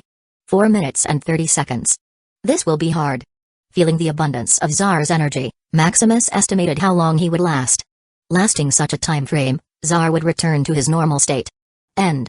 Smirking, Zar quickly attacked, returning Maximus' punch. Humphrey. Turning on omniscient mode, consuming millions of strands of Calamity every second, the world suddenly slowed in Maximus' eyes. Watching the fist, Maximus slightly tilted his body, wrapping Zar's excessive power and deflecting it away. Bang. This. Amazing, this can still be deflected? Unbelievable. Unlike a primal dark beast attack that could be dodged and deflected, an individual attack carries a being's will that could lock one's origin. Facing such an attack, much less deflecting, it was almost impossible to dodge. Seeing Maximus' perfect deflection, they seemed to witness a miracle. Oh? As expected of you. Seeing Maximus deflect his attack, Zar felt more excited. Come on, if you make me retreat, I'll lose. Feeling his blood boil from the thrill, Maximus decided to be more hard-headed. Isn't it just facing an enemy comparable to an absolute? I, Maximus, could face one without backing a single step. Feeling amused, Zar didn't stop. Punching, kicking, doing his best to hit Maximus, Zar began to go full blast. Meanwhile, facing such a barrage of attacks, Maximus' mind began to overclock. Taking in millions of strands of Calamity every second, even his ocean of knowledge began to bulge under the stress. Bang. Bang. Bang. With every crisp deflection, Zar became more and more excited. On the other hand, calculating all possibilities and using all origins of law to his advantage, Maximus felt his mind was about to explode. Fortunately, seeing his chance come by, he brandished his palm, amplified his power 1,000,000,000 times, and launched a counterattack. Damn, you! Boom. Surprised by the sudden counterattack, it was too late for Zar to prop up his defense. Flying and skipping across the ground like a rock on water, Zar's consciousness began to fade. Hey, that's all. Maximus smiled smugly. Feeling his mind begin to cloud, Maximus gritted his teeth. This time, it was not his core of origin that was damaged but his will and path of law. Taking in the stress of battle, he slowly walked toward the fallen Zar, wanting to check his condition. Still alive? Why you cough? What? Can you still stand up? Maximus asked jokingly, though, in his heart, he felt solemn. If Zar could still stand up, his chances of winning would fall to freezing points. With his mind becoming blurry and doubled, another fight would mean seeking death. Why you won? Before his body collapsed, Zar uttered one last time. Winner, Maximus Shadow Crest, wow. Lord Maximus won. Father won. Husband. You're awesome. Barely hearing the cheers of the crowd, Maximus could no longer hold on and collapsed. Fortunately, before his disgraceful appearance could be seen, the power of the plane arena wrapped him up, healing his body. Zar, who had also died, began to regenerate, looking unwilling to accept the result. I lost. It seems that you, Maximus, are the strongest. Chapter 681, Choosing the Reward. After recovering from his state, Maximus turned his attention to the overlords. Now, I announce the champion of the dimensional competition. The strongest talent in all of the Eon Plane is none other than Maximus Shadow Crest. With Aslan's announcement, the world seemed to erupt in applause, lifting Maximus to the top, showcasing his power and majesty. Feeling the attention, Maximus was a little uncomfortable. Being put on a pedestal above even the overlords, he felt every eye laid on his body. Fortunately, after a moment of glory, Aslan began to announce the rankings of the remaining contestants. From the top 2 to 1 million, all were ranked according to wins and losses. Looking at the ranking, he saw his family was in the top 1,000. Most were unlucky and met Czar, Nyx, Syrah, and even Paragon. Especially Czar and Paragon. If Nyx and Syrah still had to hold back, the two were just pure unbeatable monsters. Watching the battle earlier, it seemed Paragon was even stronger than Czar. However, once the two were matched in the 19th round, Paragon immediately surrendered as if not wanting to show his cards. After announcing the ranking, Aslan began to announce the schedule for the Primordial Origin Realm opening. 100 years later, we will open the Primordial Origin Realm. Close enough. Hearing the announcement, Maximus couldn't help but smile. He thought it would still take a while. It seemed the overlords were also in a hurry. Opening the Primordial Origin Realm wasn't easy. Prying the entrance open in advance required meticulous preparation and came at a price. After the announcement, the talents began to disperse, in a hurry to prepare for what they would need. Meanwhile, watching the overlords about to leave, Maximus felt dumbfounded. Ahem, it seems that the overlords forgot something. Huh? What do you mean, little guy? Stay connected with novelbin.com. Is there any danger we aren't aware of? Feigning ignorance, they looked at Maximus in puzzlement. Didn't the overlords promise that I could pick an ultimate treasure from each of your vaults? What? What do you mean? Didn't we say before that you can only pick one? Elvian hurriedly said. Elvian. Suddenly, the overlords looked at Elvian like a traitor who had let the cat out of the bag. An ultimate treasure in their vault. Unlike the rewards in the virtual tower, the ones in their vaults were treasures that were hard to find even in billions of epochs. Some even had one of the top 10 ultimate treasures, which can only be found once in a trillion epochs. Reserving it for themselves for the future, they even considered sacrificing their dignity to deny Maximus. Now that Elvian had said it out loud, no matter how shameless they were, they couldn't back out. It seems that the overlords still remember their promise. Maximus smiled. You little guy. Here is the list of our ultimate treasures. Gritting their teeth, they began to list all the ultimate treasures in their vault. Ha ha ha, thank you. Seeing the list was complete, Maximus heaved a sigh of relief. He was even planning to fight for the sake of the top ultimate treasure. It seemed they no longer bothered to play him for a fool. Using the true path, his plane-level ability, Maximus could easily tell lies from the truth. Soon, looking at the list, Maximus' eyes widened. This. Quickly browsing through the list, Maximus skipped all treasures below the top 100. Seeing a few dozen of them, Maximus finally felt the foundation of the overlords. The top ultimate treasures had all been collected by them, leaving others no chance. Browsing down, he finally saw his goal: the top 10 ultimate treasures. The strongest ultimate treasures in all of the Eon Plane. With the top spot occupied by the Plane Gate, he saw 3 ultimate treasures ranked 5th, 7th, and 9th. Damn it. Seeing Maximus grin, Aslan, Nyx, and Fur were already cursing in their hearts. Among them, only the 3 possessed a top ultimate treasure they didn't use. Hee hee, too bad. Secretly watching the overlord's reaction, Maximus smirked in his heart. Chronos Hourglass, absolute ultimate treasure, a time-space manipulating artifact that can slow, accelerate, and reverse time at the wielder's command. Eclipse Crown, absolute ultimate treasure, an abyssal artifact that can shroud, disguise, and hide the origin of laws and the power of casualty. Sovereign Edict Tablet, absolute ultimate treasure, a sovereign artifact of absolute authority, capable of etching, bending, creating, and disabling rules with a decree. Awesome. An absolute level ultimate treasure, a treasure that could affect a tier 12 overlord and even the Eon Plane itself. The Chronos Hourglass not only manipulated time and space but also controlled all the energy, origin of law, and quality of power within.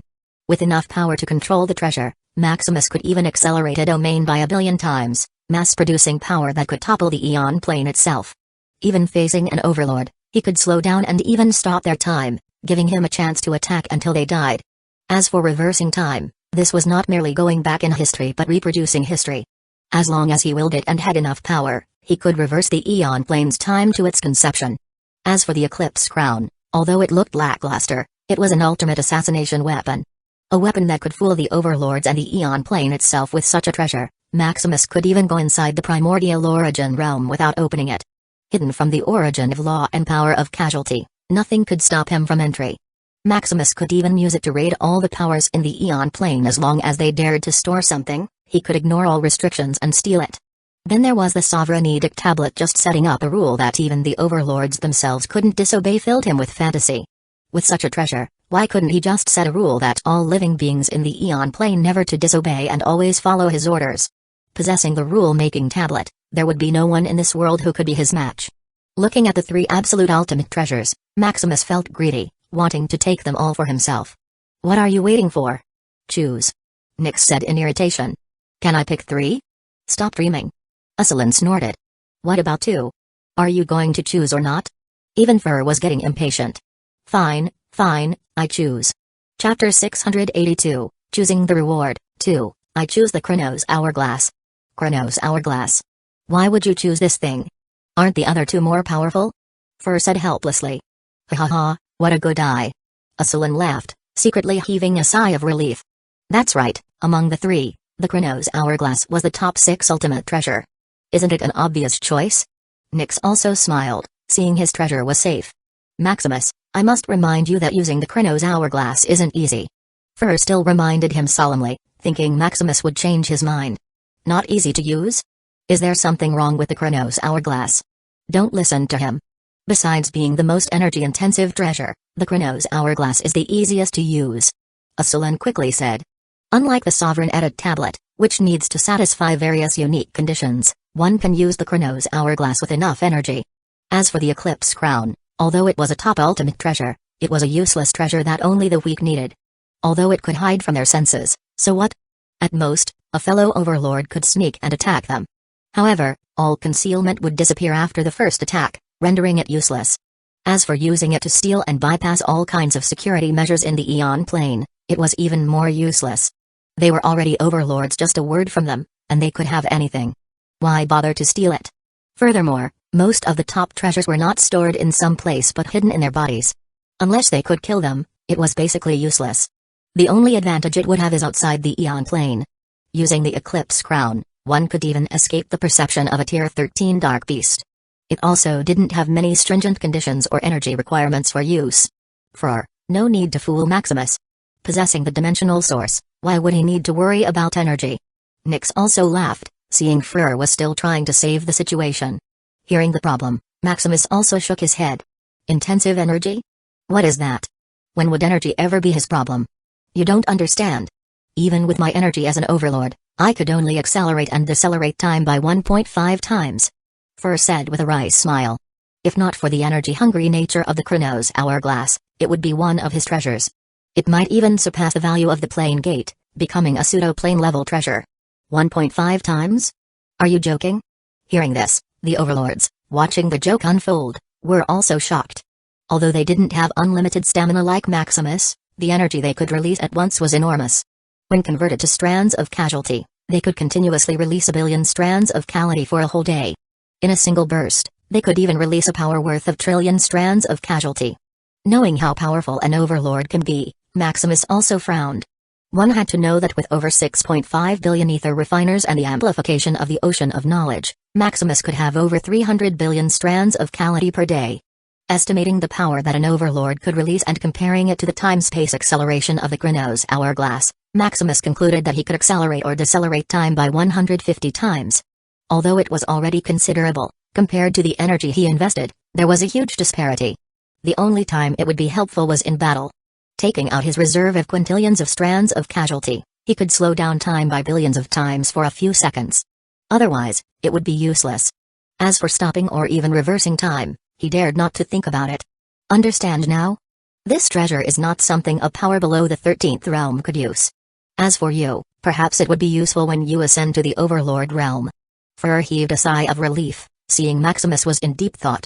It seemed his ultimate treasure was saved. If I were you, I would choose the Sovereign Edict tablet. Although it has many stringent conditions, at least it could still be used. Much better is the Eclipse Crown. Although it's a bit useless, you can use it even in the mortal realm. It's a must-have treasure when traveling or going into unknown territory. Fur continued to persuade, causing the faces of Ursula and Nyx to darken. This Fur was really grilling them into hell. Wasn't it just an ultimate treasure? Especially Nyx hearing his treasure, The Eclipse Crown, being called useless, made him erupt in anger. The Eclipse Crown was the 9th top treasure. Although its function was simple, there was a reason why it was ranked so high. The most powerful function of the Eclipse Crown was not hiding and shrouding but disguise.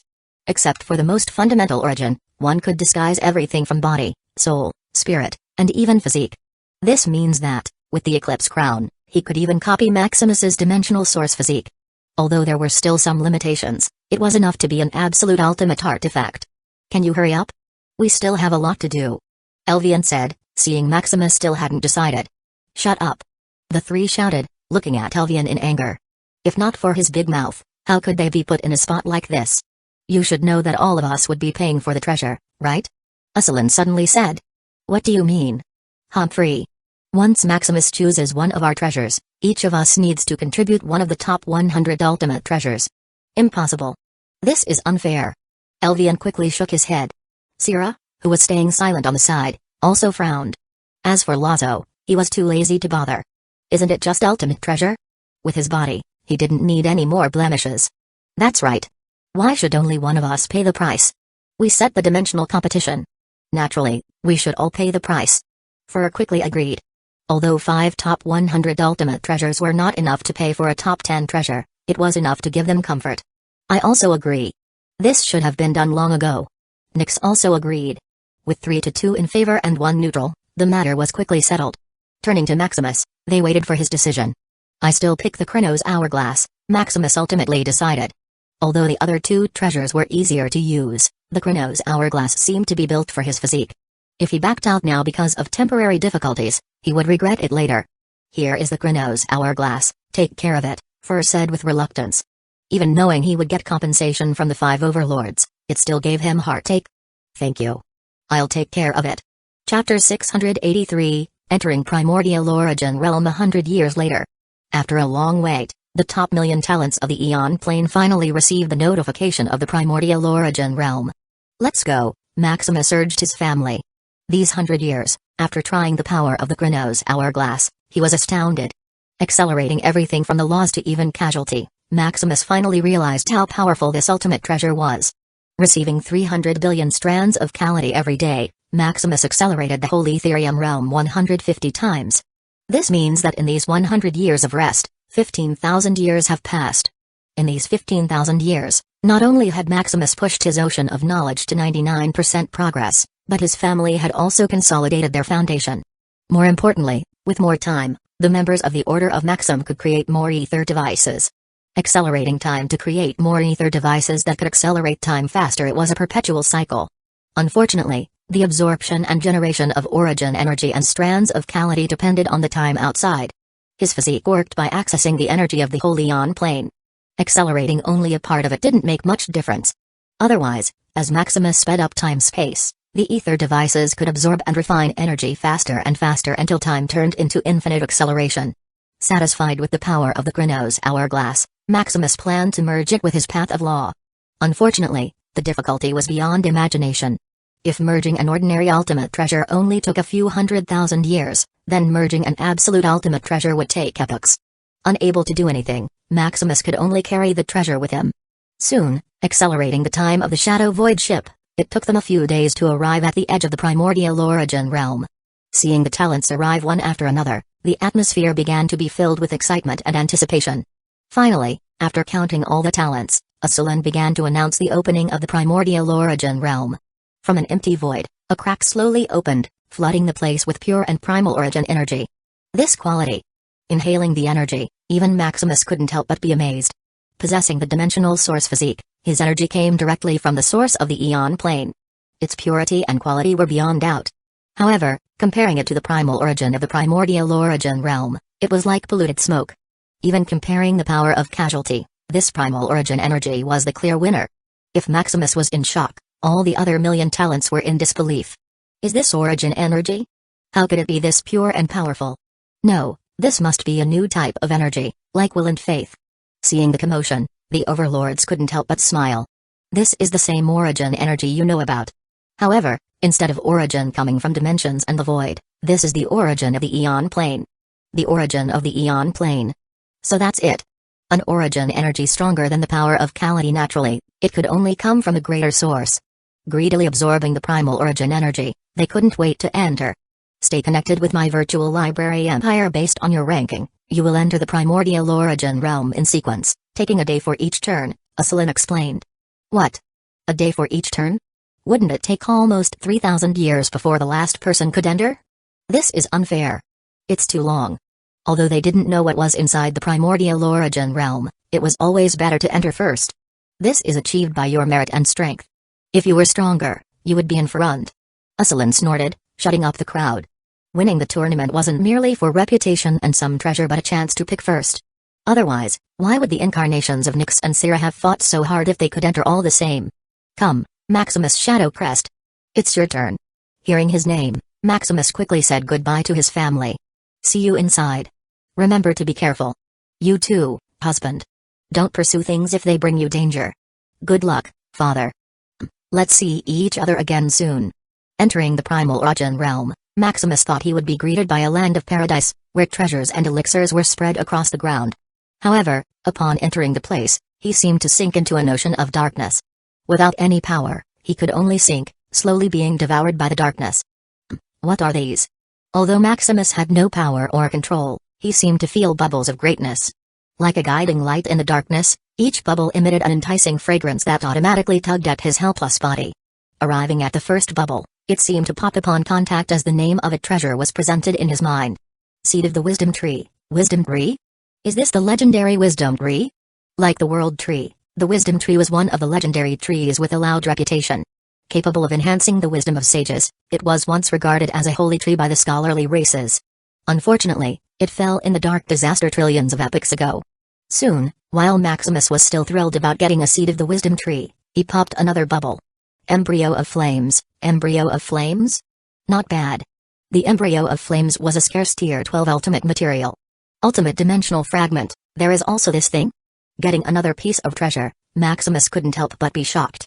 An ultimate dimensional fragment was just short of a plain fragment. Once the Etherium realm swallowed this, it would have some independent rules from the Eon plane. This place is a treasure trove. Getting treasures one after another, Maximus thought he was about to get rich. However, as he checked the time, he was shocked. 7 years? How is this possible? He felt he had only been sinking in the primordial origin realm for a few minutes, yet a few years had already passed. This is bad. I need to concentrate on finding the seed of origin quickly. One could only stay in the primordial origin realm for a maximum of 10,000 years. Otherwise, even a Tier 12 overlord would be digested, losing their origin and will. Fixated on his goal, Maximus ignored everything besides the bubble he had the most intense feelings about. I need to hurry. Chapter 684, Unknown Danger. While Maximus hurried toward his goal, thousands of other talents also entered the primordial origin realm. However, unlike Maximus, who could calm down before dazzling treasures, most became dazed, frantically grabbing each one they could find, forgetting their goal. Among the talents, only Syrah, Nyx, Zar, and Paragon quickly got the hang of it after being in a daze for a few years. As time hit the 100-year mark, the members of the Shadowcrest family finally snapped out of it. Collecting over a dozen treasures, they finally noticed the time flashing by. This is not good. Being fooled by the primordial origin realm, they forgot their initial goal.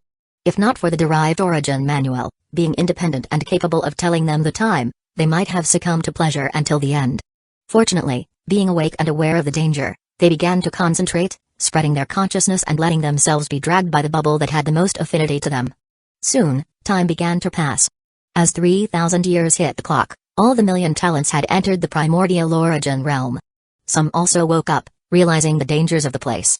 Finding a seed of law, they continued to sink to the bottom, ignoring everything. Meanwhile, as Maximus was sinking, his heart began to throb. What is this? Danger? The deeper he got, the more dangerous he felt. It was as if a shark was circling its prey, just waiting for him to fall into its mouth. Unfortunately, not having information about the place, he could only remain alert. Soon, another 1,000 years passed when suddenly, he felt a huge force charging toward him. An attack? Although he couldn't see in the darkness, he could still feel. Although he was powerless, he could still move. Using his utmost will, he moved his body to dodge, gripping the neck of the attacker tightly. Blop. Like a bubble popping, the attacker didn't have much resistance and disintegrated. What was that? Not getting any feedback, Maximus couldn't help but frown. Soon, As Maximus sank deeper and deeper, he began to encounter more and more bubble monsters. Are these the past talents that assimilated here? He guessed. Unfortunately, neither the path of law, physique, nor ultimate treasure worked in this place. With no way to confirm things, Maximus could only be cautious on his way down. Finally, 9,000 years after he came to the primordial origin realm, Maximus located the seat of origin. Stay tuned for updates on novelbin.com. Seat of origin, found it. Finding his goal, Maximus felt unprecedented excitement. 5,000 years. Since he encountered those bubble monsters, they were like endless pests that wouldn't leave. These past 5,000 years were like silent hell, where he could be killed anytime. The closer he was to the seat of origin, the denser and stronger the bubble monsters became. If not for the solidity of his core of origin, he might have already succumbed to this place. Now I just need to absorb this and break through to tier 11. A seed of law can't be taken out of the primordial origin realm. Once it comes in contact with the void, it would break, like a deep-sea creature exploding once it ascends to the shore. Breaking through to the tier 11 realm was the only way out of this special place. Even the overlords could only open the primordial origin realm after paying a huge price, much less create a path of exit. Without any strength, they could only follow the rules of the place and advance to the tier 11 realm to be kicked out. Fortunately, those who came here were the top talents of the Eon plane. Breaking through to the tier 11 realm was merely a matter of thought. Grasping the seed of origin, Maximus hurriedly merged it into his body. Although the place seemed peaceful, Maximus had a feeling something was about to happen. In the past, he thought it was the bubble monsters that were causing it.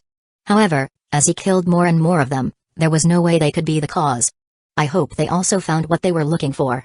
Maximus thought one last time as he absorbed the seed of origin. On the other side, as Maximus wished, all his family members had long since found the seed of law they were suited for. Unlike the seed of origin, which was at the deepest part of the primordial origin realm, the seeds of law suitable for them were not so deep. Absorbing the seeds of law for hundreds of years, it was only a matter of time before they could merge them and build an ultimate foundation. Meanwhile, being the first to find his seed of law, Paragon reached a critical juncture to set up an ultimate foundation. Condense. Condensing his path of law and the seed of law, Paragon began to advance to the tier 11 realm. Boom.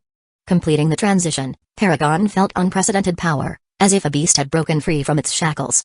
I finally condensed the ultimate foundation. However, before Paragon could celebrate, he felt an inviolable tug pulling him into the unknown. Kicking me out already? Thinking he was merely being kicked out of the primordial origin realm, Paragon relaxed. But as he opened his eyes, astonishment and fear overtook him. This is the chaotic void? How could I be in the chaotic void? Feeling the corrosive power beginning to whittle away at his body, Paragon began to sweat heavily. Looking around, he saw a few top talents of the Eon plane now floating lifelessly in the void. Enemy? Although a tier 11 individual couldn't remain in the chaotic void indefinitely, they could at least survive for a few thousand years. Seeing them dead and lifeless, Paragon could only conclude that there was an enemy. Swoosh. Suddenly, out of nowhere, a shadowy attack charged at his back. Bang. Despite being alert, Paragon couldn't dodge the attack, flying backward like a ragdoll. Cough. How could this thing appear here? Chapter 685, Special Dark Beast. A special tier 11 Dark Beast. Seeing the little shadowy dark beast, Paragon was in shock. Jijiji. As if mocking Paragon's ignorance, the dark beast only laughed, lunging at him again. Bam. This time, Paragon was prepared and managed to dodge the attack. Did the dark disaster penetrate this deep into the Eon plane? Intercepting them from the origin of the Eon plane could only mean the dark energy had begun to affect it. Like a sickness that began to spread, they were the first casualties of it. Furthermore, looking at the special dark beast before him, the Eon plane was not far from damnation. A special dark beast was a dark beast born out of the essence of a plane, the seed of its laws. Swallowing the talents that had come earlier and managed to bring out the seed of law, this dark beast could become stronger and stronger. Even as a tier 11 dark beast, its strength was no weaker than an overlord. Once it swallowed more seeds of law, much less its strength, because of its affinity with the Eon plane, it could go in and out of it without restrictions. Invading the Eon plane from within, they were finished. Bam. Unable to worry about the Eon plane, Paragon was attacked again. Huh. Sweating in nervousness, Paragon began to think of a way to escape. He didn't care if the Eon plane was invaded, he only needed to bring a few key targets, and he could get out of this place. Bam. Dodging another attack, the dark beast finally snapped out and screamed in anger. Ki. Feeling his will shake, Paragon frowned. Fortunately, after absorbing the seed of law, his path of law also advanced to absolute. Coupled with his experience and ultimate treasures, he could barely fight a dark beast comparable to an overlord. Bang! Bang! Bang! As the fight went on, talents after talents came out, watching the battle. What? Why is a dark beast right here? No, where are we? How could this place be full of chaotic miasma? Did we get teleported out of the Eon Plane? No, it shouldn't be. Once we're out of the Eon Plane, dark beasts would have long swarmed us. Although they seemed to be in a chaotic void and saw Paragon fighting a dark beast, they would never think they were out of the Eon Plane. Much less panic, the instant they were out of the Eon Plane, they would be swarmed by dark beasts to death. It's the outer void. We are in the outer void of the Eon Plane. The outer void? What happened? Beyond the Eon Plane, there was a great barrier shielding against any harm. Like the atmosphere shielding the dangers of the sun, although they were technically in the chaotic void, they were still protected by the Eon Plane. Stop talking and help me. Paragon shouted, seeing they were still in panic. Explore more at novelbin.com. Hearing his plea for help, the talents who came out of the primordial origin realm quickly stabilized and provided Paragon with long-range support. As for coming close to the dark beast, they didn't have such a death wish. Feeling the fluctuations of the void, they knew they would only be adding to the casualties. Receiving the onslaught of attacks, the dark beast didn't neigh in pain. In its eyes, there was only Paragon, who possessed the seed of law that could make it stronger. Chance. Seeing the dark beast pause from their attack, Paragon quickly swooped in for a counterattack. Boom. Receiving a devastating attack, the dark beast only got angrier. Cree. Not enough. Seeing his attack had little effect, Paragon couldn't help but frown. His fighting style didn't have much brutality. While he could defeat the strongest fighter, he couldn't beat the most reckless one. Helpless at his weakness, Paragon could only wait for others to come out of the primordial origin realm. Soon, the years began to pass as more and more talents arrived at the place. Having more help, it became easier for Paragon to stall time, holding the special dark beast in place. However, just when everything was going in a good direction, a talent possessing a seed of law came out. Not good. To Paragon's horror, the dark beast suddenly bypassed him and attacked the newly arrived talent. Be careful. Unfortunately, under the talent's clueless eyes, he only saw a mouth taking him with a gulp. It's over.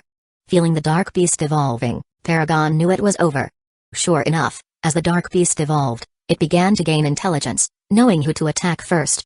Turning its eyes to the trash who interfered with its feast, it began to laugh, turning to the others with bloodlust. Escape. Don't stay here. As the dark beast began its feast of killing, Paragon quickly came to the rescue, not wanting it to become stronger. I'm your opponent. Launching an attack, Paragon was only met with indifference as it continued to kill the other talents. Becoming stronger and stronger, it completely ignored Paragon, wanting to save the best for last. Damn. Helpless to do anything, Paragon began to despair. Should I escape this place? No. I still haven't completed my mission. Although he had managed to forge an ultimate foundation, it was only one of his goals. Thinking of the reward after he poached those dazzling talents from the Eon Plane, Paragon gritted his teeth and fought the dark beast head-on. Come on. Unfortunately, with just a slight jerk, Paragon was sent flying, injured and battered. Not bothering with Paragon, the dark beast turned toward another talent, taking a bite. Thud. Suddenly, as it was about to swallow another talent, a dazzling light stopped it in its tracks. Cough. It's not over yet. Unless you kill me, forget about killing others. Known as the unkillable immortal, Paragon was confident no one under the Overlord realm could kill him. Using all his power to stop the dark beast, he waited for those monsters to come out of the primordial origin realm. Still not bothering with Paragon, it continued turning its attention to others, intending to swallow them. However, each time it did so, it only managed to swallow a ball of light, making the dark energy in its body boil and react. Cree. Oh? I finally got your attention. Paragon smiled, seeing the dark beast turn to him. Attracting the dark beast, the remaining talents hurriedly escaped in fear. Getting stronger from swallowing a seed of law and thousands of talents, Paragon took an even harder beating, making his body churn. As the fight continued and more talents learned of the current situation, Paragon became weaker and weaker. Soon, after decades of holding down the fort, Paragon was only left with a lingering will and ambition he must fulfill. Looking at the dark beast, devoid of emotion, his eyes still burned with light, waiting for a savior. Not bad, not bad. You managed to hold it off. Such a talent worthy of the name Paragon. Suddenly, two massive auras descended on the battlefield, capturing the dark beasts and Paragon's attention. Why you two are here? Took you long enough. Chapter 686, Harbinger of Darkness. Just in time. Looking for one of the supreme seeds of law, it took Nyx and Syrah to find them. Furthermore, because of their familiar aura, the unconscious will of the Eon Plane gave them a hard time. Then give me some help, Paragon said, feeling his body about to collapse. Leave it to us. Taking their stances, Nyx waved his hand, surrounding the dark beast with the devouring power of the abyss. Syrah took out thousands of clones comparable to a Tier 11 Absolute, giving a simultaneous fire to the enemy. Boom! With a combined attack, the dark beast was crushed into pieces, nearly turning into mush. However, to their horror, the pieces of flesh flowing into the chaotic void began to piece back together, returning to life. How could this be possible? Is this a mutant dark beast?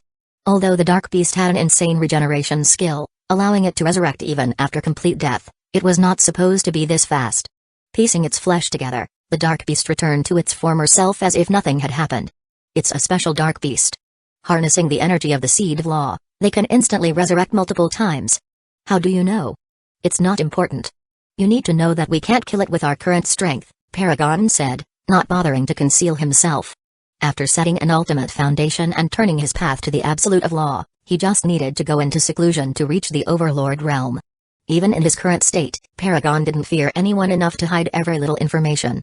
Meanwhile, trying to confirm Paragon's statement, Nyx and Syrah tried another combination attack, destroying the dark beast into chunks. However, like a miracle, it pieced back together like a perfect puzzle. Feeling shocked, they began to think of various solutions to inhibit the dark beast's resurrection. Isolating every piece of flesh, completely destroying some, purifying them with the Absolute of Law, etc. However, after months of trying different methods, nothing seemed to work. Noticing their energy had reached a dangerously low level, they couldn't help but feel solemn. This won't work. Unless you kill it thousands of times or completely disintegrate it in an instant, you can't kill a special dark beast, Paragon advised. In the Order of Light, a special dark beast was called the Harbinger of Darkness. Once it descended and grew, a plane was not far from its end. A Tier 11 dark beast was already giving the most talented individuals in the Eon Plane trouble. What's more, when it advanced to the Tier 12 realm. By then, no matter how powerful the overlords were, they could only escape and abandon the Eon Plane. Knowing this, Nyx and Syrah felt even gloomier. Once this special dark beast was not nipped in the bud, they would be doomed. What can we do? Stay updated with novelbin.com. Although they didn't know how Paragon knew the nature of the special dark beast, they still had some trust in a prodigy born in the Eon Plane.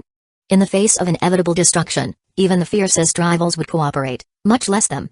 You should call your main bodies. This is not something we can defeat. If we could, we would have done so long ago. What happened?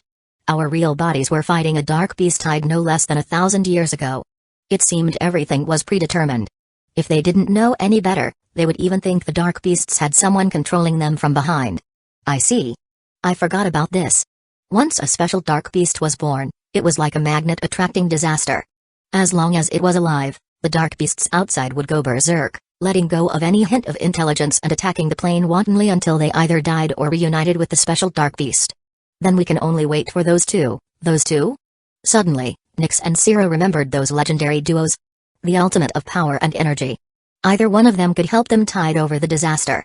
One hit from Tsar, and the special dark beast would instantly disintegrate. On the other hand, given Maximus unlimited energy, no matter how many times they needed, they could kill the special dark beast even a billion times. Feeling hopeful, they began to hold down the dark beast, preserving their energy and protecting the talents that had come to the primordial origin realm. Soon, a few years had passed as the dark beast turned into a trapped beast when suddenly, as if smelling the most delicious feast, it became ferocious, struggling wildly even at the cost of its life. What happened? Looking back, they finally saw the cause of the problem. Those Shadow Crest. This time, each member of the Shadow Crest family came one after another. Each possessing a seed of law. It was no wonder the dark beast had gone berserk. Leave this place. Go as far as possible. Nyx shouted. This time, the dark beast had even begun to use its life to escape their clutches. Feeling their energy draining faster and faster, they couldn't help but panic. Another seed of law, and maybe the dark beast would evolve into something they couldn't fight. Escape? How could we? Max said with a smile. Feeling their strength increase leaps and bounds, they couldn't wait to try out their power. Let us help you hold on to the pressure, Liam added, seeing the situation. You can't. Just leave this place, and don't be a burden, Paragon said coldly. Seeing that their path of law hadn't even reached the Absolute of Law, they would be mere burdens. Instead of increasing the risk, it was better that they left this place. You don't have to worry, We can protect our own lives. Sky shot back.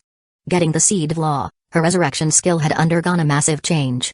Besides herself, anything within her domain could instantly resurrect.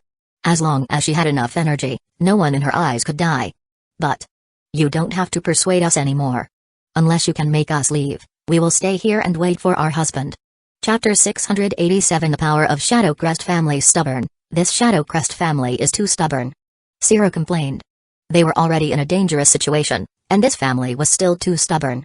Remembering how Maximus treated her, it seemed they came from the same mold. Let us try this beast. Without another word, Max swooped in at the dark beast, preparing to give it a beating. However, seeing a tasty meat about to come into its mouth, the dark beast became more agitated, breaking free from their clutches and taking a gulp at Max. Noo. Under their eyes, it seemed the world was about to collapse and fall into oblivion. Another seed of law and the special dark beast might evolve into the Tier 12 realm. Boom. Boom.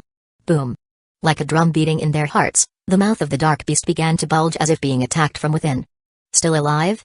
Getting eaten and exposed to a concentration of dark energy, even an overlord would have its flesh torn. However, seeing Max was still alive, they couldn't help but be amazed. Uncle Max can't get out? Seeing something was wrong, Sylvan, a master of void and space, locked onto Max and jolted him out of the dark beast's mouth. Cough. Are you alright, uncle? Too much. How dare this dark beast eat me? Reckless brat. Ericus smacked his head. Don't worry, mother, I can't die. Possessing the power of wrath, nothing further could corrupt him. The purest power in existence is wrath, an inextinguishable anger. Meanwhile, seeing Max safe and sound, the three looked over in amazement. Is this the Shadowcrest family? Although their power was lacking, being able to match the special dark beast without losing was already unbelievable. Soon, letting go of the dark beast, they witnessed how this family fought as a team. Surrounding the dark beast, they began using their unique abilities, bringing it in circles. Be careful. Seeing someone about to die, they panicked again. However, like a miracle, a few seconds later, the person they thought was dead resurrected like nothing had happened. How evil. They felt that if they were the ones fighting, they might have already died multiple times. As clones of an overlord, having a higher path of law, how could numbers defeat them? However, as they watched further, they could only accept the fact that this Shadowcrest family were a group of monsters. From their foundation, combat ability, skill, an arsenal of treasures, physique, the seed of law, contract with the supreme law, etc. Perhaps the only thing they were superior in was their path of law being higher and their experience being greater. I didn't realize they were this strong. Sierra muttered with a sigh. Perhaps it's because Maximus was so dazzling that we forgot to look at who was behind him. Paragon also nodded. Then, it seems that we are blind. Nyx muttered. Soon, after a few days of relentless battle, the Shadowcrest family gave the dark beast a clean death. Unfortunately, due to its nature, it resurrected again in an instant. It's useless, even if you can defeat it, you can't completely kill it. Why is that? Although they were shocked that the dark beast could instantly resurrect, they were not too deterred. As long as they were given time, they were confident they could kill it. It's immortal. Unless you erase every piece of its matter instantly, you can't completely kill it. What about energy? Surely, this dark beast needed something to resurrect. Yes, as long as you kill it enough times that its energy regeneration can't keep up, you can also kill it. Huh? How fast do we need? Being connected to the source of knowledge and a system controlling Maximus' unlimited energy, they didn't need to worry about exhaustion. As long as the Eon Plane stood firm and Maximus was alive, they could fight this dark beast for eternity. You need to kill it thousands of times in a matter of years, Paragon estimated. However, seeing how long it took them to kill the special dark beast even once, he knew they didn't have a chance. This is impossible. Testing how thick the life force of the dark beast was, it took them a lot of effort to even kill it in a few days. To kill the special dark beast completely, based on Paragon's estimate, they needed to destroy it multiple times a day. Then we can only wait for Maximus. Although they had unlimited energy, they couldn't pass it on to others. Otherwise, giving Sierra and Nyx some help would be enough to kill this dark beast completely. Unable to do anything, they could only play with the dark beast like a fiddle, using their precious time to train their combat ability. Among them, only Sky and Max were able to master ultimate combat ability. Facing such a challenging opponent, they couldn't help but try their hand. Seeing this, Nyx, Sierra, and Paragon were speechless. Earlier, they were fighting as if their lives depended on it, and now, with the arrival of these weirdos, it had turned into a training match. Sighing, they could only be thankful that such prodigies were born on the Eon Plane. Finally, after decades of waiting, Two overwhelming auras descended into the chaotic void. Feeling the suppressive aura that even touched the border of an overlord, they knew the key players who would turn the battle had arrived. Maximus. Tsar. Where am I? Maximus frowned, seeing the chaotic void. Fortunately, seeing his family safe and sound, he heaved a sigh of relief. Maximus. You also came out. Ha ha ha. What about we fight for another round? Tsar laughed, still remembering his previous defeat. Another fight? Maybe later. We still have something to do. Maximus pointed at the rampaging dark beast. Huh? What is that? It seems to be stronger than a regular dark beast. Seeing it charge toward them, Tsar became a little interested. Increasing his strength a billion times, he gave it a punch. Boom. Disintegrating the dark beast into pieces, it quickly regrouped, giving the two a surprise. It seems that this dark beast is a little different. Maximus also became a little interested. Could this be the one giving him a dangerous feeling before? Just right, a warm-up before we fight. Tsar didn't care and licked his lips. Chapter 688, Real Danger. Cranking his power up, Tsar began beating the dark beast into pieces, yet after repeated attacks, it remained alive. How could it efficiently use energy in such a state? By now, Maximus had already been informed of the danger they were in. A special dark beast, the harbinger of darkness that could end a plane. Fortunately, he and Tsar was here. Otherwise, even if all clones of an overlord were here, it wouldn't make a dent. Swallowing all the prodigies possessing the seed of law, this dark beast might evolve into a tier 13 realm. Watching Tsar beat it into pieces, Maximus couldn't help but be amazed by the resurrection ability of the dark beast. Unlike most who absorb a seed of law related to their physique, Maximus' seed of origin was related to his practice. Strengthening his ability, his eyes evolved to that of Lilith, who could see every essence of things. Watching the dark beast resurrect over and over again, he quickly learned the ingenious method of the dark beast using the seed of law. Maximus, a little help here. I'm about to run out of power. Tsar yelled, enjoying his current state. Absorbing the seed of power and advancing to the tier 11 realm, his power amplification no longer took time. As long as he had enough energy, the damage he received from instant amplification would be neutralized. However, instantly increasing his strength near that of an overlord, his energy was quickly running short. You're too weak. Maximus complained, giving Tsar a dose of energy. Ha ha ha, things are urgent, so I need to rush things up. Whatever. Advancing to the tier 11 absolute realm, the energy that his physique could release increased from 5 to 30 times. He estimated that after refurbishing those ether devices, he could power Tsar up to 10 billion times without interruption. As for his strength, it didn't increase much, boosting his strength to 3 times. Because of his solid foundation, the increase in realm didn't give much change. Soon after smashing the dark beast for a few minutes, Tsar felt his energy depleting again. Maximus, give me more. I'm dying here. Seeing that power near that of an overlord couldn't completely kill the special dark beast, Tsar decided to increase his power. With the increase in amplification, the energy in his body became thinner and thinner. TSK. Clicking his tongue, Maximus could only replenish Tsar's energy. Soon, Tsar's strength increased to 2 billion, 3 billion, 4 billion, 5 billion. With enough energy from Maximus, he let go of his strength, repeatedly beating the dark beast into pieces. Kia. Screaming in anger, the dark beast seemed to feel its demise as it tried to escape. Escape? Dream on. Holding the massive head of the dark beast, Tsar smiled evilly, smashing its head. Boom. Like crushing a watermelon, the head of the dark beast exploded all over the place. Kia. Ha ha ha, that's right. More anger, more power. Let me see how long you can hold off. Tsar laughed. Seeing Maximus give him energy without any payment, how could Tsar not take the chance? Marveling at his overwhelming power, he played with the dark beast like a helpless immortal chick that could be killed with a flick of a finger. Tsar, enough. Finish it already. Maximus complained. Tsar's strength had already reached 10 billion times amplification, reaching the power of an overlord. Each second, to maintain Tsar's power, Maximus needed to spend trillions of strands of casualty. If not for knowing the danger the dark beast imposed, he would have long smacked Tsar for wasting so much energy. Oh, fine. Turning serious, Tsar began to gather all his strength into his fist. A power comparable to an overlord concentrated at one point could even tear a hole in a plane. Boom. Disintegrating everything in its path, the dark beast could only wail as every piece of its matter became extinct.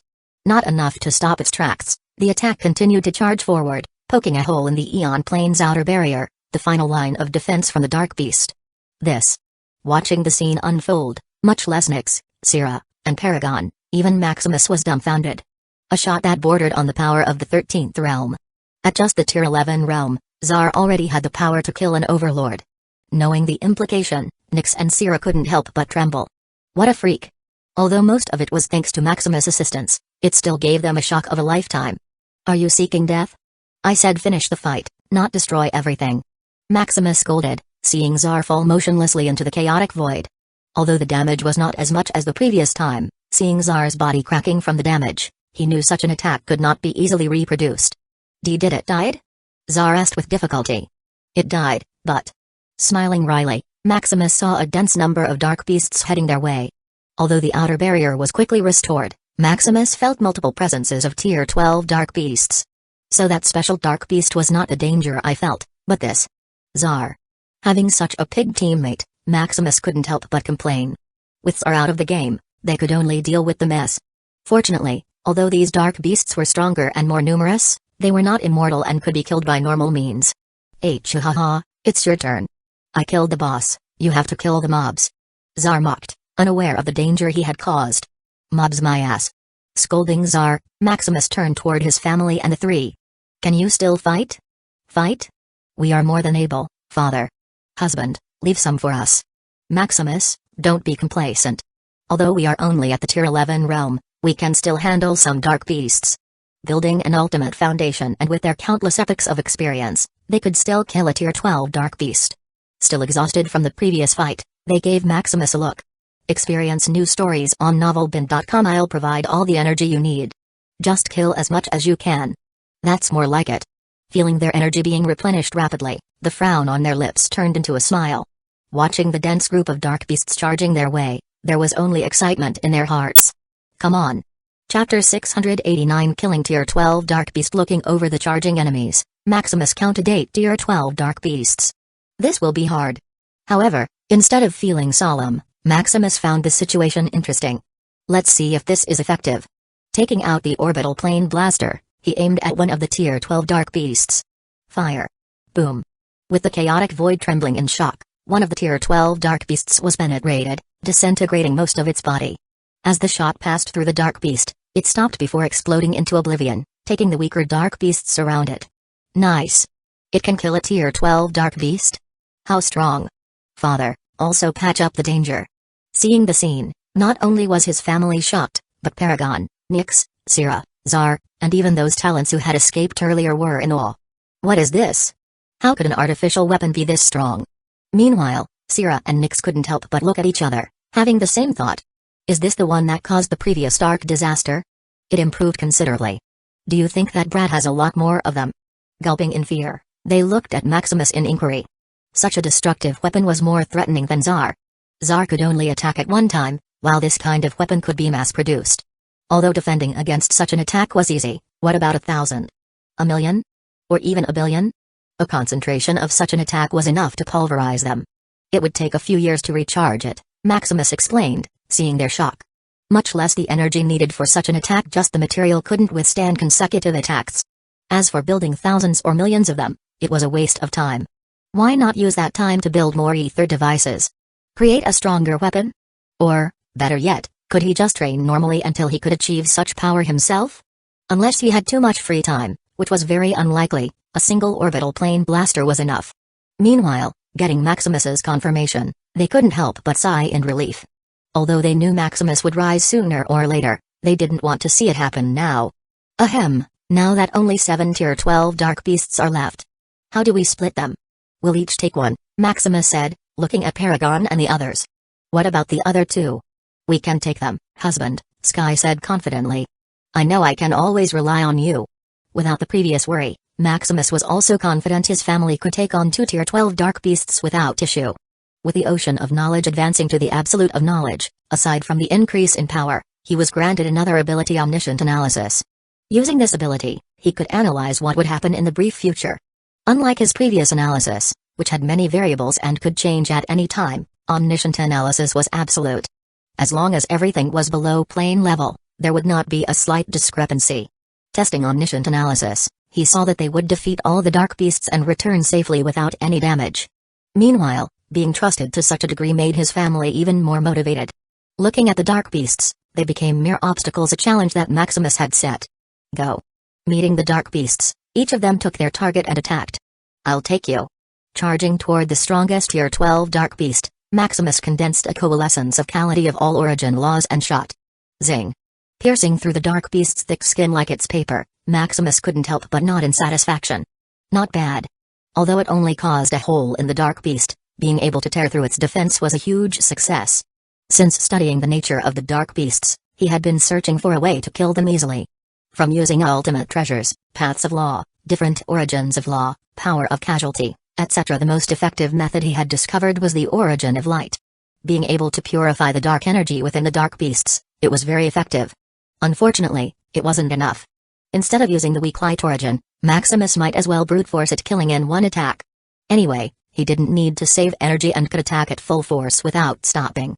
Seeing that the coalescence of the Calamity of all origins of law was very effective, it seemed he would be busy in the future.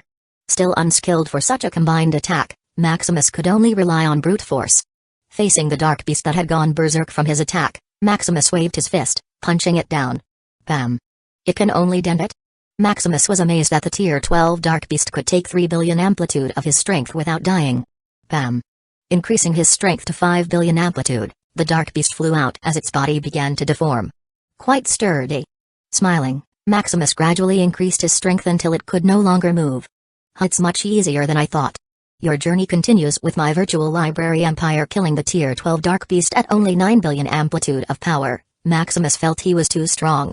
Just after advancing to the Tier 11 realm, he could already kill a Tier 12 Dark Beast like nothing. But my origin. Unfortunately, looking at his core of origin, which was slightly damaged, Maximus could only smile wryly. Although his foundation and core of origin had become stronger, they could only withstand up to 10 billion amplitude of power for a brief moment. Killing the Dark Beast at 9 billion amplitude of his power basically scrapped him from within. Another fight, and he would be disabled like Czar. Looking at the others, it seemed they were also struggling. Sierra, Nyx, and Paragon were already bloodied and injured, fighting the Dark Beasts with all their will and life. If not for the continuous infusion of his energy, they might have already died long ago.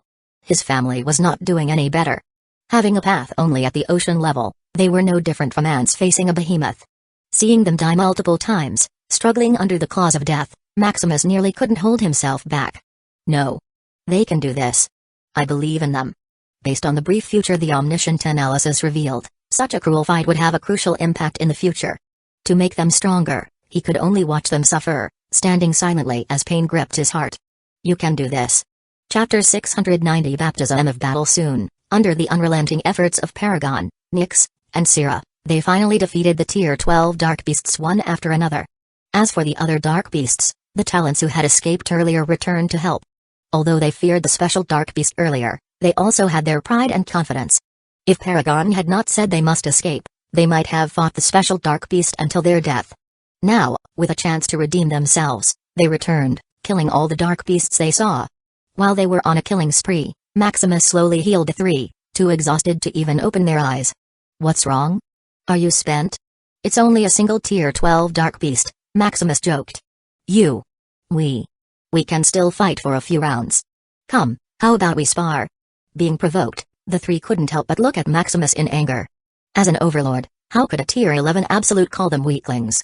You still lack training. How could you become so tired after one battle? Maximus shook his head. These overlords were becoming too comfortable on their pedestal. If they were more enterprising, maybe they could fight a Tier 13 Dark Beast and end the dark disaster before it started. Too tired to speak, they no longer bothered to answer Maximus. Among the absolutes, only one had the same achievement of killing a Dark Beast at a high tier, Marcus. That freak of nature was stronger than Maximus and Czar. With a record of killing over 100 Tier 12 Dark Beasts, he even fought 3 Tier 12 Dark Beasts simultaneously without losing. Even for them, fighting such a number of Tier 12 Dark Beasts would have left them injured. However, with his pure guts and fighting will, this guy killed all 3 Tier 12 Dark Beasts like an overlord. Meanwhile, seeing they were soulless, Maximus could only watch as his family continued to be beaten. Fighting 2 Tier 12 Dark Beasts simultaneously, it was already good enough that they could hold them back. As for killing them, with their current abilities, it was impossible. However, as the fight continued, their fighting ability broke through the ultimate one after another. Under the test of fire, their ability was fully brought out, flourishing under the ravages of death. With their control becoming more sophisticated, their path of law also began to increase, rapidly rising against the tide. A little more, and they could advance to absolute. Maximus thought in excitement. With ultimate fighting mastery, they could beat these Tier 12 dark beasts to pieces.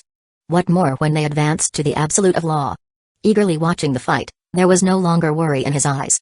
Maximus even wished there were more Tier 12 dark beasts to temper his family.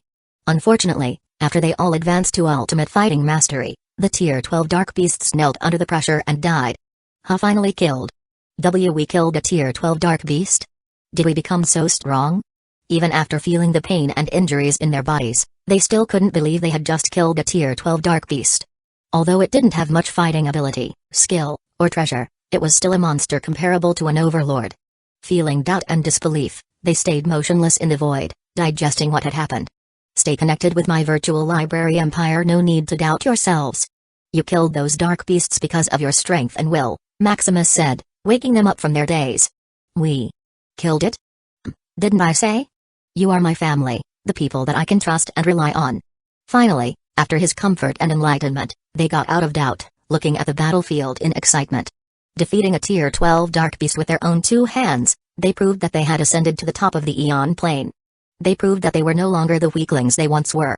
They were already warriors who could transcend all storms and, more importantly, someone who could be entrusted. Let's return home. It's been a long journey. Meanwhile, while Maximus and the others returned to the Aeon plane, the dark beast wave in the dark void domain had stopped. The carnage of battle, the mindless invasion of the dark beasts, had finally stopped. Holding the fort, the overlords and the absolutes slumped, floating tirelessly in the void. What happened this time? Do any of you know anything? Elvian asked, staring out in a daze. Could it be Maximus? It's not. Before Aslan finished his statement, Sira quickly denied it. Then what's the cause of such a sudden dark beast wave?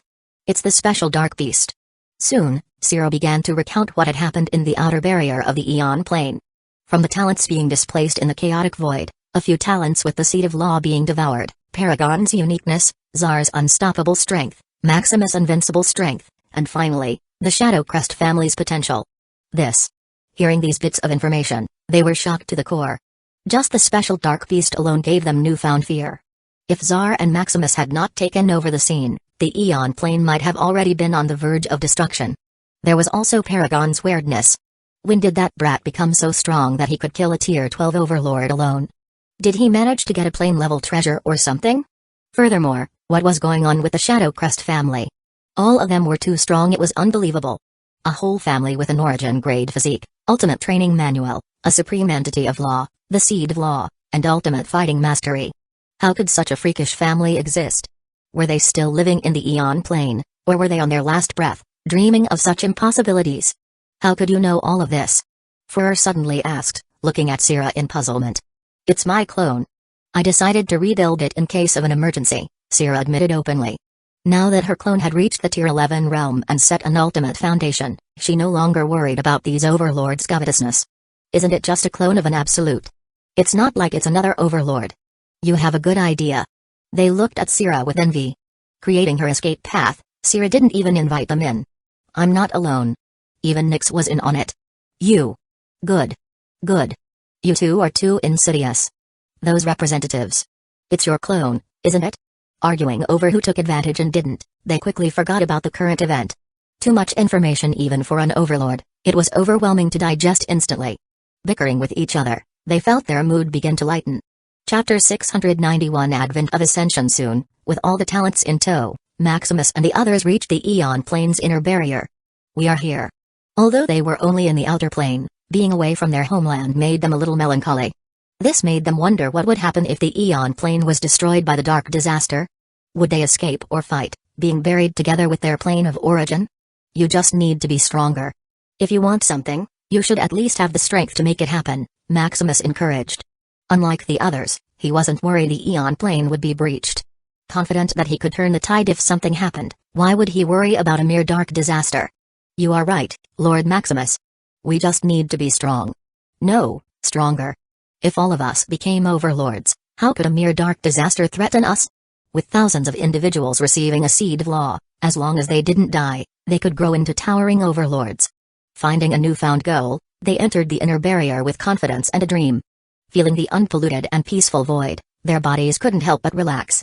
It seemed as if their bodies were screaming, solidifying their advancement to the Tier 11 realm. Not yet. Feeling his body wreaking havoc, Maximus held it down. Although they all advanced to the Tier 11 realm, it was incomplete. Their bodies still hadn't been baptized by the origin of laws, purified by the Calamity of power, and harmonized with the Aeon plane. Even their path of law hadn't completed its evolution. Being sent away to the outer barrier, their connection with their path of law became dim. If not for being in the Tier 11 realm and carrying a trace of their path of law, they wouldn't even be able to use its power. We'll go on first. Let's meet again when fate requires it. Goodbye, Lord Maximus. We'll see you again in the future. Saying goodbye, they bolted toward their territory, wanting to consolidate their foundation. Maximus, let's fight again in the future, Tsar said, still feeling pain. You wish. Ha ha ha, you wait for me. Not caring about his reply, Tsar quickly left. Paragon, Nyx, and Syrah also said their goodbyes and quickly left. Although brief, fighting together to save the Aeon plane created a bond that couldn't be measured by time. If not for the urgent matters, they might have even wanted to celebrate. With all the talents leaving, Maximus and his family also boarded the Shadow Void ship and returned to the Etherium realm. A few years later. We're back. Looking at the Etherium realm, they couldn't help but feel nostalgic. It seems the Etherium realm got bigger again. Away for over 10,000 years, the Etherium realm had gained another circle. It should be the talents recruited by the Order of Maxim. Recruiting hundreds of billions of talents, coupled with their dimension, it was no wonder the Etherium realm bulged again. The origin of law became too messy, Etheria complained.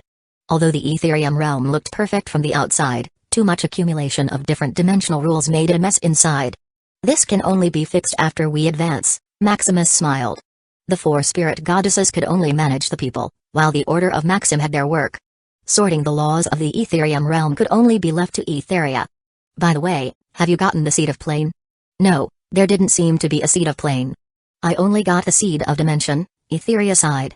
If she had gotten the seed of plane, she would have had the same potential as the Aeon plane. Unfortunately, it seemed there was no such thing in the primordial origin realm. I see. Maximus sighed but was not too disappointed. On the way to the seed of origin, he also tried to find a seed of plane. He thought they didn't have much affinity, so he hadn't found it. Now, it seemed it didn't exist. We can only compromise with these, Maximus muttered, handing over dozens of ultimate dimensional fragments. Discover stories at my virtual library Empire Ultimate Dimensional Fragments. Shouting in shock, Etheria couldn't help but look greedily at the fragments in Maximus's hands.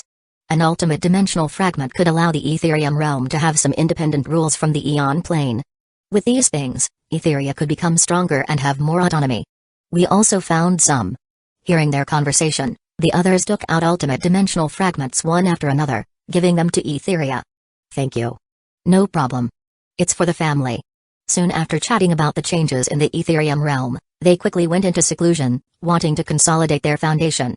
Maximus also went to the source of knowledge, wanting to complete its advancement to the absolute of law. Feeling the densely saturated origin of knowledge evolving into a higher form, Maximus began to hasten its process. Come. Waving the net of origin and casualty, the source of knowledge began to expand, turning into a massive light that surrounded everything in the void. As the blinding light turned into a cocoon, all the paths of law within began transforming and evolving. All the lives in the Etherium realm became enlightened, becoming smarter than sages and advancing multiple times. The knowledge flowing throughout the Aeon plane also became rapid, cycling like never before. From the past, present, and future, all knowledge seemed to become more perfect as all imperfections were purified. Feeling this change, all dimensions began to close their eyes, absorbing such a transformation. A forbidden path, a thread that influenced not just the minority but all living beings with consciousness to learn. Feeling their minds become clearer as the flow of knowledge became more condensed, they couldn't wait to pick up books, capitalizing on such enlightenment. Suddenly, just when they were about to celebrate, multiple lores began to surge, shocking them to their core. The absolute of infinity, the absolute of abyss, the absolute of power, the absolute of boundless. Feeling multiple forbidden paths of law advancing, they knew it was the start of a new era, the advent of ascension. Chapter 692 Advent of Ascension, 2. A few thousand years later, Maximus fully consolidated the source of knowledge to the absolute. Expanding endlessly, it turned the Etherium realm void region into a mist of knowledge. Under the mist's influence, one could either become a sage, enlightened by boundless knowledge, or a madman, bombarded by the murmurs of the unknown. Fortunately, after the first burst, the Etherium realm barrier worked, isolating all harmful substances, keeping only the bare minimum that the people could take. Find adventures at my virtual library Empire. Feeling the feedback of the absolute of knowledge, Maximus slowly opened his eyes. No additional abilities. Aside from omniscient analysis becoming stronger and more energy-saving, the absolute of knowledge didn't give him much ability. This is... Suddenly, as he pondered whether the absolute of knowledge had changed, he saw lines connecting every learning consciousness in the Eon plane. Like a god that could watch every thread of fate, Maximus could see what they were trying to learn. Waving his hand, an individual having difficulty mastering a skill quickly mastered it to transcendence. Another wave and the knowledge about it completely disappeared. Remote enlightenment and deprivation? Trying one by one, Maximus grew in excitement. Everyone, as long as they were below the absolute realm, could be enlightened or deprived of every knowledge they had. Turning one into an ignorant fool or a genius was but a wave of his hand. As long as their origin could take it, Maximus could even grant them Tier 12 professional knowledge. Unfortunately, it's only in theory. In reality, without a solid foundation, one's origin might not even take knowledge as much as one's realm. As for memories, it was beyond the capability of the absolute of knowledge. However, the enlightenment of knowledge at such a large scale was enough for Maximus to initiate his plan. It might seem useless, but to enhance the path of knowledge, a large number of individuals must be involved. Opening his long-neglected panel, Maximus couldn't help but smile. Host, Maximus Shadow Crest, Physique, Dimensional Source, Rank 12, 3 trillion, 900 quintillion out of 100 quintillion, Absolute of Knowledge, 1%, Calamity Points, 38 quintillion, 760 billion. It seems it's time to upgrade my physique. Maximus decided. He had always been putting down the advancement of his physique as it was too expensive. Even after over 1,000,000 years, the strands of Calamity the ether devices refined didn't reach 50 quintillion. Furthermore, with the dimensional competition coming close, he could only turn his attention to what would make him stronger quickly. Now that everything is settled, coupled with the advancement of the ocean of knowledge allowing him to increase the rate at which he could produce strands of casualty, it's time to turn his attention to his physique. Using all the strands of Calamity in his hands, Maximus estimated that it would only take over 100,000 years for his physique to advance. A Tier 13 physique? Not being able to imagine what such power would look like, Maximus couldn't help but be excited. Calming down, he thought of what to do in this downtime. His family was still in seclusion, consolidating their foundation and pursuing the absolute of law. In these 100,000 years, without the strands of casualty, all his training would have to stop. Suddenly, Maximus thought of the trial of origin. In the previous virtual trial of the entity of laws, he still hadn't passed the last trial. To be everyone and everything, experiencing all their life and tribulations, Maximus estimated that it would take billions or even trillions of epochs. Carving the trial into his core of origin, Maximus could take it at any time. Urging the trial of origin, one of the governing laws, the entity of law he was bound to woke up. Are you finally willing to take this trial? Why not? I was too busy before, but now I have some time. Good, good. How could you be a master if you didn't know and experience the life and tribulations of those below? The entity of origin laughed, seeing Maximus finally continue the trial. This was not only about its dream of saving the Eon plane from any disaster but also about having a stronger partner who could lead them to a better future. Passing the trial would allow one to condense the most solid and pure core of origin ever seen. Once Maximus completed the trial of origin, he might be the strongest existence that could make every conscious being bow in submission. I know. Hurry up, I have something to do later. Fearing Maximus would go back on his word, the entity of origin quickly conjured the trial. What animal am I this time? A deer? Not bad. Having experienced the trial before, Maximus knew what to expect. Spending the life of a deer, he was quite relaxed eating grass, drinking from the river, and escaping from predators. After spending hundreds of years in such a life, Maximus moved on to the next. From animals to different races, inanimate objects, celestial bodies, and more. Maximus experienced the lives of different beings for epoch after epoch. With each epoch that passed, a year in the real world went by. With all the talents in seclusion, hoping to consolidate and break through to the absolute realm, the Eon plane fell silent. 1,000, 5,000, 10,000, 30,000, 50,000 years. Just when Maximus was fully immersed in the trial of origin, intending to wait 100,000 years to upgrade his physique, a huge commotion erupted in the Eon plane. Another forbidden path broke through? Sensing the immortal, inviolable energy, they knew it was the sign of another forbidden path advancing to absolute. Spreading throughout the whole Eon plane, all beings seemed to become immortal, with ordinary beings having their lifespans extended from decades to thousands of years. The era of ascension. The era of ascension is here. The era of ascension, the rise of everyone and everything. If the dark disaster was something that could destroy a plane, then an era of ascension was when everyone, even the Aeon plane itself, was about to rise. There had only been 2 recorded eras of ascension in the history of the Aeon plane, the birth of innate creatures and the advancement of multiple overlords. Facing the third of such an era, they knew the Aeon plane was about to change. Chapter 693 Absolute of Immortality Maximus, who was focused on the trial of origin, also felt the burst of immortal energy. Did Iris advance? Exiting the trial of origin, he teleported toward the Ethereum realm. Iris? You advanced. Feeling the majestic energy of an absolute radiating from Iris, a smile couldn't help but appear in his heart. It's thanks to you, she said. After billions of epochs, she had finally advanced to the absolute of law. Now, she was only one step away from reaching the Tier 12 Overlord realm. It's all I can do, Maximus said. Continue your adventure at my virtual library empire. Taking Iris into his arms, he asked how much her strength had grown. I became immortal in all space and time. Listening to Iris recount her newfound power, Maximus's expression turned to amazement. No matter the time or space, even in a trial or virtual world, Iris's strength would remain the same, untainted by all external forces.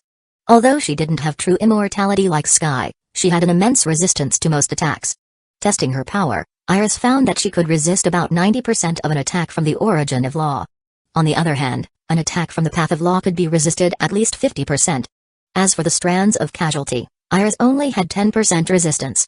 It's a lack of foundation. Even though advancing to the absolute of law made Iris's strength skyrocket, it was still incomparable to his family at the ocean of law. Even with the entity of law and a seed of law, her strength hadn't reached its peak. Do you want to rebuild? Maximus asked. Rebuild? Did you deduce an origin manual I could use? Long ago, Maximus had told her about the ultimate origin manual. Knowing that such a universal manual could set a supreme foundation, Iris was tempted. Unfortunately, after advancing to the Tier 11 realm, her foundation had already solidified. Even if she killed herself to restart, it wouldn't work. It's here, the Immortal Origin Manual, Maximus said, smiling as he handed her the manual. After hundreds of thousands of years of deduction, he created a manual that was not only suitable for Iris but also usable by any Tier 11 individual. The only disadvantage was its resource-intensive nature. To flood and replace her flawed foundation, an immense amount of energy would be required. Fortunately, for someone like him who possessed the dimensional source physique, it was no issue. That's great. Reading through the manual, Iris was amazed. Once she rebuilt her foundation, she estimated that her strength would undergo a massive overhaul. Her resistance could even evolve into absolute immunity to damage from the origin, the path of law, and even the power of casualty. If she reached such a state, she would become an unkillable existence, a true immortal. Suddenly, as they were talking, they felt a fluctuation of energy outside the Ethereum realm. Master? Feeling the familiar energy, Iris immediately thought of her master, Elena. The founder of the Immortal Palace, Ect? Let's go. Let me introduce you to my master. Teleporting out of the void, they arrived before Elena, the absolute of yin and yang. Master. You're here. You little girl, you've finally advanced to the absolute of law. How could I miss this? Elena said, gazing at her like a mother admiring her daughter. Master. Hearing Elena's words, Iris couldn't help but tear up. Her beauty had always been a disaster. No matter how much she disguised or hid herself, trouble would always follow, nearly sending her to death countless times. Fortunately, like a goddess descending from the heavens, her master had came to her rescue. Providing her with shelter and guidance, Elena had turned Iris's once chaotic life into smooth sailing. Having a place she could truly call home, Iris's love for Elena surpassed even that of a mother. Meanwhile, watching the two chatter endlessly, Maximus couldn't help but smile. Knowing Iris's past struggles, he, too, was grateful to Elena. You brat, come here. Although Maximus was the most talented prodigy, even surpassing her strength, Elena didn't care. As the man who had kidnapped her disciple, how could she be polite? What is it, Your Excellency? Maximus asked with respect. It wasn't just because she was Iris's master but also because of her immense strength. Elena ranked among the top 10 powerhouses in the entire Aeon plane. Furthermore, Maximus heard that Elena and Marcus had an unclear relationship. Disrespecting the woman connected to the strongest absolute. That was a surefire way to get himself beaten. When do you plan to have your wedding with Iris? Master. Iris asked shyly. Although they had already done everything, the thought of marriage still made her embarrassed. This is a must. A marriage isn't just a ceremony but a sacred vow between husband and wife. Elena declared firmly. Hearing this, Maximus nearly rolled his eyes. What about you and Marcus? Shouldn't you be married first? What do you think? Ahem, I will arrange our wedding as soon as possible. That's good. That's good. Be a man, and don't leave your woman unattended. Elena said, gritting her teeth. If that bastard was as romantic as Maximus, they might have already had kids by now. Just as she was about to complain in her heart, Elena suddenly felt arms embracing her from behind. Elena. You're finally out of seclusion. Marcus? Miss me? Humphrey. How dare you show your face before me? Get out. No, let me melt into your warmth. Seeing Elena and Marcus flirting in front of them, Maximus was speechless. Is this normal? He asked. Pa. Those two are already so old, yet. Blushing, Iris glanced at Maximus. Don't worry. Even if you're old and gray, I'll still treat you like the most beautiful gem, Maximus said sweetly. What do you mean? Are you wishing for me to get old? As an immortal, Iris would never age. No, no. I mean, no matter what happens, I'll always cherish you the same. Huh? So your love for me is stagnant and will never grow? This. Feeling a headache coming on, Maximus quickly changed the topic. Did your master ever get married? Hearing his words, Elena and Marcus, who had been flirting, suddenly paused. No. Not knowing the answer, Iris looked at them. Hey, it seems we never actually got married, Marcus said with a smile, looking at Elena. Do you? No. You wish. How could you ask a woman without any preparation? Is there any need? Marcus asked, scratching his head. Humphrey. Whatever. Storming off in anger, Elena left, and Marcus could only chase after her. Ugh. Should I also prepare? Maximus muttered. What do you think? Iris asked, squinting her eyes. Don't worry. I'll prepare a surprise. Chapter 694 Dazzling Proposals. Soon after taking Iris to relax and catch up on the latest matters, Maximus secretly began preparing a surprise. After hundreds of years exploring the Eon Plane from the Dimensional Alliance territory to the Dark Void domain, they returned to the Immortal Palace realm. Where is the surprise you've been preparing? Can't wait? Iris didn't want to wait millions of years for a mere proposal.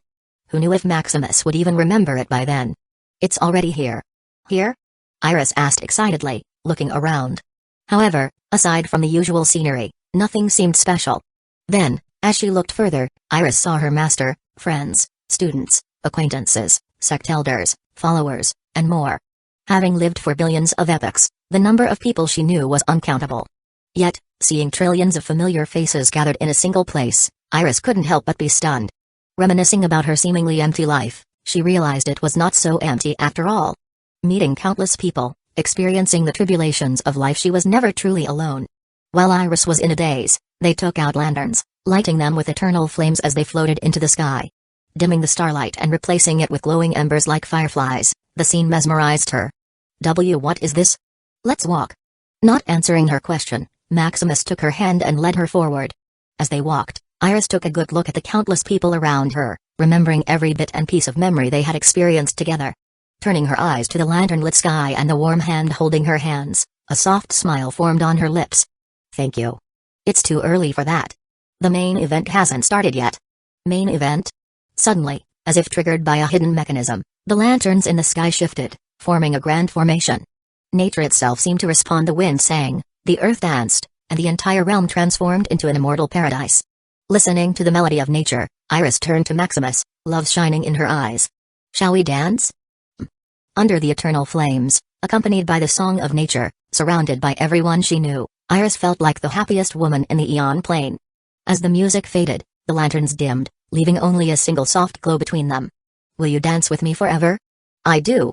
At her answer, the entire dimension seemed to rejoice. The lanterns burst into dazzling light, announcing their union. Blessed by eternal flames, everyone in the Immortal Palace realm felt a warmth that pushed back even the coldest darkness, a guiding light at the end of the tunnel. With Maximus' proposal, Marcus, who still couldn't coax Elena, was suddenly enlightened. So that's it. Learning from Maximus, Marcus also began plotting a surprise. However, not wanting to be outdone by a junior, he planned something even grander. He even sought Maximus' advice, like a student learning from a master. Meanwhile, postponing the wedding until his family emerged from seclusion and giving Marcus time to finish his affairs, Maximus and Iris returned to their secluded training. Although Iris had already advanced to the Absolute Realm, her foundation was still lacking. With the Immortal Origin Manual in hand, she began refining her deficiencies. Maximus, on the other hand, continued taking on the trial of origin while accumulating enough strands of Calamity to upgrade his physique. 10,000 years passed in silence.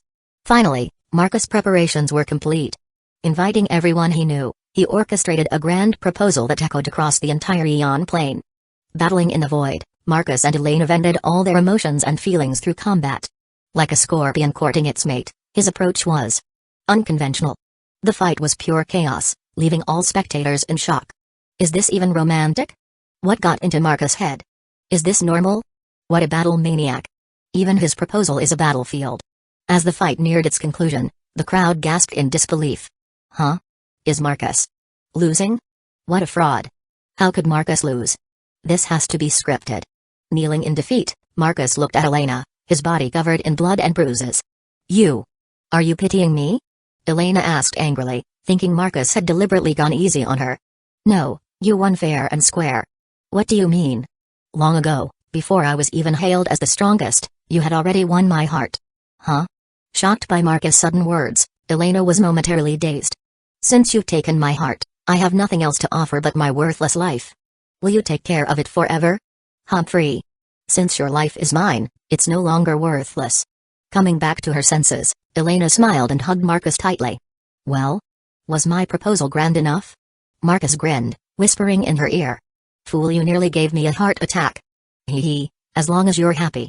With the romantic fiasco coming to an end, Marcus announced that their official wedding would take place 10,000 years later. Hearing about the upcoming wedding, various powerhouses began preparing extravagant gifts. The strongest absolute was getting married. Although a minor event in the grand scheme of things, it was no less significant than a forbidden path advancing to absolute. Even Maximus, despite being focused on the trial of origin, took time to make preparations. Soon, 10,000 years passed, and a grand wedding ensued. Attending the ceremony, Maximus and Iris congratulated the couple. Congratulations, Master. You finally got your wish. What wish? This bastard was the one who insisted I take care of his life. Right, it's all because of me. Marcus nodded like an obedient husband. Humphrey. By the way, when are you two getting married? You can't keep dragging it out forever. Elena asked with a smirk. It will be soon, in about 100,000 years, Maximus replied. Not bad. Your next read awaits at my virtual library empire. Seeing Elena's two-faced reaction, Maximus could only smile wryly. After greeting the other guests, Maximus and Iris left to give the newlyweds some space. While enjoying the wedding feast, Iris secretly took notes on what she wanted for herself. Excited, she couldn't help but glance at Maximus. Don't worry, I'll give you everything you want. I know. With the wedding coming to an end, the two returned to seclusion once more. Chapter 695 Rank 13 Plane Source 60,000 years later. After experiencing over 100,000 epochs in the trial of origin, Maximus suddenly felt a movement in his physique. Am I about to advance? Shocked, he tried to open the panel. Host, Maximus Shadow Crest, Physique, Dimensional Source, Rank 12, 99 quintillion, 999 billion out of 100 quintillion, Absolute Knowledge, 2%, Calamity Points, 12,512, just a quadrillion strands of casualty. His ether refiners had reached over 9 billion. With his advancement to the absolute of law and the renovation of previous ether devices, a single ether refiner could now produce about 300 strands of casualty. With his current accumulation, a quadrillion strands of casualty would only take him a little over a year at most. A year later, under Maximus' anticipation, his physique finally evolved. Advancing from rank 12 to 13, an invisible change spread across the Aeon plane. The origin of laws began to stir as if welcoming its creator. Outside the Aeon plane, the chaotic void turned turbulent, swallowing the dark beasts around it as it started to rotate. Unknown to everyone, Maximus quietly evolved his physique beyond the limits of the Aeon plane. Huh? What is this power? Plane origin? Instead of being granted unlimited power over casualty, Maximus was given the power of a plane. He recalled the plane origin from the primordial origin realm and realized it was almost identical. The only difference was that the plane origin generated by his physique was pure, untainted by anything. Plane origin? Is this what lies beyond the origin of laws? Although Maximus already knew that the power of Calamity was merely a byproduct of the origin of law, he was still shocked. Examining the plane origin, he felt something unique. Where does this energy come from? If it was extracted from the Aeon plane, then its destruction was inevitable. Since plane origin was the life source of a plane, extracting it was no different from siphoning blood from a person. The chaotic void? Enlightened by the absolute of knowledge, Maximus noticed the commotion outside the Aeon plane. Extracting plane origin from the chaotic void was truly worthy of a tier 13 physique. However, the power generation is so slow. After a few hours of investigation, Maximus had only accumulated a few dozen strands of plane origin. At this rate, he estimated that even in a full day, he might not reach 100 strands. Looking at the panel, he noticed the name of his physique had changed. Physique, plane source, rank, 13, 0 out of 100 trillion, grade, origin, 0 out of 100 trillion, Calamity points, 445 billion, plane origin, 34. Aside from the name change, he also realized that enhancing the grade of his physique was now feasible. From unknown to 100 trillion, it was an unexpected surprise. Testing it with Calamity points, neither the rank nor grade of his physique changed. As expected. But when he tried using plane origin, there was finally some progress. Physique, plane source, rank, 13, 1 out of 100 trillion, grade, origin, 1 out of 100 trillion, this will take a long time. Although pleased, Maximus couldn't help but sigh. With a slow generation rate of plane origin, it would take epochs to upgrade his physique. Having a physique beyond his strength was truly uncomfortable. Maximus tried using the ether devices to extract plane origin, but it did not work. To extract origin energy, it had taken him countless Tier 11 materials mixed with Tier 12 materials. To absorb plane energy, he would likely need a steady supply of Tier 13 materials. Turning his eyes to the chaotic void, he realized that only the dark beasts could provide such materials. Mining Tier 13 materials outside the Eon plane was not feasible, not with disaster looming at their doorstep. Sighing in helplessness, he could only test the other powers of plane origin. Placing it into his core of origin, Maximus immediately felt his body soak in a rejuvenating spring. Healing all his fatigue and fortifying his origin, he couldn't help but close his eyes in comfort. This is useful. With enough plane origin, he could complete the trial of origin ahead of schedule. Due to time constraints, Maximus only dared to experience about 1 epoch of trial each year. But with enough dose of plane origin, maybe he could endure an epoch of trial every single day. Taking plane origin into his source of law, Maximus noticed a slight advancement. Find adventures on my virtual library empire. Although it was little, it could hasten the growth of his path of law. The plane origin also worked with ultimate materials and treasures. He had a feeling that with enough investment of plane origin, they could evolve into plane-level treasures. Such power. The plane origin seemed omnipotent, capable of enhancing anything and everything.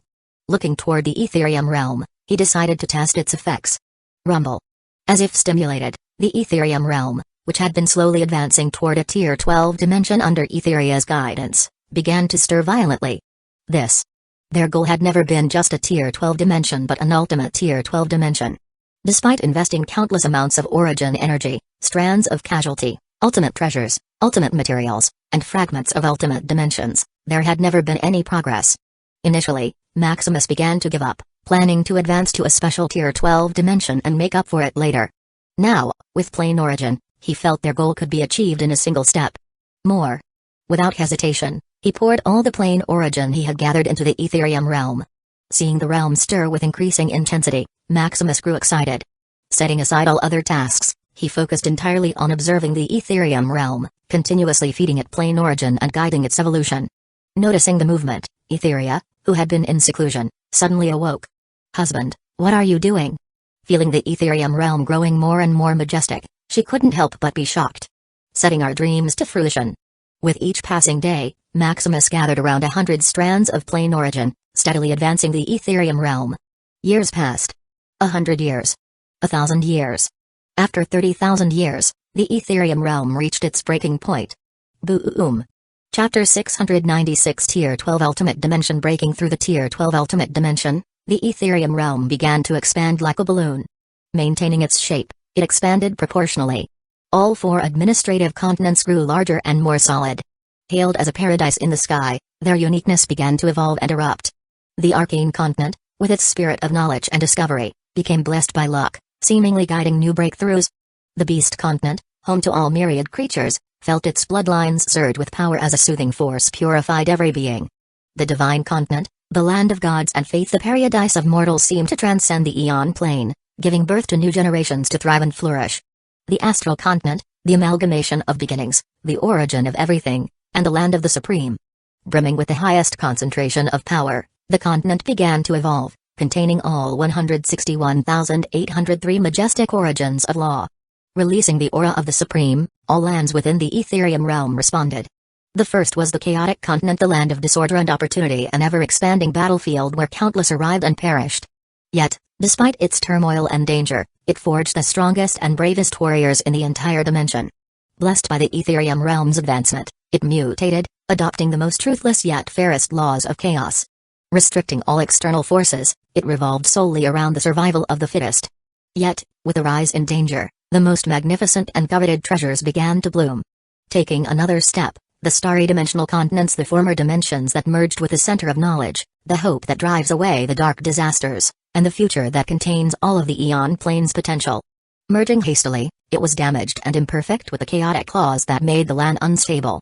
But, blessed by the Ethereum realm's ascension, its flawed laws grew coherent, not only aligning with the Eon Plane's nature but also preserving their unique traits intact. Its people, having their diverse origins, begin to harmonize with the Ethereum realm's essence, becoming blessed by its luck and fate. The starry islands drifting through the chaotic sea, the explorers of the unknown, seekers of the greatest mysteries of the waters. Braving winds and storms for a chance at supremacy, the Ethereum realm seemed to hear their call as a guiding light descended upon their journey. Shielded from chaos and tribulations, their souls and spirits evolved, gaining the ability to seek the unknown. Soon, the four sub-managers of the land, the spirit goddesses guiding and assisting the dimension, began to transform. As born spirits, their strength relied on external forces, from advanced alchemical devices to powerful ships and floating cities. Dependent on external tools, they had never truly grown or evolved. However, with the Ethereum realm's blessing, their existence underwent a fundamental shift. No longer ordinary spirits, they ascended into ultimate spirits. Their minds sharpened, their thoughts accelerated, and the very energy in the atmosphere nourished them. Merging with the Ethereum realm's core, they breathed and grew with it. Soon, the holy land of learning, the Ethereum Academy, also began to change. As the cradle of the strongest and most influential powerhouses in the dimension, it embodied the will of learning, the will to never give up. The will to pursue power and greatness. The will that not only enhanced potential but also ignited motivation.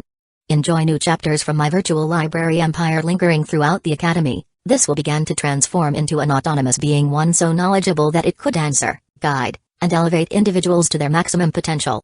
The Ethereum Alliance, the governing body ruling all lands and setting the laws of the dimension, also received a blessing. Brimming with authoritative spirit, its might became one with the world itself. Like envoys of justice and order, they wielded the power to suppress all who defied the laws. The Order of Maxim, the leader and pioneer of knowledge, the guardian of history and the treasure of the future, blessed by the gentle winds of evolution, their vast knowledge began to manifest, freely shared for all to see, corrected of all its flaws and imperfections. Then, there were the dimensional treasures that kept the Ethereum realm balanced and protected. The weapons that once warded off invaders transformed, now harmonized with the world, becoming stronger and more formidable. The treasures that purified harmful energy evolved further, sifting through all impurities with greater precision. The 161,803 world trees, the pillars that stabilized and fused the dimension, began to bloom, creating small pockets of special dimensions, each isolating one of the 161,803 origins of law. Within these sacred pockets were the seeds of primordial laws, the slumbering guardians of law, an innocent spirit that manifested the laws themselves. As they took root in their respective domains, their strength grew to invincibility, suppressing all laws beyond their control while elevating their authority. With the birth of these special dimensions, each containing the pure essence of an origin of law, the Ethereum realm took one step closer to perfection, crafting the prototype of a divine plane. Finally, the home of the supreme ruler, the domain blessed by all the luck and energy of the Ethereum realm, the castle of the supreme family, the seat of those who could shape the future of the Eon plane, began its transformation. Merging with the Ethereum realm itself, it became a singular, inseparable structure, a core of power and energy, with the ultimate treasures and rarest materials working in harmony. As its runic arrays and formations ignited, the castle began its ascent, climbing the ladder of the top architectural wonders within the Eon plane. Signaling the rise of the inevitable, the people of the Ethereum realm know, the entire Eon plane witnessed the birth of a miracle. Tier 12 Ultimate Dimension. Muttering in joy, Maximus turned toward Etheria, about to advance to Absolute of Law. I'll give you some help. Urging the plane origin he collected, he fused this majestic energy, helping Etheria advance to perfection. Boom. Advancing to an absolute, Etheria formally merged and harmonized with the Ethereum realm, creating the ultimate power of a dimensional will. Controlling the dimension, Etheria seemed to overlook everything, turning to Maximus with a smile. The Ethereum realm has advanced. Chapter 697 Unique Features. Examining the Ethereum realm, Maximus and Etheria couldn't help but smile. After thousands of years of evolution, the Etherium realm had finally completed its expansion. Retaining its appearance as a blue marble of the void, its size had grown thousands of times. Fortunately, the scope of the dimensional array was still bigger. Otherwise, Maximus would have had to rebuild the dimensional array, wasting a lot of time. "What's the unique feature of the Etherium realm?" Maximus asked excitedly.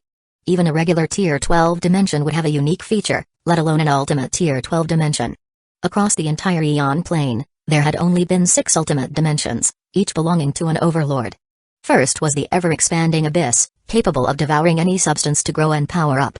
Then, the Zerg hive, the birthplace and source of all Zerg. It was said that with enough energy, it could even mass-produce an overlord. After was the internal void, the stomach of Lazo, housing most of the void beasts. Aside from being portable, it allowed Lazo to quickly digest and absorb energy. The space-time realm, a research facility capable of diving into any point in time and space. Hidden within the cracks of space-time, it was a private domain that only a select few could enter. The virtual realm, despite being artificial, was an ultimate dimension capable of connecting and housing all of the Aeon plane. Enjoy exclusive chapters from my virtual library empire. Finally, the Interdimensional Council, a dimension spanning multiple void regions, enforced absolute laws that everyone had to follow. Looking at the Etherium realm, Maximus couldn't figure out what unique feature it possessed. "It doesn't have." Etherium muttered in puzzlement. "What? It didn't have any?" "No, rather. It can be said that every place and structure in the Etherium realm has a unique feature," Etheria corrected herself. "Everything has a unique feature? What do you mean?" "The power of the Etherium realm is diffused rather than concentrated. Instead of possessing a singular special trait like an ultimate dimension, each place is merely blessed to the level of a normal Tier 12 advancement." "This is good, too," Maximus reassured Etheria. Whether it had an ultimate feature or not didn't matter. What mattered was that there were many unique aspects. With the plane origin, Maximus could upgrade these special features to the ultimate level. "Tell me about them, one by one." Seeing that Maximus wasn't disappointed, Etheria smiled and began recounting the changes in the Etherium realm. As he listened, Maximus's eyes grew brighter and brighter. The 4 administrative continents, Chaos Continent, Starry Dimensional Continent, Starry Island, the 4 spirit goddesses, Etherium Academy, Etherium Council, Order of Maxim, Dimensional Treasure, World Trees, and the castle, everything had flourished in its own way, cultivating distinct characteristics. What excited Maximus the most was his castle's growth, the Divine Continent's unique feature, and the abilities of the Order of Maxim. The castle's development was phenomenal, like adding a control center to an immovable object. Although it only enhanced the castle's existing features, harmonizing every addition and making it more comfortable to live in. Its connection to the Etherium realm meant it was only a matter of time before it could fully control the dimension from within. Whether piloting the Etherium realm like a ship or hiding it away in some secluded place, its potential was vast. Because they were connected as one, the castle even gained a touch of indestructibility. Although it ranked only in the thousands among top architectural marvels, it was undoubtedly number 1 in terms of living environment. Maximus even speculated that his living quarters surpassed those of the overlords. Next was the unique feature of the Divine Continent transcending the rules of the Aeon plane and giving birth to new generations. This was nothing short of a divine creation machine. After countless years of research, Maximus concluded that producing the next generation was nearly impossible. The stronger one became and the more children one had, the harder it was to conceive another. Even for his children, Maximus could only guarantee that they could produce an heir. Anything beyond was impossible. Especially as he climbed into higher realms, he noticed that this limitation was not imposed by the Aeon plane but by the fundamental rules of chaos itself. Of course, there was a way to bypass such a rule by stripping the parents of all their essence and producing a mortal child that would never improve or progress. Unfortunately, it was too cruel. While he could grant such a child immortality, without the power to even bind a chicken, their existence would be a curse. Maximus would rather find a solution than resort to such a cruel path. He even tested whether his plane-level physique could bypass this rule. However, after sensing the price of such a wish, he quickly backed out. Unless he gained better control over his plane-level ability or enough power to protect himself, it was not worth the risk just to have another child. Finally, seeing the unique feature of the Divine Continent, Maximus couldn't help but feel a glimmer of hope. Using the absolute knowledge omniscient analysis, he and his wives could conceive a child every million epochs. Although it was a long time, this was only in its initial stage. With further investments of plane origin, the time could be shortened. Now, with the gathered aura of birth, he had enough for at least one use. Looking at Etheria, Maximus couldn't help but feel excited. "Let's wait for my sisters," Etheria said shyly, knowing Maximus's intentions. Although she wanted to be the lucky one, it wouldn't be fair to the others. She was merely a newcomer and didn't deserve to hog all his attention. Then let's wait, Maximus nodded, holding himself back. Shifting his attention to the Order of Maxim, Maximus refocused his thoughts. If the castle's feature could protect his home and the divine continent could expand his family, then the unique feature of the Order of Maxim could hasten his path to advancement. Being able to share and connect every piece of knowledge could allow one to be inspired and correct the flaws in their thinking. If the previous knowledge flowed continuously, each heading to a path of their own. Now, it became connected like a vortex heading into the same place. Using this feature, not only would the knowledge spread at a faster rate, but it could also cultivate and discover new and flawless information more easily. Chapter 698 Changes in Ethereum Realm. Soon after reviewing all the changes, Maximus could barely contain his excitement. Unfortunately, before he had enough plain origin, they would remain mere prototypes. At this time, after thousands of years of accumulation, he barely had 100 million strands of plain origin. It's time for my family to advance, Maximus decided. Instead of strengthening his path of law, core of origin, or anything else, Maximus believed it was better to use the plain origin for his family. Although they were not treading a forbidden path and faced almost no bottlenecks, at their current pace, it would take millions of years for them to reach the absolute of law. Here you go. With a wave of his hand, strands of plain origin quietly melted into their bodies, purified, and then fed back into their path of law. As the cycle continued, their progress accelerated from a slow walk to the speed of a train. At the same time, their foundations began to solidify, pushing them toward a higher rank. Maximus had been able to enhance his physique because of his plane level ability coming into play. However, for his family and everyone else, a rank 12 physique was already their limit. Unless the Eon plane advances or there is a special chance, they will remain stuck at rank 12. Using the plane origin, it seemed their physique changed, gearing towards advancement. Seeing such a phenomenon, Maximus only smiled, hastening his input of plane origin. Meanwhile, seeing that Maximus was occupied, Etheria returned to the Ethereum realm to sort things out. Even after advancing, many rules and laws remained tangled, requiring careful arrangement. As things settled, the Ethereum void region returned to peace. However, outside, the overlords who sensed the advancement of an ultimate dimension were anything but calm. Did Maximus advance to the overlord realm? Nyx asked in shock. To forge an ultimate dimension, one needed not only vast resources but also the push of an overlord. Advancing to the Tier 12 realm meant constructing a prototype of a plane. By merging this plane with their private dimension, it would eventually form an ultimate dimension. It shouldn't be possible, the others quickly shook their head. If Maximus had advanced, the commotion would have been far greater. More importantly, it had only been a little over 100,000 years since their journey to the primordial origin realm. No matter how monstrous Maximus' talent was, advancing to the overlord realm that quickly was impossible. Then what do you think he did? Falling into silence, they could only exchange glances. No matter what, he is part of the Eon plane. The worst that could happen is that he rules over us, Sira muttered before leaving. Hearing this, the others felt even more uneasy. Rule over them. Clenching their fists, they returned to their respective territories, seeking another advancement. It had been trillions of epochs since they ascended to the overlord realm. Now, gambling on their chances, they hoped to take another step forward. Leaving the absolutes to manage the dark void domain, they entered seclusion. Soon, time passed quickly. With the advancement of the Ethereum realm, dimensions seeking to merge with it found the process much easier. Harmonizing with its local laws, the instant their dimensions merged with the Ethereum realm, it was akin to their worlds advancing to a Tier 12 dimension. Although they didn't gain any special features due to the lack of unique energy, it was still a major boon for many. Advancing from a Tier 9 or 10 dimension to Tier 12 meant obtaining the complete 161,803 origins of law and the dense mana that came with it. Without the limitations of law and with more abundant resources, people began advancing at a dazzling speed. Beyond the starry continent, the profession of Star Lords experienced another surge in popularity, rising to the top 5 professions alongside mages, knights, alchemists, and mechanists. Blessed by the world, Star Lords had an easier time cultivating and could harvest greater resources, earning them a generation of wealth one could hardly hope to match. Taking their islands to explore the unknown and venture beyond the sea, they saw limitless prospects and the closest chance to reach the top. Then, there was the Chaos Continent, causing a commotion. With the blessing of the Ethereum realm's advancement, it had truly become a land of chaos and opportunity. Divided into different regions, each held its own unique chances for fortune and power. In the most chaotic places, even ultimate treasures could be born. This set off a frenzy, causing even Tier 11 Masters of the River of Law to be greedy and join the hunt. This time, the continent had no restrictions, allowing everyone from the weakest mortals to the strongest powerhouses to enter. However, inside the Chaos continent, everyone was equalized.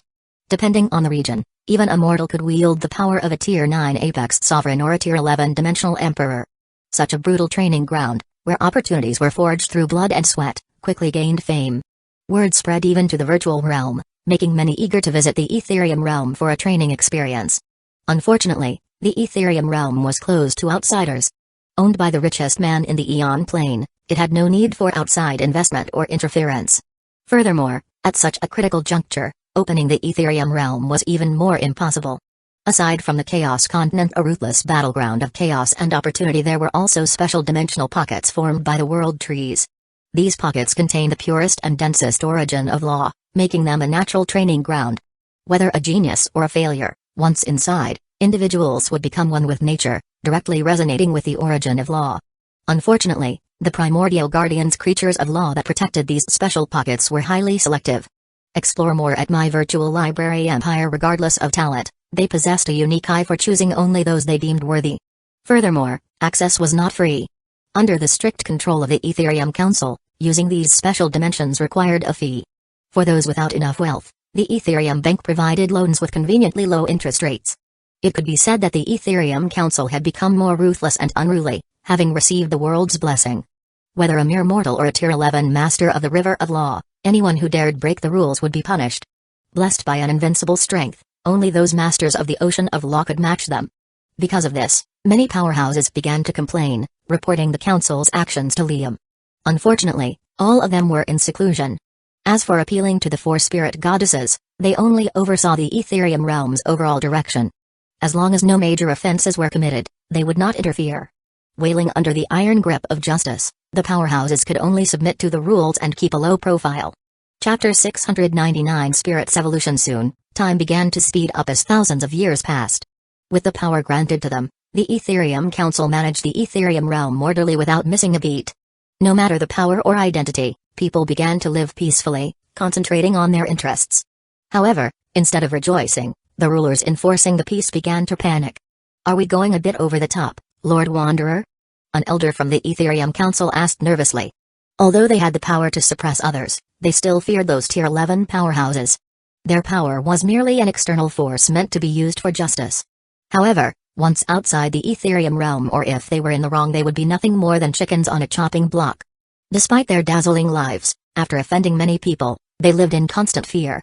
Unfortunately, with the stand-in leader before them, they had no choice but to obey orders. No, you're doing well. Under our master's rule, even gods and emperors must kneel. Wanderer declared forcefully. To aid the four spirit goddesses, his master had appointed him as the temporary council leader, replacing Liam. Under his ruthless knife, all those unruly people who used strength or wealth to oppress others now knelt before the absolute rules. Lord, can't we be a little more accommodating? Among those being punished were distant family members, friends, partners, and acquaintances of the council members. Having lived for hundreds of thousands of years, most powerhouses had connections to each other in one way or another. No, this is final. But enough. One more word and I'll convict you as an accomplice. Hearing such a threat, they quickly fell silent. Though they were loyal, in the political world, those with clean hands had long since been swept away by the winds. Once Wanderer investigated their dirt, they would be done. Humphrey. Get to work. As a newly established Tier 12 dimension, there is still much to be done. Yes, Lord Wanderer. As the council members left, Wanderer remained expressionless, reviewing the Ethereum realm's affairs. Suddenly, a spirit barged into his room. Voyager? What are you doing here? You detain my academy's dean. How could I stay silent? Eternal Voyager said, rolling her eyes. Upon advancing to Tier 11, spirits could form bodies indistinguishable from real humans. Unfortunately, as spirits, they couldn't forge a path of law, cutting off their chances of further advancement. Find exclusive stories on my virtual library empire. Tier 11 was originally their limit. However, after the Ethereum realm's breakthrough, not only were the four spirit goddesses blessed, but even they also benefited. By linking with the Ethereum realm, their once stagnant strength began to grow. At their current rate of advancement, they estimated they would reach the level of an absolute after absorbing all the benefits provided by the Ethereum realm. As for reaching Tier 12, the same as the Ethereum realm, it was highly unlikely. They still have common sense. Being able to advance at all was already a massive benefit granted by the dimension's evolution. But reaching the same tier? Impossible.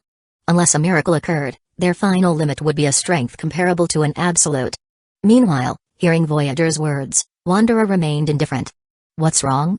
Favoritism, forceful poaching, destruction of private property, disregard for the rules. He's lucky I only jailed him for a few thousand years and a fine. Wanderer listed every crime of the current dean of the Etherium Academy. Can't you be more lenient? Just let him pay the fine, no jail time, Voyager pleaded. Why are you so anxious? He's just an academy dean. Deans were usually appointed every 10,000 years. With plenty of candidates, they could easily change deans every year if needed. This situation is different. That guy is a bit of a genius. In the past 100 years since his term began, the Academy's overall performance has increased by 300%. Because of this, many faculty members have asked me to bail him out. Wanting to compete with Wanderer, Eternal Voyager couldn't afford to lose her most valuable chess piece. Reasoning out, she hoped Wanderer would give him some leeway. How could he not improve the Academy's performance? With all his illegal actions, it would be a miracle if things didn't change. Although the Dean's actions didn't constitute severe crimes, their sheer quantity made Wanderer's sentence of thousands of years already light. Can't you let him off this time? Please. Eternal Voyager said seductively, grabbing Wanderer's arm. Where did you learn such tricks? It's too obvious. Besides, as spirits, how can we even have such emotions? Wanderer hurriedly pulled away, scolding her. With the advancement of their strength, their emotional range had also expanded. Aside from their loyalty to their master, they were beginning to rediscover their own emotions. TSK, boring. Seeing her attempt fail, Eternal Voyager was not disappointed. Their emotions had not developed enough for them to feel embarrassment. Seeing Wanderer had some reaction, Voyager continued to play different tricks. Soon, unable to focus on his work, Wanderer began to feel tired. Fine, fine. I'll pardon that dean of yours. However, tell him not to use those underhanded methods again. If I catch him one more time, I'll detain him until he can't even recognize himself. I knew I could count on you. Thank you, Wanderer. Meanwhile, the four goddesses were holding a meeting, bragging about the administrative continents under their jurisdiction. After advancing to the Tier 11 realm, their intelligence and processing abilities had improved by leaps and bounds. Wanting to prove who was the greatest, they set up various categories to compete in.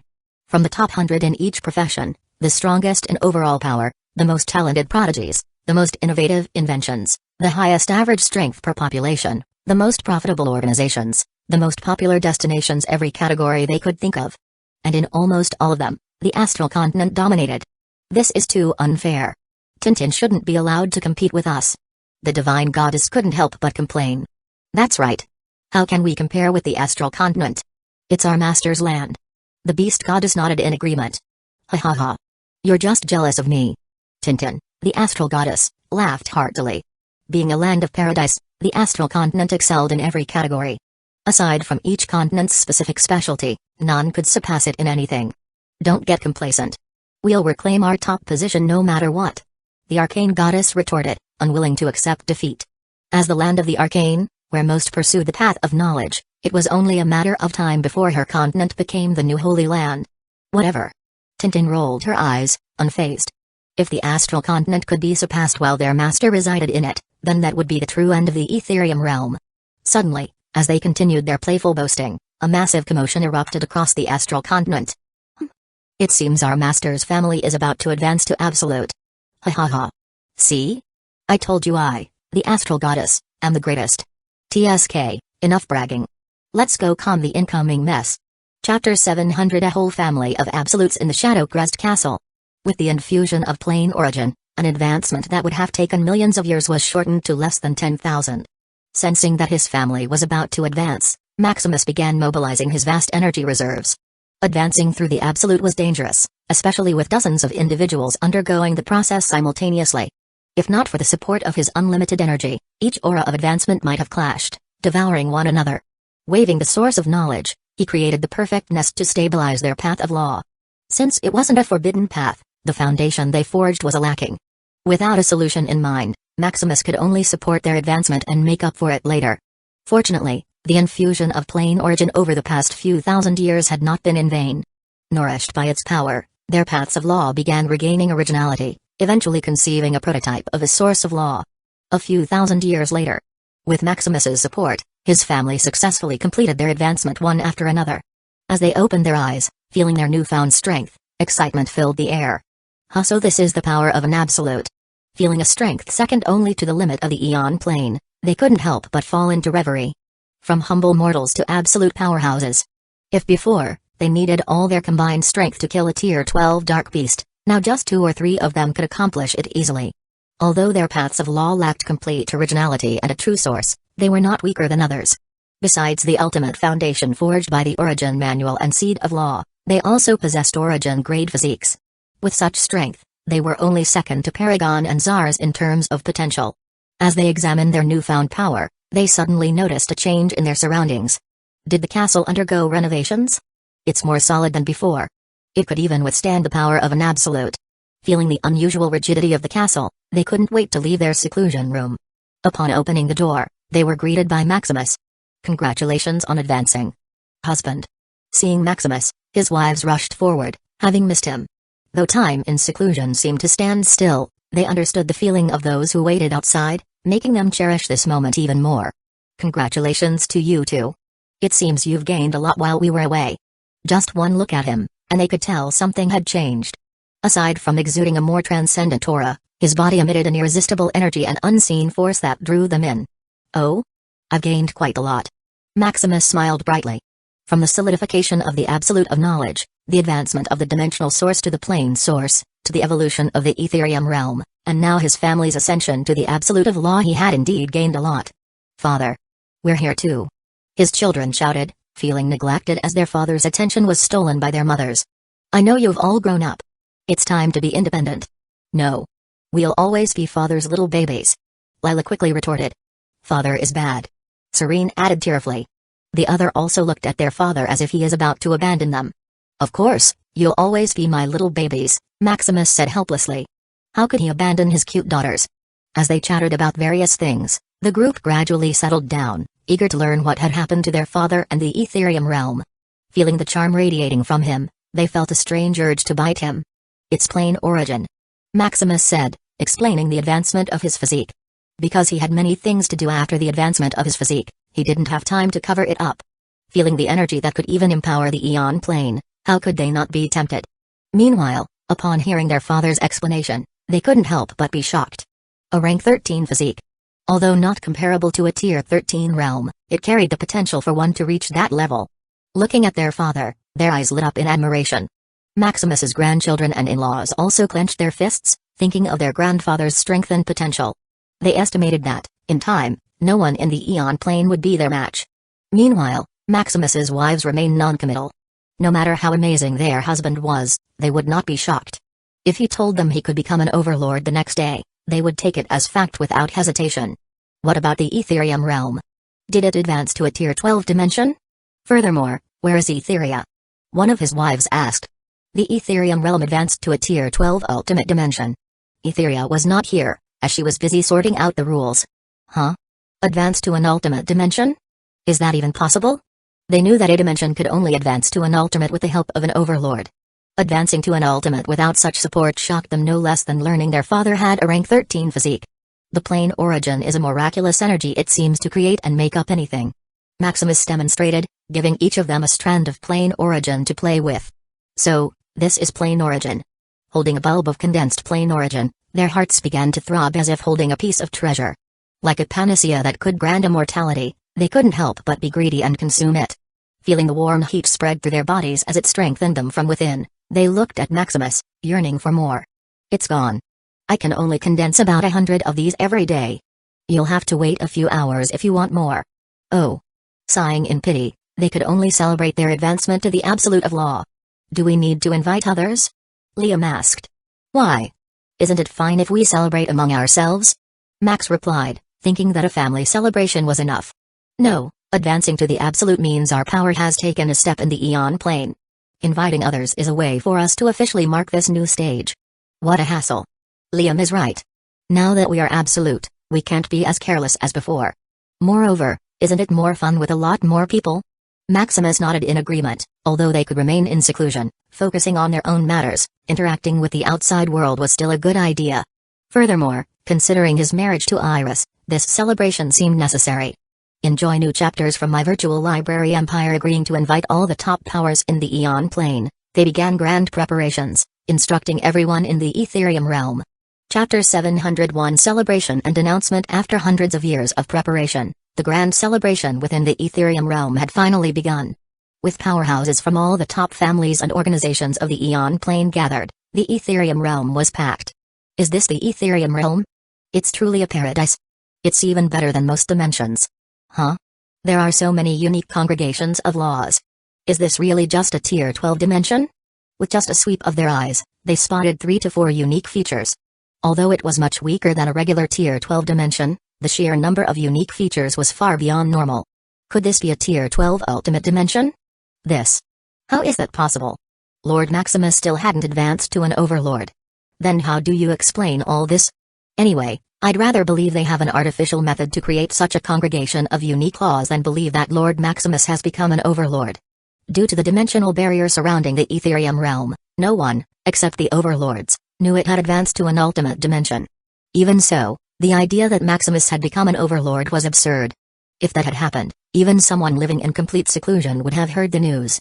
As they explored the Etherium realm, the visitors continued discovering more and more unique features of the plane. Furthermore, these were no longer mere prototypes like before but fully developed features that even regular Tier 12 dimensions would struggle to conceive. From the 4 administrative continents to the Chaos Continent, the Etherium Academy, the Etherium Council, the World Trees, and more, everything was beyond belief. As they continued their exploration, their amazement turned into shock. How is this even possible? Did Lord Maximus really not advance to the Overlord realm? No, don't even think in that direction. Then, could it be because this realm was built from countless other dimensions? Someone suddenly speculated, recalling the starry dimensional continents they passed by. They recognized some of the dimensions and knew they had been merged into the Etherium realm rather than being naturally born. This is feasible. Being composed of countless dimensions, it was no surprise that the Etherium realm possessed so many unique features. Calming their restless hearts, they continued their exploration, waiting for the celebration to begin. Eager to experience some of the fascinating features they had seen, the group eventually dispersed. A few years later, once all the visitors had arrived, Maximus announced the start of the celebration. Using his authority as the Dimensional Master, his voice resonated throughout the Etherium realm, reaching every visitor. In an instant, they were teleported to the designated coordinates, arriving at the Shadow Crest Castle. Hey, doesn't this castle seem strange? Looking at the towering structure that stretched endlessly toward the sky, they felt an overwhelming, sacred, and inviolable aura. It's like one of the top architectural wonders. It really is. Yet another surprise. But after traveling across the Etherium realm, their ability to be shocked had dulled. Turning toward the protagonist of the event, they maintained their composure, careful to avoid any disrespect. First of all, thank you for attending this celebration. It is my utmost honor to have your presence here in the Etherium realm, Maximus began. Secondly, as a token of my gratitude, I will grant everyone free access to experience the cultivation floor in the Tower of Knowledge. A free experience? Really? The last 800 floors of the Tower of Knowledge, the floors with unlimited origin energy. It was said that securing a training spot required an ultimate treasure. Being able to experience such a place, they couldn't help but be excited. How long could we stay in the Tower of Knowledge, Lord Maximus? 1,000 years. All of you will be given a 1,000-year quota, Maximus said with a smile. It was time to comprehensively raise the power of the Eon Plane. Maximus had more origin energy than he could possibly use. With approximately 450 billion ether forges, he could generate 1.14 sextillion units of origin energy every day. To produce about 3 trillion strands of Calamity required only 0.0003% of the origin energy he could generate. It could be said that his origin energy was virtually unlimited, so vast that even he didn't know where to put it all. In the past, without the strength to protect his wealth, he had never dared to reveal the full extent of his ability. Now that he had barely enough strength to defend himself, it was time to show his fangs. Brewing a grand plan that could shuffle the Eon Plane, letting these powerhouses experience the joy of cultivating with unlimited origin energy was only the first step. Once they had calmed down, Maximus made another announcement. Finally, in 1,000 years, Iris, the Absolute of the Immortal Palace Realm, and I, Maximus Shadowcrest, will hold our wedding. I welcome you all once again to attend this joyous occasion. Congratulations, Lord Maximus. May your union last forever. Explore more at my virtual library empire. I'll surely attend your wedding, Lord Maximus. Will it have the same perks? After showering Maximus with praise and congratulations, they didn't forget to ask about potential rewards. Of course, I wouldn't let your stay be a waste of time. How could my wedding with my beloved be any less grand than this celebration? Hearing his words, the crowd erupted in excitement. Looking at Maximus and Iris, they could hardly wait for the wedding to begin. With the announcements concluded, the celebration officially began. The finest ingredients from all across the Aeon Plane were gathered, prepared by Tier 11 chefs. The resulting feast was nothing short of divine. Accompanied by dancers, singers, various events, and social gatherings, the atmosphere was jubilant. Returning to his wives, Maximus joined in the celebration. More importantly, as he met their gazes, his eyes couldn't help but linger. Have you thought about it? We'll see who the lucky one among us will be. After learning about the unique features of the divine continent, they couldn't help but scramble to invite Maximus over. Having been with him for millions of years, how could they not long to bear the fruit of their love? Unfortunately, due to the limitations of the Aeon Plane, they had only been able to walk away in disappointment. But now that a solution existed, they wanted to seize every opportunity. Even Iris, who was set to marry Maximus in 1,000 years, couldn't help but feel excited. With Maximus' appearance and hers, just how beautiful would their child be? Seeing their eagerness, Maximus also grew impatient. Looking at the ongoing celebration, he suddenly wished he could kick everyone out and get on with it. Unfortunately, he had to wait. Chapter 702 to 14th Child. Hundreds of years later, after most of the powerhouses left following the end of the celebration, Maximus and his wives secretly traveled to the Divine Continent. Due to its unique nature, many powerhouses and their partners decided to stay there in secrecy. Not being able to give birth has been a pain in their hearts, but now that there is a chance, they can't wait to give it a try. However, not wanting the world to know, they hid their figures, testing if it worked. With so many hidden powerhouses, the Divine Goddess, who managed the continent, adopted a private entry procedure. Through this method, newcomers would gain a fresh identity one even she wouldn't know. Though this introduced a potential risk to the Divine Continent, the influx of powerful figures boosted the economy, nearly catching up to the Astral Continent. The Divine Goddess simply had to pay more to the Ethereum Council to strengthen surveillance. After securing their alternate identities, Maximus quickly purchased a large tract of land, planning to turn it into their secret vacation haven. As for the castle reserved for him as the supreme leader of the Ethereum realm, using it would be too conspicuous. Like lovers sneaking away for a secret rendezvous, Maximus and his wives felt a thrill they didn't want to break. After acquiring their territory, they swiftly built a manor equipped with all the necessary facilities, arrays, and defensive measures. Shall we start? With everything prepared, only the final step remained. Take care of us, husband. Smiling, Maximus dived into a pack of succubi. Like a warrior against 16 ferocious wolves, he was heavily outnumbered. However, wielding his mighty sword, he refused to back down. Dodging and striking, he fought off each opponent one by one. But as he defeated a few, the previously fallen ones rose again, rejuvenated. Seeing this, Maximus became serious. These tentress wolves seemed immortal. No matter how many he struck down, they kept coming back. Unwilling to surrender, Maximus tightened his grip and fought on. Soon, the battle raged for hundreds of years before it ended. As he lay on his back, staring at the twinkling stars, exhaustion washed over him. Even he had his limits. Beside him, his wives had also collapsed, drained from the endless fight. It's finally over. They murmured, feeling their bodies ached from the battle. To preserve the experience, they refrained from using healing potions or skills. Fighting continuously for centuries at such intensity, it was no wonder they were utterly exhausted. Each of them had given their all, determined to be the final victor. But in the end, only one could return home with the prize. Congratulations, Sky, you're too persistent. Indeed, among them, Sky had emerged as the lucky one. Although they had fought without using skills, her sheer determination paid off. With stamina lasting 4 to 5 times longer than the rest, her chances were the highest. Ha ha ha, I got lucky. Sky laughed, feeling the new life within her. After millions of years, she could finally have a child of her own. In the beginning, she hadn't cared much for such things. But as time passed and her love for Maximus deepened, Sky longed for a child, a symbol of their bond. Watching his wives surround Sky with chatter and excitement, Maximus couldn't help but smile. His 14th child was about to be born. How long do you think it will take? Sky asked, gazing at the life growing inside her. After reaching the Tier 11 realm, their very life structures had changed. No longer mere wielders of law, they had become beings of law itself. Your journey continues on novelbind.com. Their bodies functioned in ways far beyond ordinary comprehension. It should take around 10,000 years, Maximus estimated. That was the bare minimum. If he wanted to nurture the child to its ultimate potential, the process could take millions or even billions of years. However, seeing Sky's excitement, waiting too long was not ideal. Furthermore, Maximus didn't care much about innate potential. Potential could always be nurtured, even after birth. Going from trash talent to a tier 13 origin grade ultimate physique himself, Maximus had plenty of experience. Now that he possessed all the resources, he was confident he could raise their child to the top, regardless of its starting point. What about next time, husband? When do you think the Divine Continent could replenish its energy? The Divine Continent functioned by gathering unique birth energy and randomly infusing it into new life. As its dimensional master, Maximus could control this energy and direct it toward himself. However, this birth energy was not unlimited. It required vast amounts, and regenerating enough for another birth would take time. Seeing his wives excited for more, Maximus didn't want to dampen their joy. It will be soon, just wait a little. With the plain origin, not only could he accelerate the regeneration of this unique birth energy, but he could also enhance the Divine Continent itself. However, his plain origin was limited.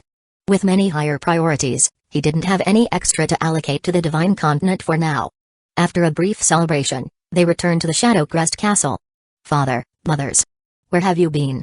Did you secretly go on vacation? Not fair. How could you leave us behind? Seeing them return, the girls pouted, upset that they hadn't been taken along. We had important things to do. We couldn't take you. Maximus shook his head. Huh? What is this life energy? Suddenly, sensing the extra burst of life energy, the girls looked at them in shock. So, this is what you were busy with? Are we going to have another brother? Asha asked excitedly. No. I want a sister. Sisters are cuter. Serene shouted. What can a sister even do? They're so annoying, Lila muttered, tired of dealing with her mischievous younger sisters. As the girls argued over their future siblings' gender, Maximus and his wives went to rest. Playing for hundreds of years, though enjoyable, was exhausting. Thinking about his upcoming wedding with Iris in a few hundred years, Maximus sighed. He still had so much to do. What a life. Chapter 703 Maximus and Iris wedding a few hundred years later. In the virtual realm, Tower of Knowledge.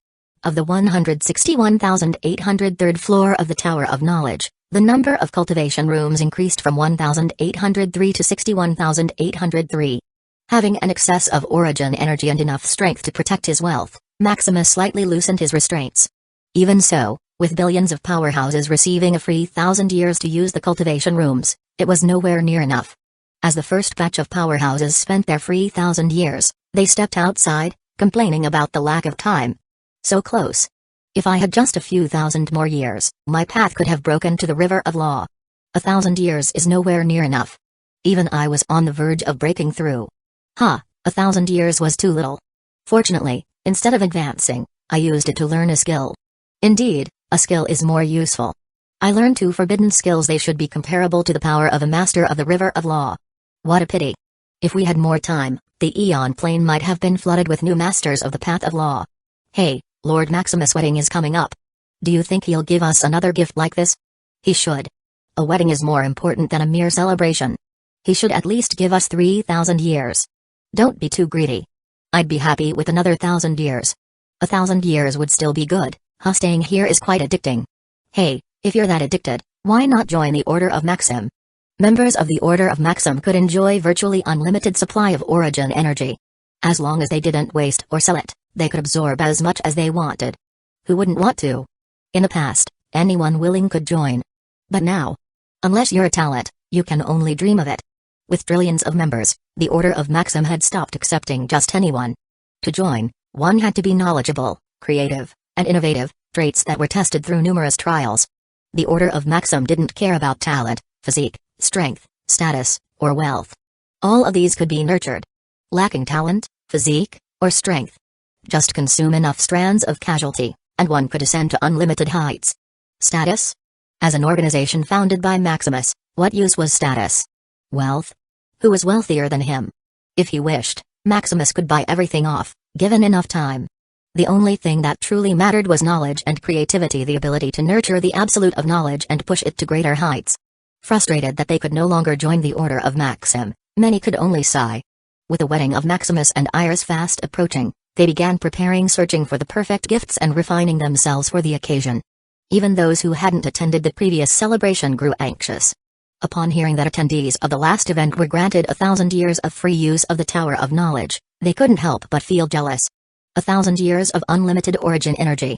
Even if they absorbed it thoughtlessly, its value would range from quadrillions to quintillions of origin coins. Where else could they find such wealth? Perhaps only the overlord organizations could afford such an amount at once. A few years later, as the wedding fast approached, trillions of powerhouses, each at least tier 11 in strength, arrived in the Ethereum realm. With such an overwhelming number of powerful beings, the realm faced enormous security pressure. Stay connected via my virtual library empire. Fortunately, Maximus had anticipated this and instructed Liam to expand the Ethereum Council. He even used plain origin to strengthen the organization's unique features. The Ethereum Council, once capable of blessing only 100 individuals with power comparable to a master of the Ocean of Law, could now empower 1,000.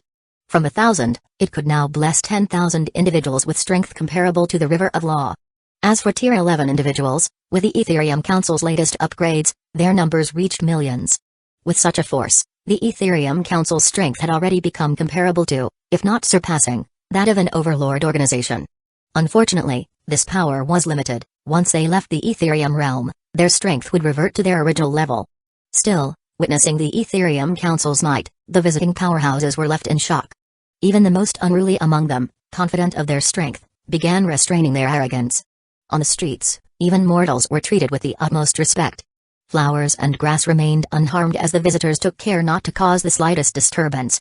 They began studying the Ethereum realm's rules carefully, taking them to heart lest they accidentally break any.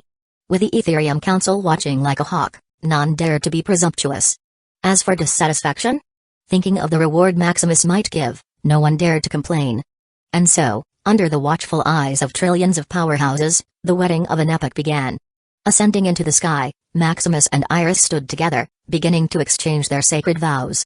Promising to love each other for eternity. To care for one another through any hardship. To protect each other even in life and death. Looking into each other's eyes, their love overflowed. Iris. Holding the hands of the most beautiful woman in the Eon plane, Maximus felt as though he were dreaming. He remembered the time when he had been weak, unable to even stand properly before her, dazzled by her beauty. From strangers to lovers and now husband and wife, it was an epic journey. Maximus.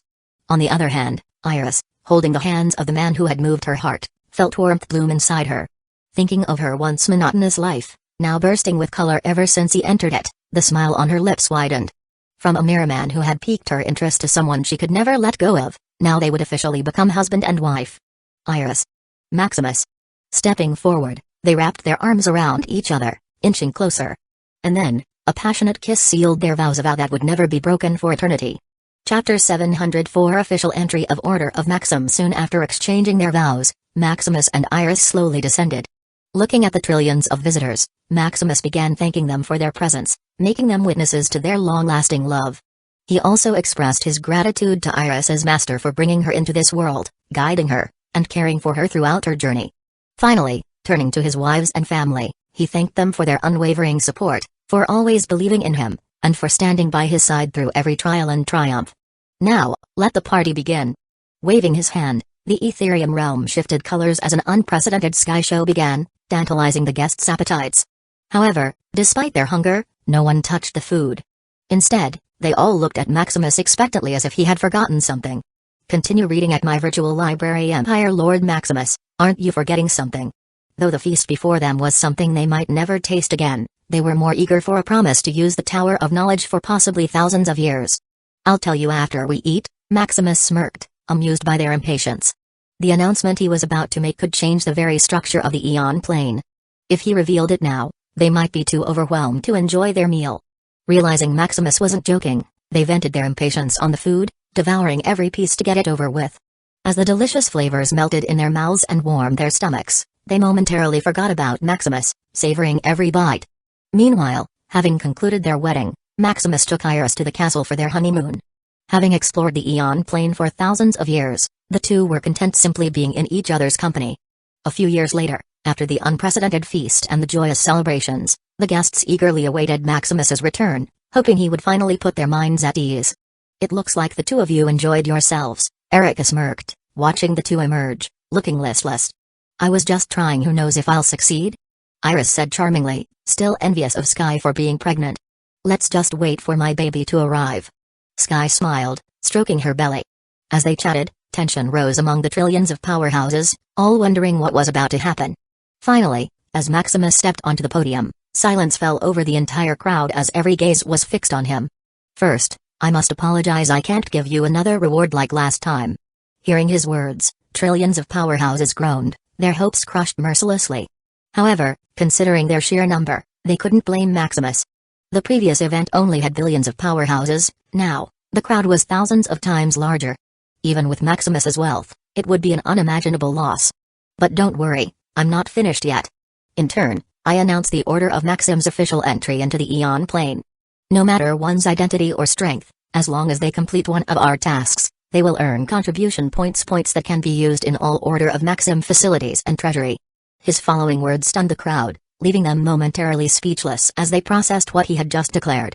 Previously, although the Order of Maxim recruited members, it was never truly open to the public like other organizations.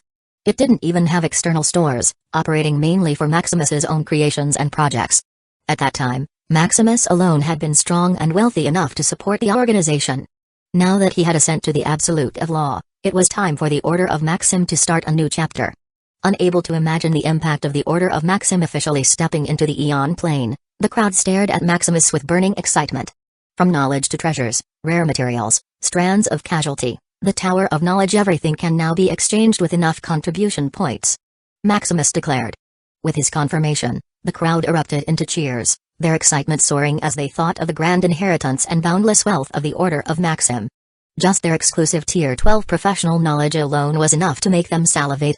That's right, the Order of Maxim possessed a complete Tier 12 professional knowledge inheritance covering alchemy, mechanics, arrays, forging, talismans, and more. Knowledge so obscure that even Tier 11 absolutes struggled to uncover it was lying dormant within this monstrous guild. Perhaps even the overlords didn't have a more complete collection of knowledge than the Order of Maxim. What about the missions, Lord Maximus? Can you give us a glimpse? As they digested Maximus's announcement, a new concern arose: how could they earn contribution points? According to rumors, most of the Order of Maxim's missions could only be completed with the Path of Knowledge. Many had already chosen their paths, so they had no idea how they could accumulate contribution points. No worries, I said that everyone regardless of strength or status can earn contribution points.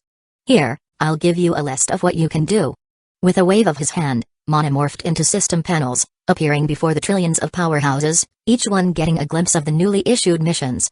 Among the list, the most profitable and easiest way to earn contribution points was through the direct exchange of ultimate treasures and rare materials. No matter the rank, the Order of Maxim accepted everything. Although Maximus could artificially generate ultimate treasures at lower levels, the process was far too inefficient for his grand plans. Preparing to build plane-level ether devices to absorb plane origin energy, these ultimate treasures and materials were his only chance at making it possible. Meanwhile, noticing the conspicuous exchange tab, many powerhouses winced in pain. Although they possessed ultimate treasures at lower levels, it was nowhere near enough to satisfy their ambitions. Then, suddenly, a thought struck them. Recalling the rumors that the Dark Void domain was about to be publicly opened, their enthusiasm reignited. Shifting their focus to the next mission tab, they saw a staggering array of building tasks. Artificial void outposts, void ships, void weapons, arrays, the Tower of Knowledge, a dimensional-sized multi-platform, an arena, training grounds, special resource zones, and more. Staring at the endless list of construction missions, they couldn't help but gulp. Just what are you trying to do, Lord Maximus? They muttered in a daze. They couldn't fathom the wealth required to complete such an infinite list of missions, its implications on the Aeon Plane, or the sheer insanity of such grand ambitions. What's the surprise? Maximus smirked. This is just the beginning.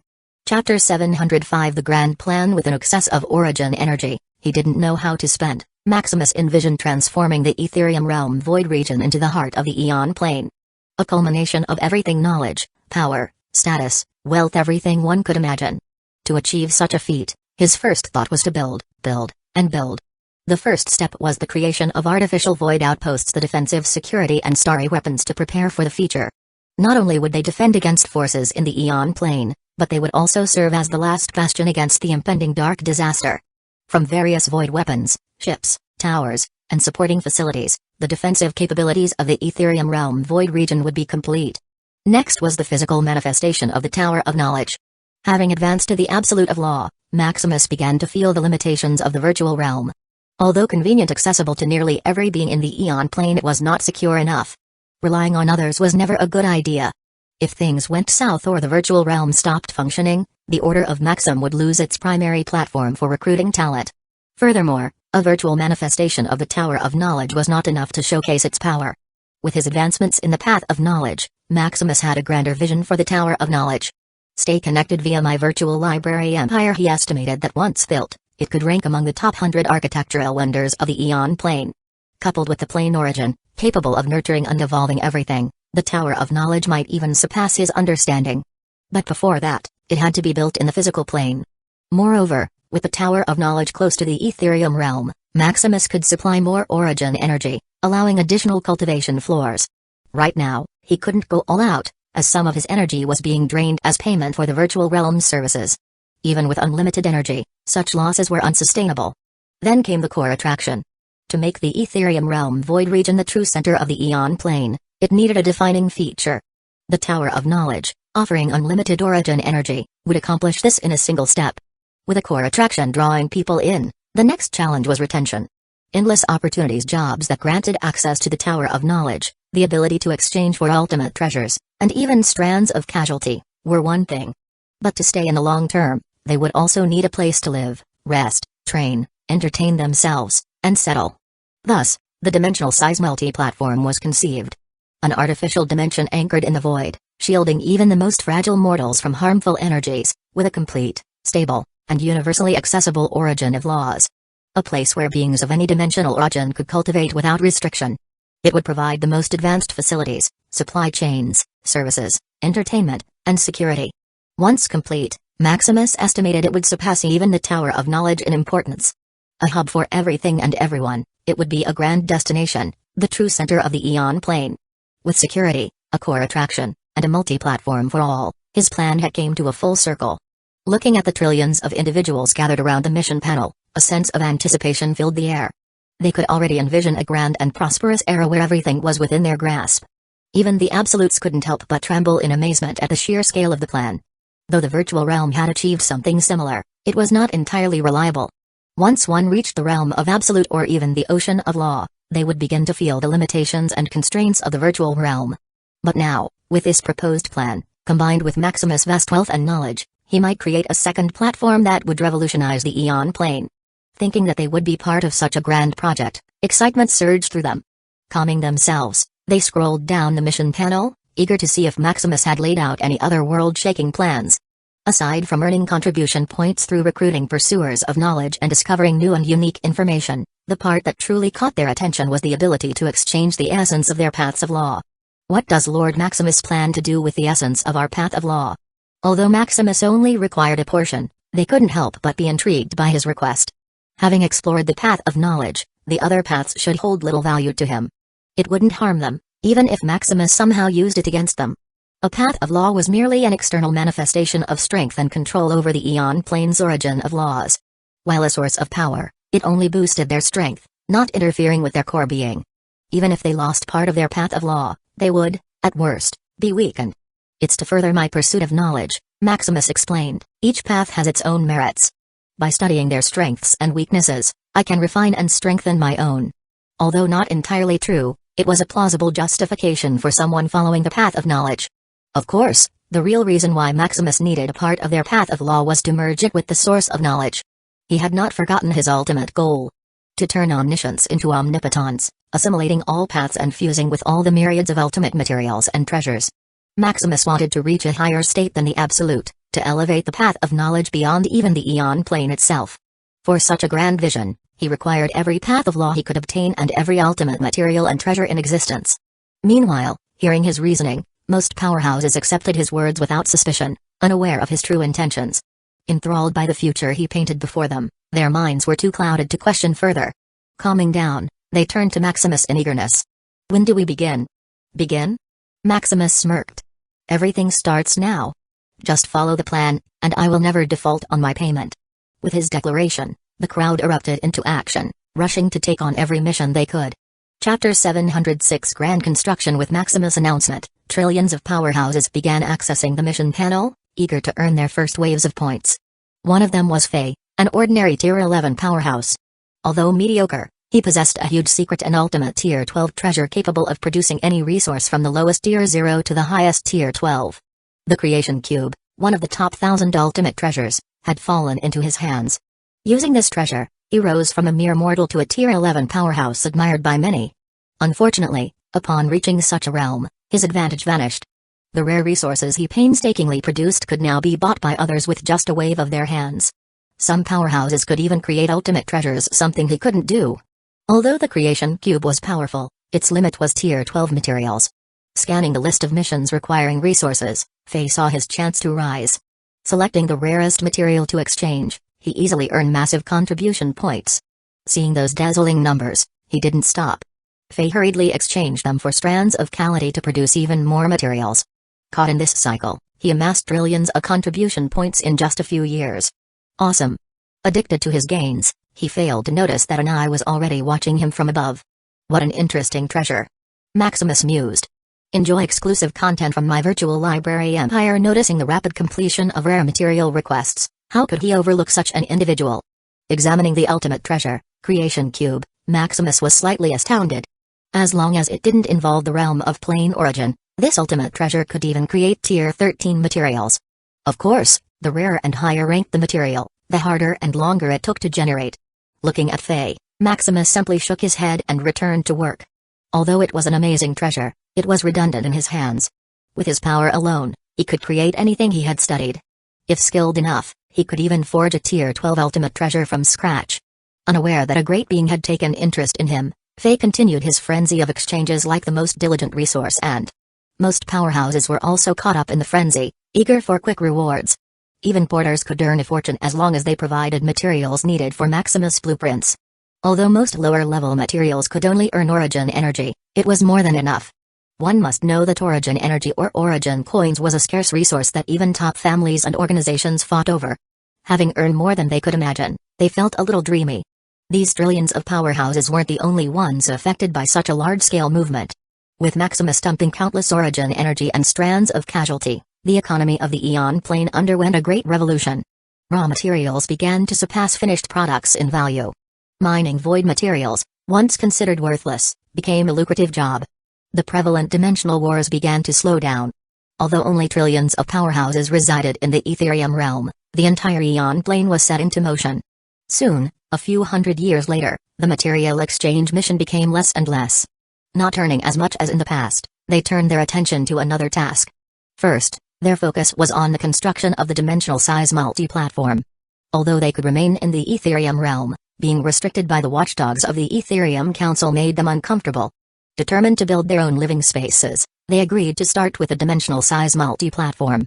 Furthermore, with hundreds of years passing, those at the Tier 10 realm began arriving in the Ethereum realm one after another. Hearing of the massive movement within the Ethereum realm, how could they not be drawn to it? Especially after discovering that many of their friends were earning enormous amounts of origin energy and strands of Calamity simply by moving their hands. Even the top families and organizations from the Dimensional Alliance and Devourer faction joined the fun. With the looming dark disaster, all large-scale wars had come to a halt. As a result, even wanted criminals, so long as they avoided the official territories of the Overlord organizations, could roam freely. Even the Zerg and the Abyss, who had constantly terrorized the Eon Plane to grow their power, had begun consolidating their strength. With Sierra cultivating her clone and Nyx fixated on his incarnation, they had no time to meddle with the outside world. Soon, another thousands of years passed. Watching the dimensional size multi-platform expand, they couldn't help but gulp in amazement. It was truly a massive project. Even with the combined efforts of trillions upon trillions of powerhouses, they had barely completed 1% of the blueprint. Furthermore, as time passed, the dimensional size multi-platform blueprint seemed to increase constantly. Just when they thought they were nearing completion, another blank canvas would appear, demanding further construction. Realizing they wouldn't finish such a massive undertaking anytime soon, they focused on polishing what was already built, creating a temporary settlement. In the meantime, their attention shifted toward the Tower of Knowledge. After thousands of years of tireless work, even the weakest among them had accumulated thousands of contribution points. Especially for the trillions of powerhouses that had been exchanging materials from early on. Just glancing at their contribution points was enough to bring them joy, erasing all their fatigue. Even the laziest among them had amassed hundreds of thousands of contribution points. And the richest of them all, Faye, already had quadrillions of contribution points. If they exchanged it now for strands of casualty, it would surpass anything they could have earned in their entire lifetime. However, their true goal isn't wealth but the higher realm. They aim to use the Tower of Knowledge to forge their path of law. Unfortunately, the Tower of Knowledge in the virtual world was already occupied. Unless one was an absolute powerhouse, they had no chance of securing a spot. Their only hope lay in constructing the physical entity of the Tower of Knowledge. According to the blueprint, each floor could accommodate millions of powerhouses once built. Though still not enough, it gave them hope a chance to ascend to the higher realm. Feeling energized, they eagerly started another project. Meanwhile, in the Ethereum realm, sensing the heartbeat of his unborn child, Maximus couldn't help but smile. Soon. Chapter 707 Nero Shadowcrest. A few thousand years later, in the Ethereum realm, Shadowcrest Castle. Holding her bulging belly, Sky knew it was time. Using her power, she delicately brought her child into the world. So bright. Though he had no words or understanding of the world, the newborn in Sky's arms instinctively covered his eyes. Oh? Interesting. Looking at the child in Sky's embrace, a glimmer of curiosity appeared in Maximus' eyes. What should we name our child, husband? Nero, the symbol of knowledge and rebirth. It's good. Sky smiled, liking the meaning behind her son's name. Your journey continues on my virtual library empire. Meanwhile, upon hearing his name, a panel suddenly appeared in front of Nero. Initializing system, analyzing physique, activating the heavenly system, Nero Shadowcrest, strength, baby, LVL1 talent, heavenly perfection. Unaware of what was happening, Nero blinked his eyes, seemingly irritated by the disturbance. What happened, husband? Sky asked worriedly. Although she couldn't see the screen before Nero, she could sense an unusual fluctuation of plane origin around her son. Don't worry, it's not harmful, Maximus reassured her with a smile, not wanting to cause concern. However, as he analyzed the synthesis of plane origin within his son, a deep unease filled his heart. Just what is this? Though it posed no immediate harm to Nero, the presence of a foreign entity within his body was unsettling. After a thorough examination using the Absolute of Knowledge, Maximus uncovered the internal workings of the synthesized plane origin. The heavenly system, a concentrated mass of plane origin that stored all knowledge it had ever encountered. Similar to the virtual system spread by the virtual realm, it was divided into countless sub-bodies, each dispersed across different planes to gather knowledge. What kind of organization is behind this? Maximus thought, turning his gaze beyond the Eon plane. A force beyond even this plane. Even if it wasn't hostile, he couldn't help but worry. It should have been drawn to the source of knowledge once it ascended to the absolute of law. However, being too weak to exist independently, it latched onto the nearest suitable vessel, his son. Suddenly, a thought struck him. A system capable of storing all information and knowledge. If he could pry into it, he would gain access to a vast ocean of knowledge spanning countless planes. Unfortunately, gazing at the complex structure of the heavenly system, he realized it would take time before he could begin deciphering it. A few weeks later, with a genius mind, Nero rapidly absorbed knowledge about the world. Languages, power systems, laws, customs. He learned everything very quickly. Unfortunately, to ensure a solid foundation, his father had placed restrictions on his body, suppressing his growth. Unable to speak and only capable of crawling, Nero grew restless. Curious, he focused on the panel in his mind, attempting to understand its functions. Suddenly, a flood of information surged into his thoughts. However, unbeknownst to him, an inconspicuous array filtered the influx, allowing only basic information to pass through. Store knowledge, then answer questions? The function of the heavenly system was simple. It could store every piece of knowledge one encountered, and when asked a question, it would analyze the stored information to provide an answer. Thinking it was interesting, Nero called out to his mother, babbling about where he could find books. Books? You're only a few weeks old, how can you read books? Sky smiled, pinching the chubby cheeks of her adorable son. Mama. Not getting what he wanted, Nero began acting cutely, kissing Sky all over her face. Alright. I'll take you to the library. Walking through the castle, they arrived at the Grand Library. The moment they stepped inside, Nero's eyes widened with excitement. The room seemed infinite, containing the vast knowledge of the entire Eon plane. Even the heavenly system inside him began to throb as if it had caught the scent of the most delicious meal. Unfortunately, now that it was bound to a host, its strength had been reduced to match Nero's. The library. Did it get bigger? Sky was also surprised. Although the library had always been large, it had never been this endless. She wondered why her husband had wasted so much time and space on a collection of miscellaneous books, but in the end, she just shook her head. The moment she put Nero down, he was like a puppy released from its leash. Crawling eagerly toward the nearest shelf, He grabbed a book with his tiny hands. Tier 10 knowledge found, the Compendium of Fire Origin, scan failed, why can't it scan? Confused, Nero opened the book only to find blank pages. Huh? Nothing? Just as he was puzzling over it, Sky picked him up. You little rascal, this is Tier 10 knowledge. You're lucky your father processed everything in this library, or you'd be in a coma. Sky smiled helplessly. Although the castle was a high-tier structure, even a mortal could reside within it safely. The dense energy that would have made an ordinary person explode had been refined into a gentle breeze, soothing but harmless. Even the food Nero ate was filtered, giving him only the nutrients his body needed. Seeing that her son was about to cry, Sky sighed and smiled helplessly. Alright, don't cry. I'll give you a book to read. Walking toward the Tier 0 section, Nero was finally able to read. Tier 0 knowledge found, basic water ball spell, scan successful. Ignoring the heavenly system, Nero quickly opened the book. The scent, the texture, each letter on the page gave him an inexplicable sense of peace. However, as he flipped through it, his face suddenly turned pale. Nero? What happened? Seeing something wrong, Sky panicked. She quickly picked him up, checking his condition, but nothing seemed out of place. Worried, she had no choice but to call her husband. What happened to Nero? Nothing serious, it's because of his physique, Maximus reassured her. Nero's physique was extraordinary, the heavenly perfection. Initially, it had been an origin grade ultimate physique, but due to the awakening of the heavenly system, most of its energy had been depleted, downgrading it to the heavenly level. What's wrong with his physique? Sky asked, still concerned. The heavenly perfection. It grants the eyes to distinguish all the flaws in the world. He must have seen too many errors in the book, which startled him, Maximus explained with a smile. Living in Shadowcrest Castle, everything Nero had seen up until now was perfection. Having never encountered imperfection before, it was no wonder he reacted as if he had witnessed something horrifying. Picking up the book, Sky frowned. Why even put this kind of book here when you knew this would happen? Sky complained, seeing that her husband still had time to laugh. This is training. If we let Nero out into the world now, he might kill himself out of disgust. Maximus had read that those who possessed the heavenly perfection physique had all perished one way or another. Their fragile minds, unable to bear the flaws of an imperfect world, had ultimately driven them to self-destruction. To them, the world was simply too dirty to live in.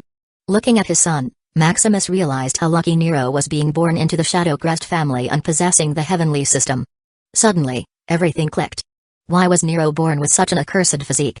Why did he possess a heavenly system beyond even the Aeon plane? At first glance, it seemed like a mere coincidence. But although dangerous, the potential was boundless, even surpassing his own.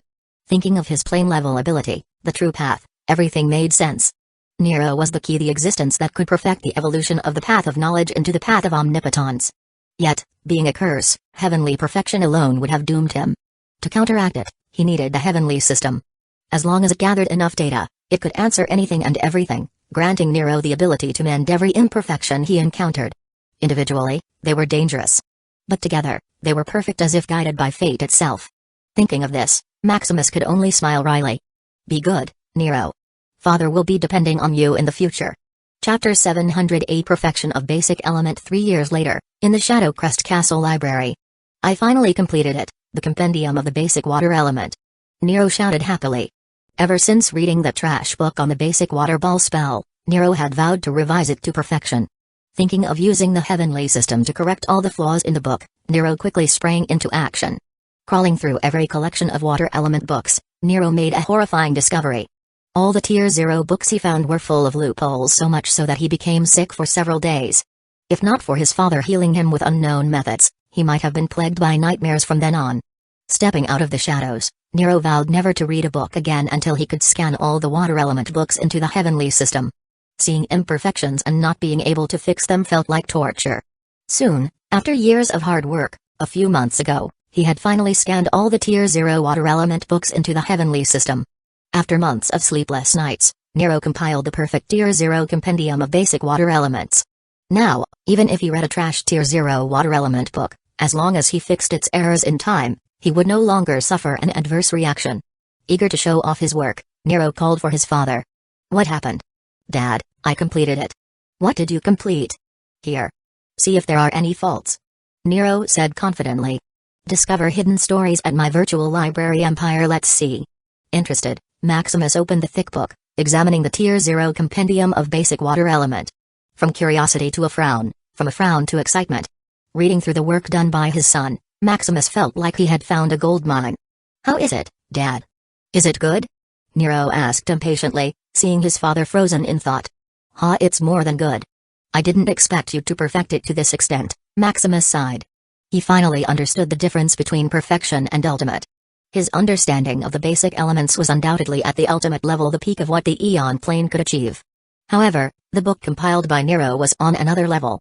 Though basic, it pointed directly to the fundamental rules of the plane, in other words, the plane origin. Looking at his son, he knew this was the work of the heavenly system. It seemed that while the heavenly system only used books scanned by Nero to generate answers, it still relied on data from its other subsystems. With the knowledge gathered from multiple planes, how could it not produce results that even he found astonishing? If Nero perfected all these underlying principles, he could improve the Aeon plane to a Tier 13 realm ahead of schedule. "If Dad is satisfied, can you give me a reward?" Nero asked, noticing his father finally smile. "What do you want?" "Father, how about unlocking my limiter? Just enough to become a Tier 9 Apex Sovereign?" Nero asked longingly. The heavenly system was tied to his strength. At Tier 1, he could only scan books of the same level. Even the scanning time and method were inefficient. First, he had to touch the book. Then, at his current strength, it would take a full second to upload. A whole second. In 3 years, he had only managed to scan 50 million books. Fortunately, he didn't need every single Tier 0 water element book to compile the Tier 0 compendium of water element. Otherwise, with his small body, it would take thousands and thousands of years to complete. This is not possible. Maximus hurriedly shook his head. As the son of 2 Tier 11 absolutes, nurtured by their essence for 10,000 years, Nero should have been a naturally born Tier 9 being. However, not wanting his son to have an unstable foundation, Maximus sealed his strength. No matter how much Nero cultivated, his strength would remain stagnant, only growing slowly over time. At his current growth rate, it would take another 10 years to advance to the Tier 2 realm. Setting such a limit ensured that Nero could fully consolidate his foundation. Furthermore, Maximus was still somewhat wary of the heavenly system. Without fully understanding its true nature, it wasn't wise to let Nero grow too quickly. Meanwhile, realizing he couldn't get his wish, Nero wilted. The joy of creating the perfect Tier 0 compendium of basic water element was instantly extinguished. With such weak strength, who cared if he had perfect control over the water element? Tier 0 was merely introductory party tricks that only a child would perform. What are you worrying about at such a young age? Get up. Maximus smiled, picking up little Nero. Taking him into his arms, he couldn't help but pinch his cheeks. "Do you want something else?" "No, I don't want anything." Nero thought for a while before shaking his head. Born into the Shadow Crest family, Nero already had everything he could wish for. At a single call, his pampering siblings would pluck the moon and stars for him. If he wanted to eat something, his mother, Erica, would cook the most delicious meals. If he wanted to act grown-up, his older nephews and nieces would indulge him. His life was perfect, the only thing missing was his strength. "How can you be so listless at such a young age?" Maximus chuckled, ruffling his hair. "Isn't this fine? Brother Neo is lazier than me." If Nero still had the motivation to work in the library, his brother, Neo, only slept or flirted with his wife. Growing into a powerhouse by eating and sleeping was the life Nero aspired to. If not for that basic water ball spell ruining his life, he might already be imitating his brother. Fortunately, it was already over. He could finally have the perfect life he desired. "No. This isn't good.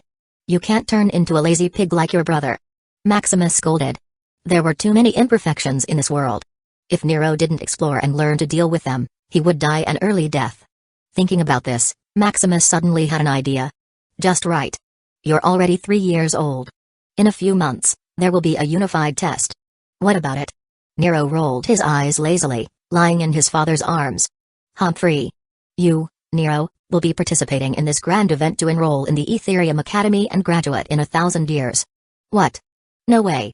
To make it a real challenge, you'll use an incognito identity and all your treasures will be stripped away." "No. This is unfair." "Ha ha ha, good luck." Maximus laughed heartily. Chapter 709 SSS level talent. A few weeks later, in the Astral Continent's testing ground, trillions of 3-year-old children stood nervously, waiting for the upcoming unified test.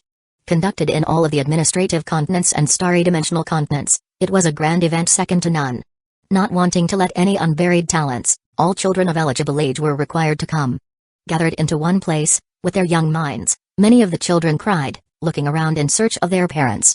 Unfortunately, as a designated testing ground, no outsiders besides the evaluators were allowed to enter. Amidst the chaos, Nero was already kneeling on the ground with paleness apparent on his face. "Let me out of here," he muttered softly. To him, any imperfection was filth, and being thrown into this cesspit of testing ground nearly shattered his mind.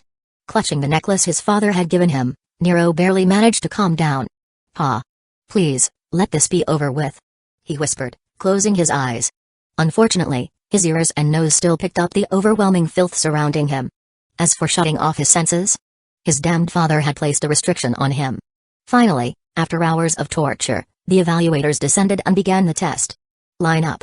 With their calming aura, the evaluators soothed the crying children, who unconsciously lined up in response. One by one, each child was tested for their physique. Ranks ranged from D to SSS, with each score totaled after completing all the tests. Meaning, getting a D didn't automatically disqualify someone. One could have trash-level talent yet still possess extraordinary comprehension, willpower, or even luck. To ensure fairness, the test examined not just physique but also comprehension and willpower.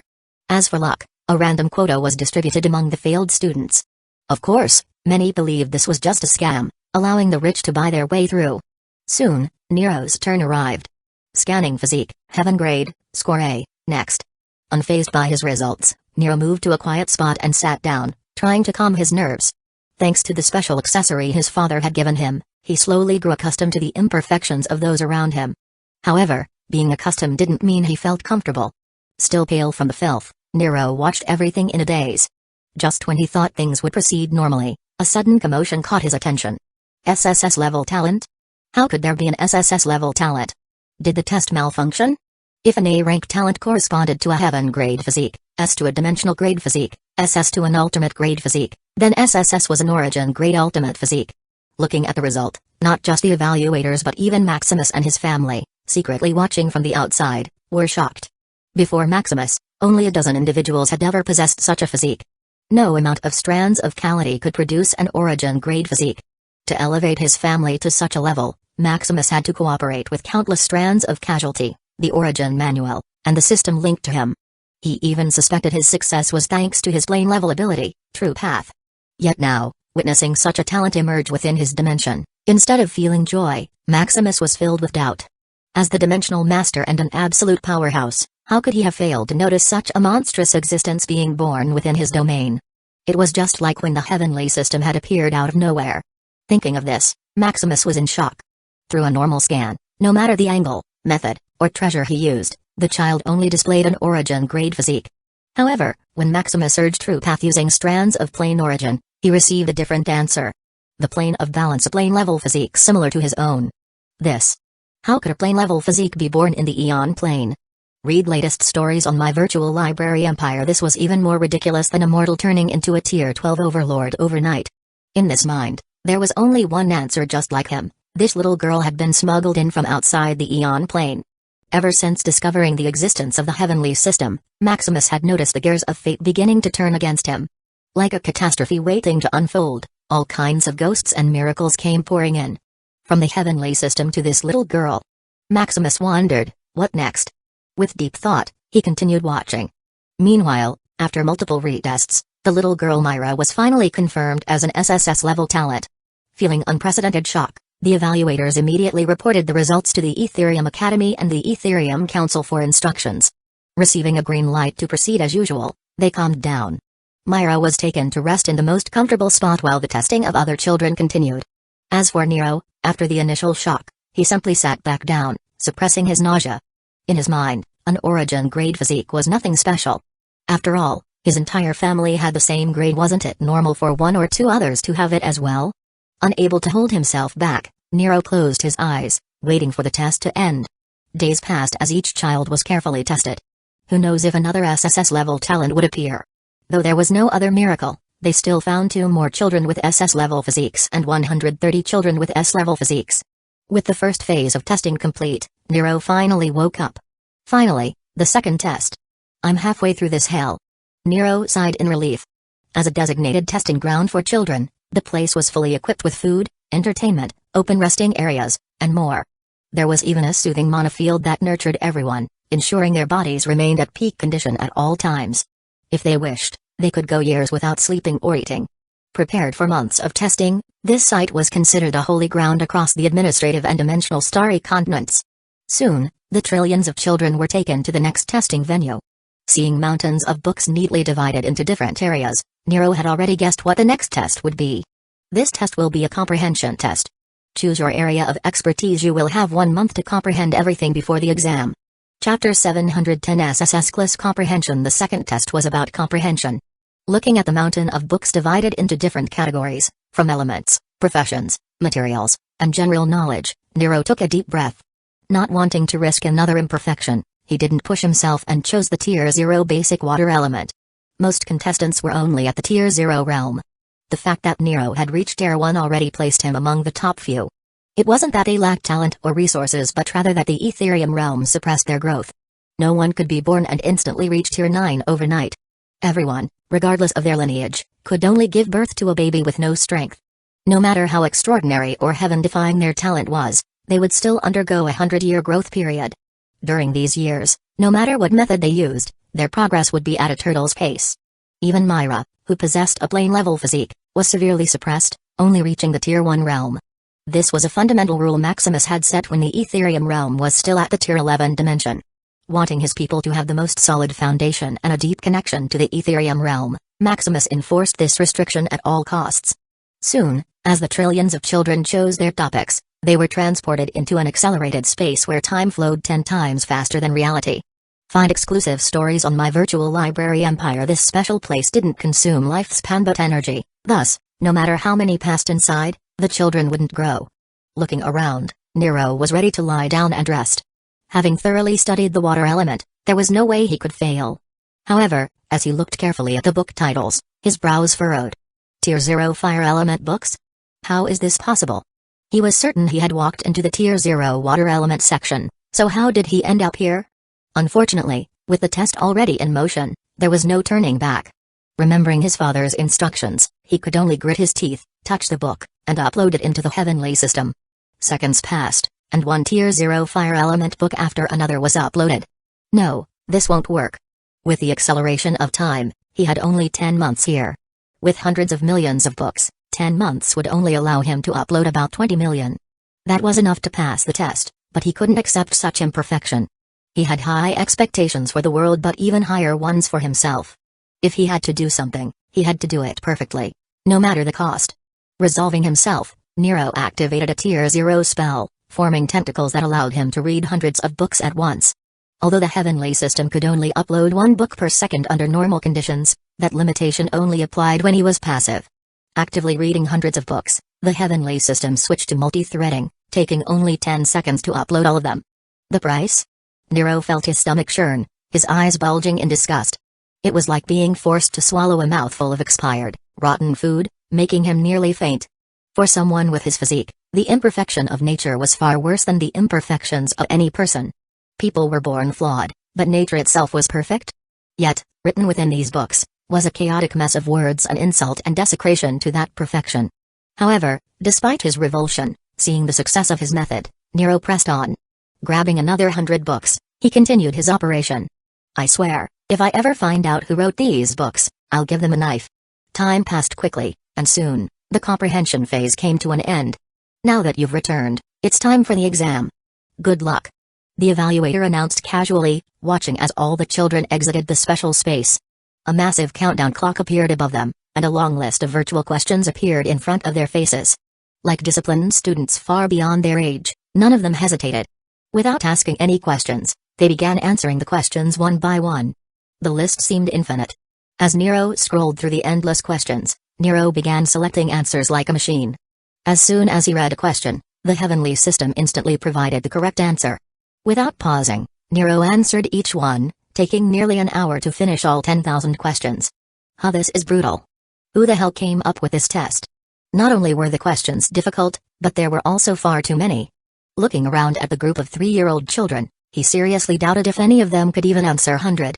Although the test was multiple choice, each question had 30 possible answers instead of 3 or 4. With such odds, unless someone had overwhelming luck, even a genius would be lucky to get 1,000 correct answers. Sure enough, as the test ended, their scores were tabulated and displayed on the virtual test panel. Test score ranking, Top 1, Nero, 10,000, SSS Top 2, Myra, 10,000, SSS Top 3, 998, a Top 4, Keely, 997, not bad. Looking at his score, Nero couldn't help but nod. However, as he turned his attention to the second place, his eyes widened in disbelief. Someone else got a perfect score? Myra? Wasn't she the prodigy with SSS-level talent? TSK, what a cheater. For someone to match his score, she had to be cheating. And since he had also cheated, he was confident in his deduction. On the other side, while Nero was still processing this, the evaluators were in shock. First, there had been an SSS class talent. Now, there was also an SSS class comprehension? Was this the effect of the Ethereum realm's advancement to the ultimate Tier 12 dimension? Even the parents watching outside were stunned. 10,000 questions in an hour? Many of them doubted if they could even answer half correctly in such a short time.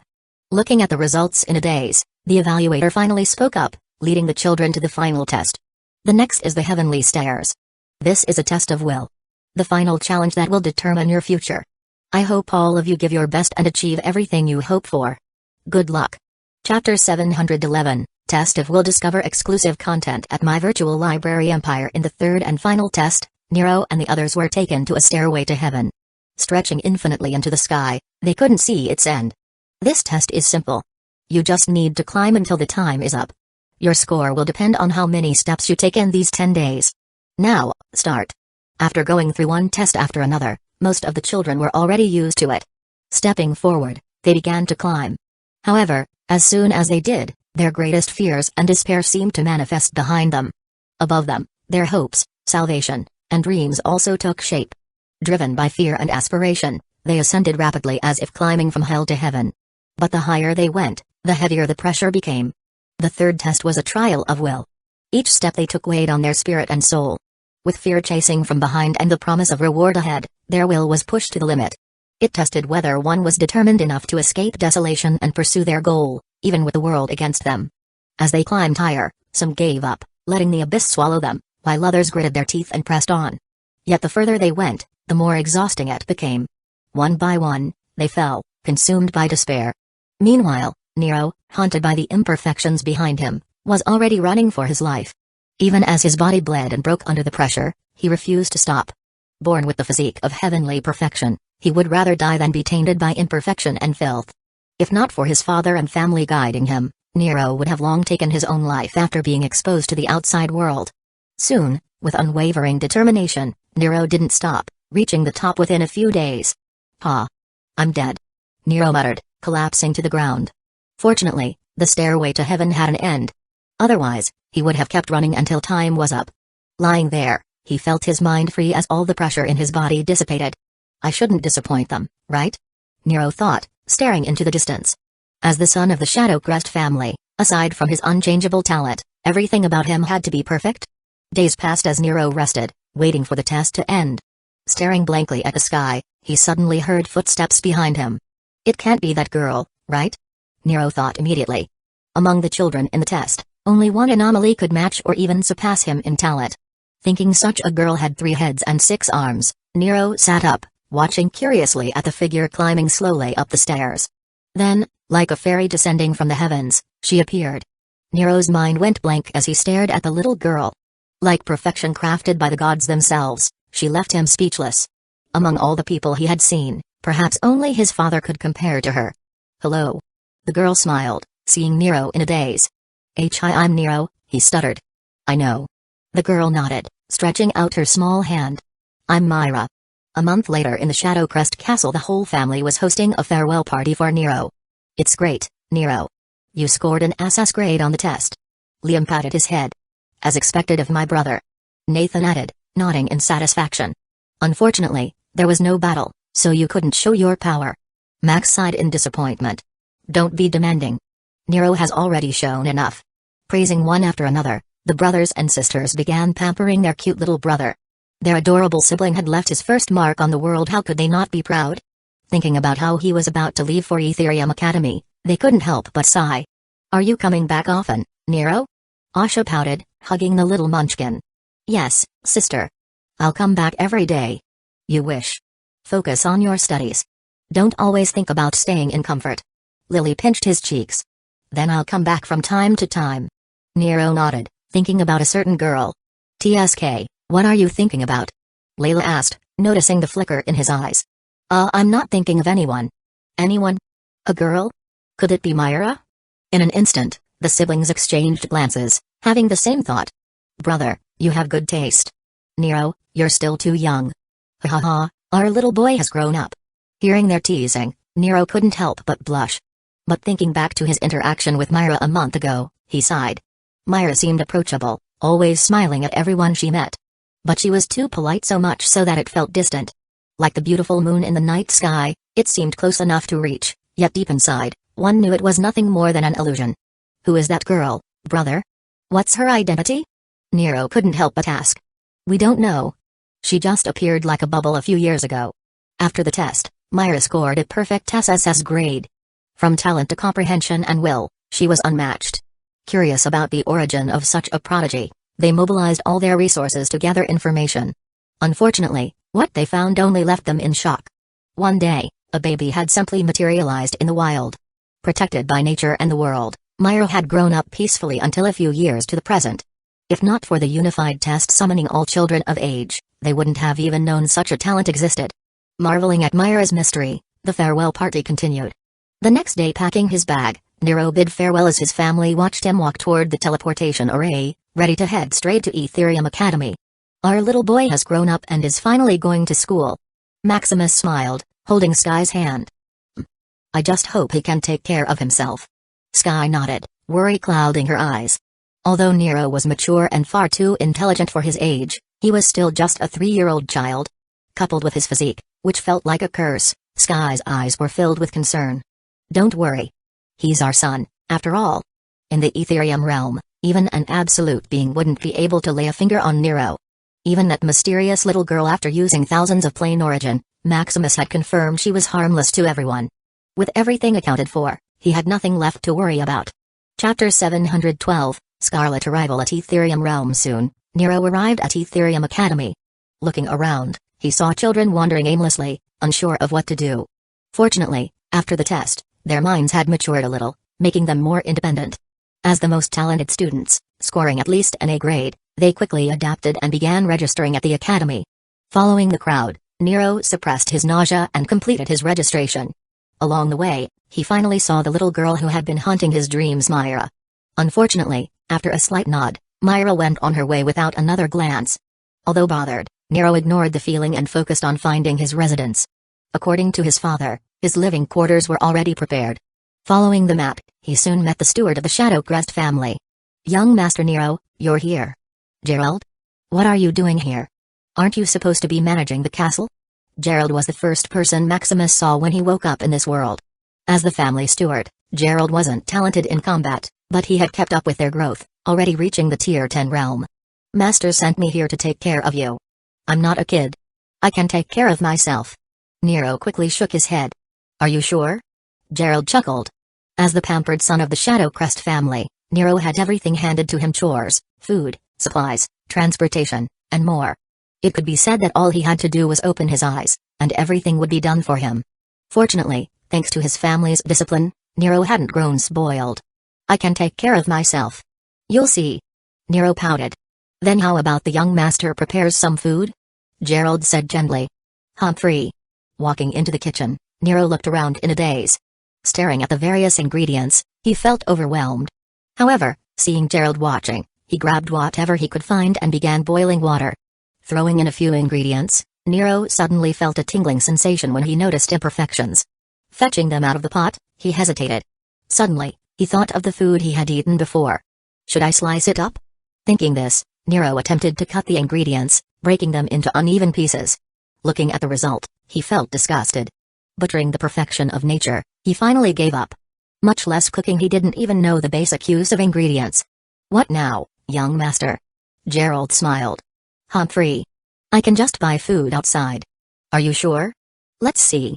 Unwilling to admit defeat, Nero went out to look for food.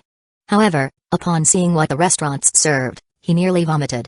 Even after trying to get used to imperfections, he turned pale at the sight of their food. Ready to go home now, young master? Gerald asked patiently. Knowing Nero's physique, Gerald understood his dilemma. Unless he only ate pure, natural food, Nero wouldn't be able to consume anything. Even potions, a minor impurity, was enough to make him vomit. With Nero's talent, creating perfect food would take years. This was also why Gerald had been sent to take care of him. As the Shadow Crest family's steward, Gerald might not have strength, but his household skills had reached their peak. Whether it was cooking, cleaning, management, errands, or auxiliary professions like alchemy, array formation, mechanics, and even singing and dancing, Gerald had mastered them all. Though he wasn't as proficient as the Shadow Crest family, it was more than enough to take care of little Nero. "Let me rest for a while," Nero murmured. He thought he could handle the outside world, but it seemed he barely scratched the surface. Furthermore, this was already the greatest academy in the Ethereum realm. What more in the outside world? Maybe as soon as he stepped out, Nero would faint from everything he saw. Calming down, he suddenly saw Myra walking along the street, munching on a sweetbread. "Myra!" Nero called out as his paleness vanished in an instant. "Hello." Myra greeted. "What are you eating? Where did you buy it?" Unlike the food he had seen on the streets, the processed fruit in Myra's hand didn't seem to have any imperfections. "It's a fruit pastry. I made it myself. Do you want some?" Myra asked politely. "Sure." Nero nodded without hesitation.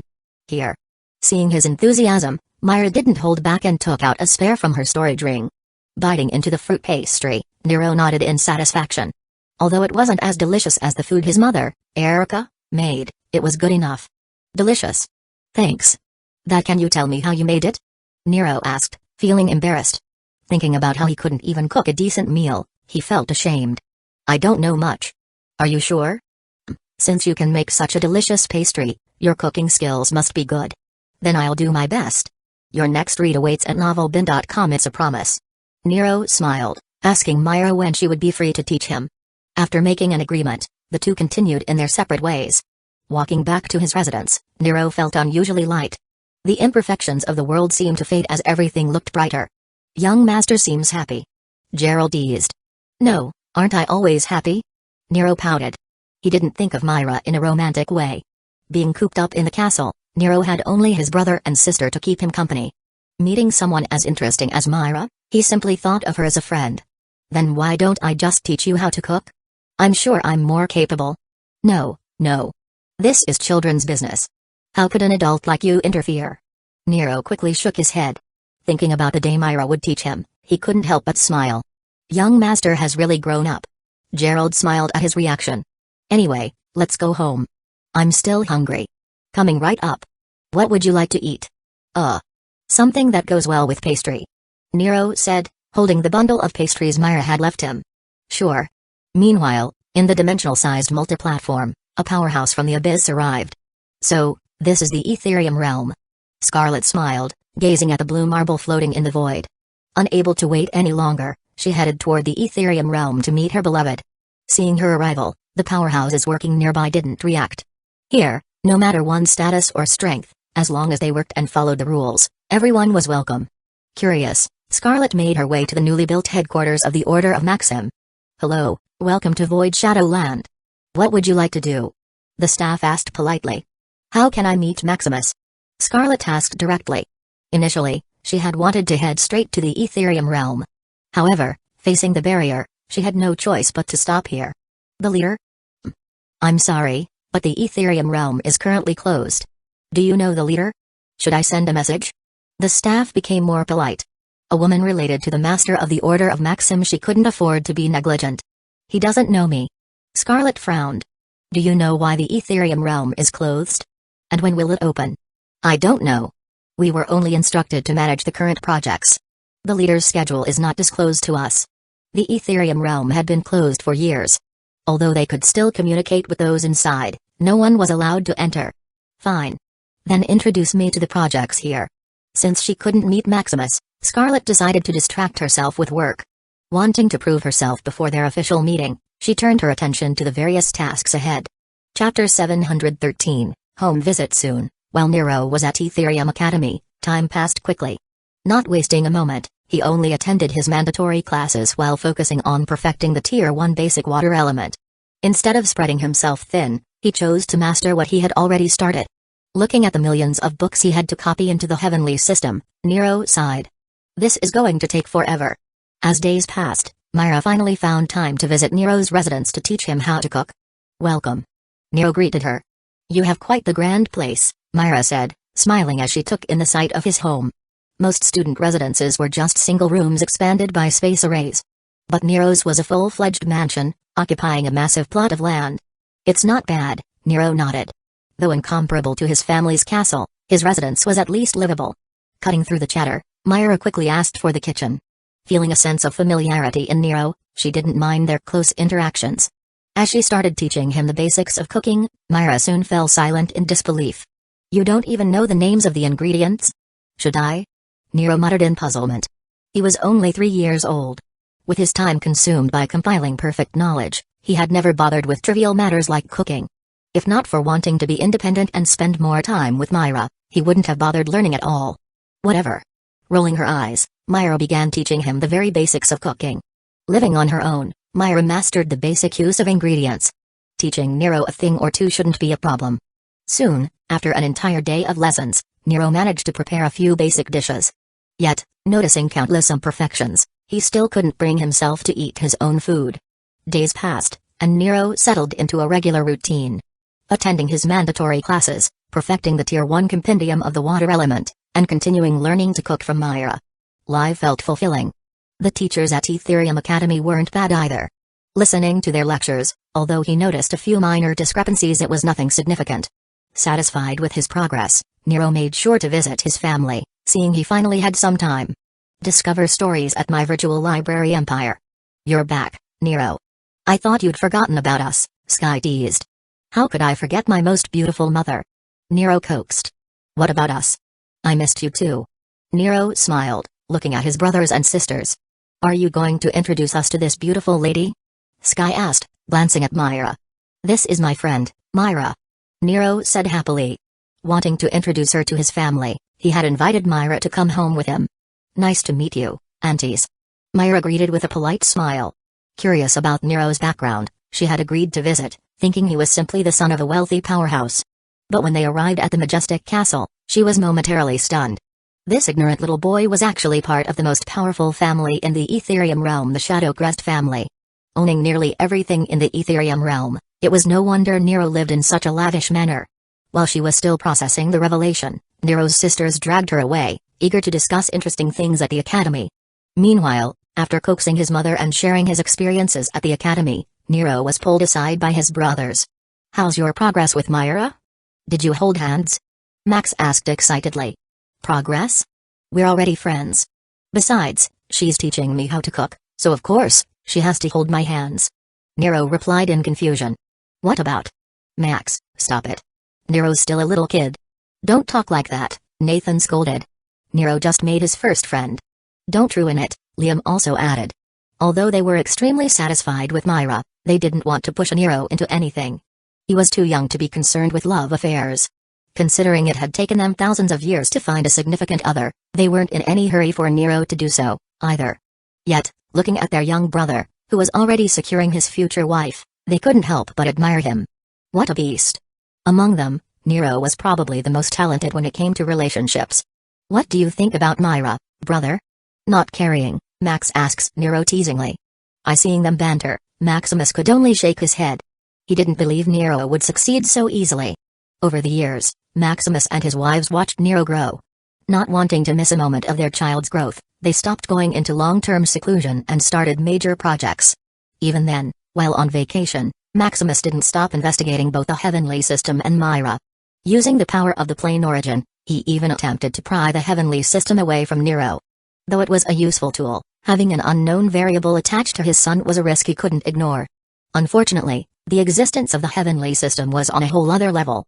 No matter what he did, he couldn't pry it away. As for Myra, she was easier to investigate. With just a bit of effort, Maximus quickly uncovered the reason for her arrival in the Eon plane. Her plane-level physique, the plane of balance, grants her the ability to manipulate the rules equilibrium itself. According to his deductions, if Myra had enough power, she could reverse the very structure of the Eon plane, turning overlords into mortals and mortals into peak powerhouses. Fortunately, it seemed she was on a mission. Moving toward a critical node of chaos and change, Myra had chosen to enter the Eon plane in preparation for the future. Maximus seemed to have become a traction point of fate, guiding events according to his will. Drawn to the unknown variable brewing in the Eon plane, Myra had joined the fray even at the cost of starting over. Although she might be a Tier 13 powerhouse, the protection of a plane could not be bypassed by mere strength. Losing her power and memory was a small price to pay for smuggling herself inside. Now, residing in the Etherium realm, Myra could only rely on her innate talent and abilities to grow. Only when she reached Tier 10 or 11 would she regain her memories and begin her true mission. With such a long time ahead, Nero had a high chance of winning her over. Unfortunately, even if Myra had lost her power and memories, her past strength was still far too overwhelming for Nero to bear. Maximus could only bless his son to the best of his ability and give him the slightest chance. Soon after showing off, his friend Nero and Myra returned to Etherium Academy, promising to visit again. Chapter 714, Graduating in Etherium Academy 1,000 years later, in the Etherium Academy podium stand. Dozens of individuals stood on the podium, gazing at the trillions of students watching them in admiration. Among them were Nero and Myra, the fastest students to ever graduate from the academy. What a bunch of monsters. Read new chapters at novelbin.com. Is it possible to graduate in 1,000 years? Is this a joke? No, those two are different. One had an SSS class overall talent, while the other had SSS class comprehension and will. TSK, even then 1,000 years? Is this even real? To graduate from the Etherium Academy, there was only one criterion: possessing the ability or power comparable to an apex sovereign. 1,000 years to achieve such power was considered impossible by any standard. The Etherium realm was unlike other dimensions, where, with enough resources, one could become a god overnight. Here, the lower one's realm and age, the slower one's progress. At 100 years old, one could, at most, reach the Tier 3 realm. At 1,000 years old, the highest limit was the Tier 7 realm. This means that graduating within 1,000 years was generally impossible. Unfortunately, geniuses were destined to break rules and conventions. Nero, at Tier 6 realm, had perfect control over the essence of the law of water element. That's right, not just the basic element, nor the basic law, but the very essence of the law. With Nero's control, he could bring down any number of Tier 9 apex sovereigns as long as he had enough energy. Myra was even more astonishing. At the peak of the Tier 7 realm, she was already certified as a 9th grade alchemist. A 9th grade alchemist. One of the major professions not just in the Etherium realm but across the entire Eon plane. Becoming a 9th grade alchemist was even harder than advancing to the Tier 9 realm. With such extraordinary ability and knowledge, even though Myra rarely displayed her power, many Tier 9 apex sovereigns were willing to bow to her. Looking at the two legendary figures standing on the podium, the students could only watch in envy. Meanwhile, as the current headmaster conducted the ceremony, Nero couldn't help but sigh. I can finally leave this place. After spending 1,000 years in the academy, Nero was exposed to so many imperfections that he became numb to them. Although it was somewhat enjoyable with Myra's company, he had started to miss his family. Having not returned home in decades, Nash felt a little nostalgic. As his strength increased, he became busier and busier, never having a moment to rest. It wasn't that he enjoyed working. In fact, he would have preferred to do nothing and lie down until he became a peak powerhouse. Unfortunately, his damn physique was like a curse. With his father's support, his heavenly grade physique had evolved into a dimensional grade 1. This leap in power made the imperfections he encountered even more apparent. If he didn't fix them, Nero felt like he would go insane. Thus, for 1,000 years, Nero barely slept, copying and studying knowledge every moment to find solutions to these imperfections. Fortunately, as his strength increased, copying knowledge became easier. With a single sweep of his consciousness, he could copy thousands upon thousands of books in an instant. Unfortunately, the solutions didn't come automatically. Nero had to identify each imperfection, consult the heavenly system, and implement the necessary corrections. This exhausting work completely changed the Academy's image. Every place Nero passed was renovated, books with discrepancies were corrected, and anything that fell into his hands was perfected. Finally, after the headmaster's long speech, the ceremony proceeded. The graduates began vowing loyalty to the Etherium realm, promising to contribute to its prosperity and become representatives of the new generation. Under the auspicious atmosphere, the world itself celebrated, congratulating all the students who had graduated. Tired of the cumbersome ceremony, Nero slumped in his house, exhausted. "Didn't you say you were eager to come home?" Myra asked, seeing Nero lying listlessly. "Let me rest for a while." 1,000 years of work had finally caught up to him. The exhaustion, the pressure, the burden now that he was about to leave this place, instead of feeling happy, he only felt tired. Looking around his house, filled with traces of his work, suffering, and sorrow, Nero couldn't help but sigh. However, when his gaze landed on Myra, all of it seemed to dissipate, transforming his negative experiences into memories of joy, adventure, and incredible growth. "What do you plan to do, Myra?" Nero asked expectantly. From childhood to adulthood, he had finally understood his brother's teasing and wisdom. Feeling he and Myra were destined, Nero began to put in effort not just to deepen their friendship but to go beyond. Unfortunately, Myra was like an ocean. No matter how many ripples his actions caused, they never affected its vast integrity. Although they were closer than ever, the distance between them seemed to be wider. "I don't know." Myra shook her head at Nero's question. In truth, Myra had never known what to do in life. One day, she had been dragged into a test, and before she knew it, she had spent 1,000 years at the academy. Like a leaf carried by the breeze, she had simply lived her life to the best of her ability. "Then how about coming home with me?" Nero asked nervously. "What for?" Myra looked puzzled. "Take a vacation or whatever. I'm sure my sisters miss you too." "Oh, okay. I miss Lily and the others as well." "That's great." Excited, Nero and Myra quickly packed their bags and boarded the teleportation station to the astral continent. "We're here." Arriving at the familiar castle, Nero couldn't help but sigh. "Your castle is as grand as ever." "Ha ha ha, my father spent all his money on this." His father seemed addicted to building. Every time he obtained a new gadget or treasure, he would incorporate it into the castle. "Talking about me?" Suddenly, as Nero laughed at his father, the man himself seemed to hear his whisper and teleported beside him. "Father." Nero smiled, playing dumb. "You brat, you haven't come home in decades." Maximus scolded, relieved to see Nero finally return. Although they could teleport to the Ethereum Academy in an instant, they didn't want to disturb him. "I didn't want to bother you guys." "Then why didn't you even invite us to your graduation?" Maximus asked angrily. "This I forgot." Since he didn't consider his graduation important, he completely forgot to inform his family. "You kid." Maximus was speechless. Even he had forgotten about Nero's graduation. If not for his wives reminding him earlier, he wouldn't have even known such an event was taking place. Fortunately, they had arrived just in time to watch Nero graduate with high honors. Looking at the two, Maximus could only sigh and bring them to meet his wives. "It's up to you to comfort your mothers."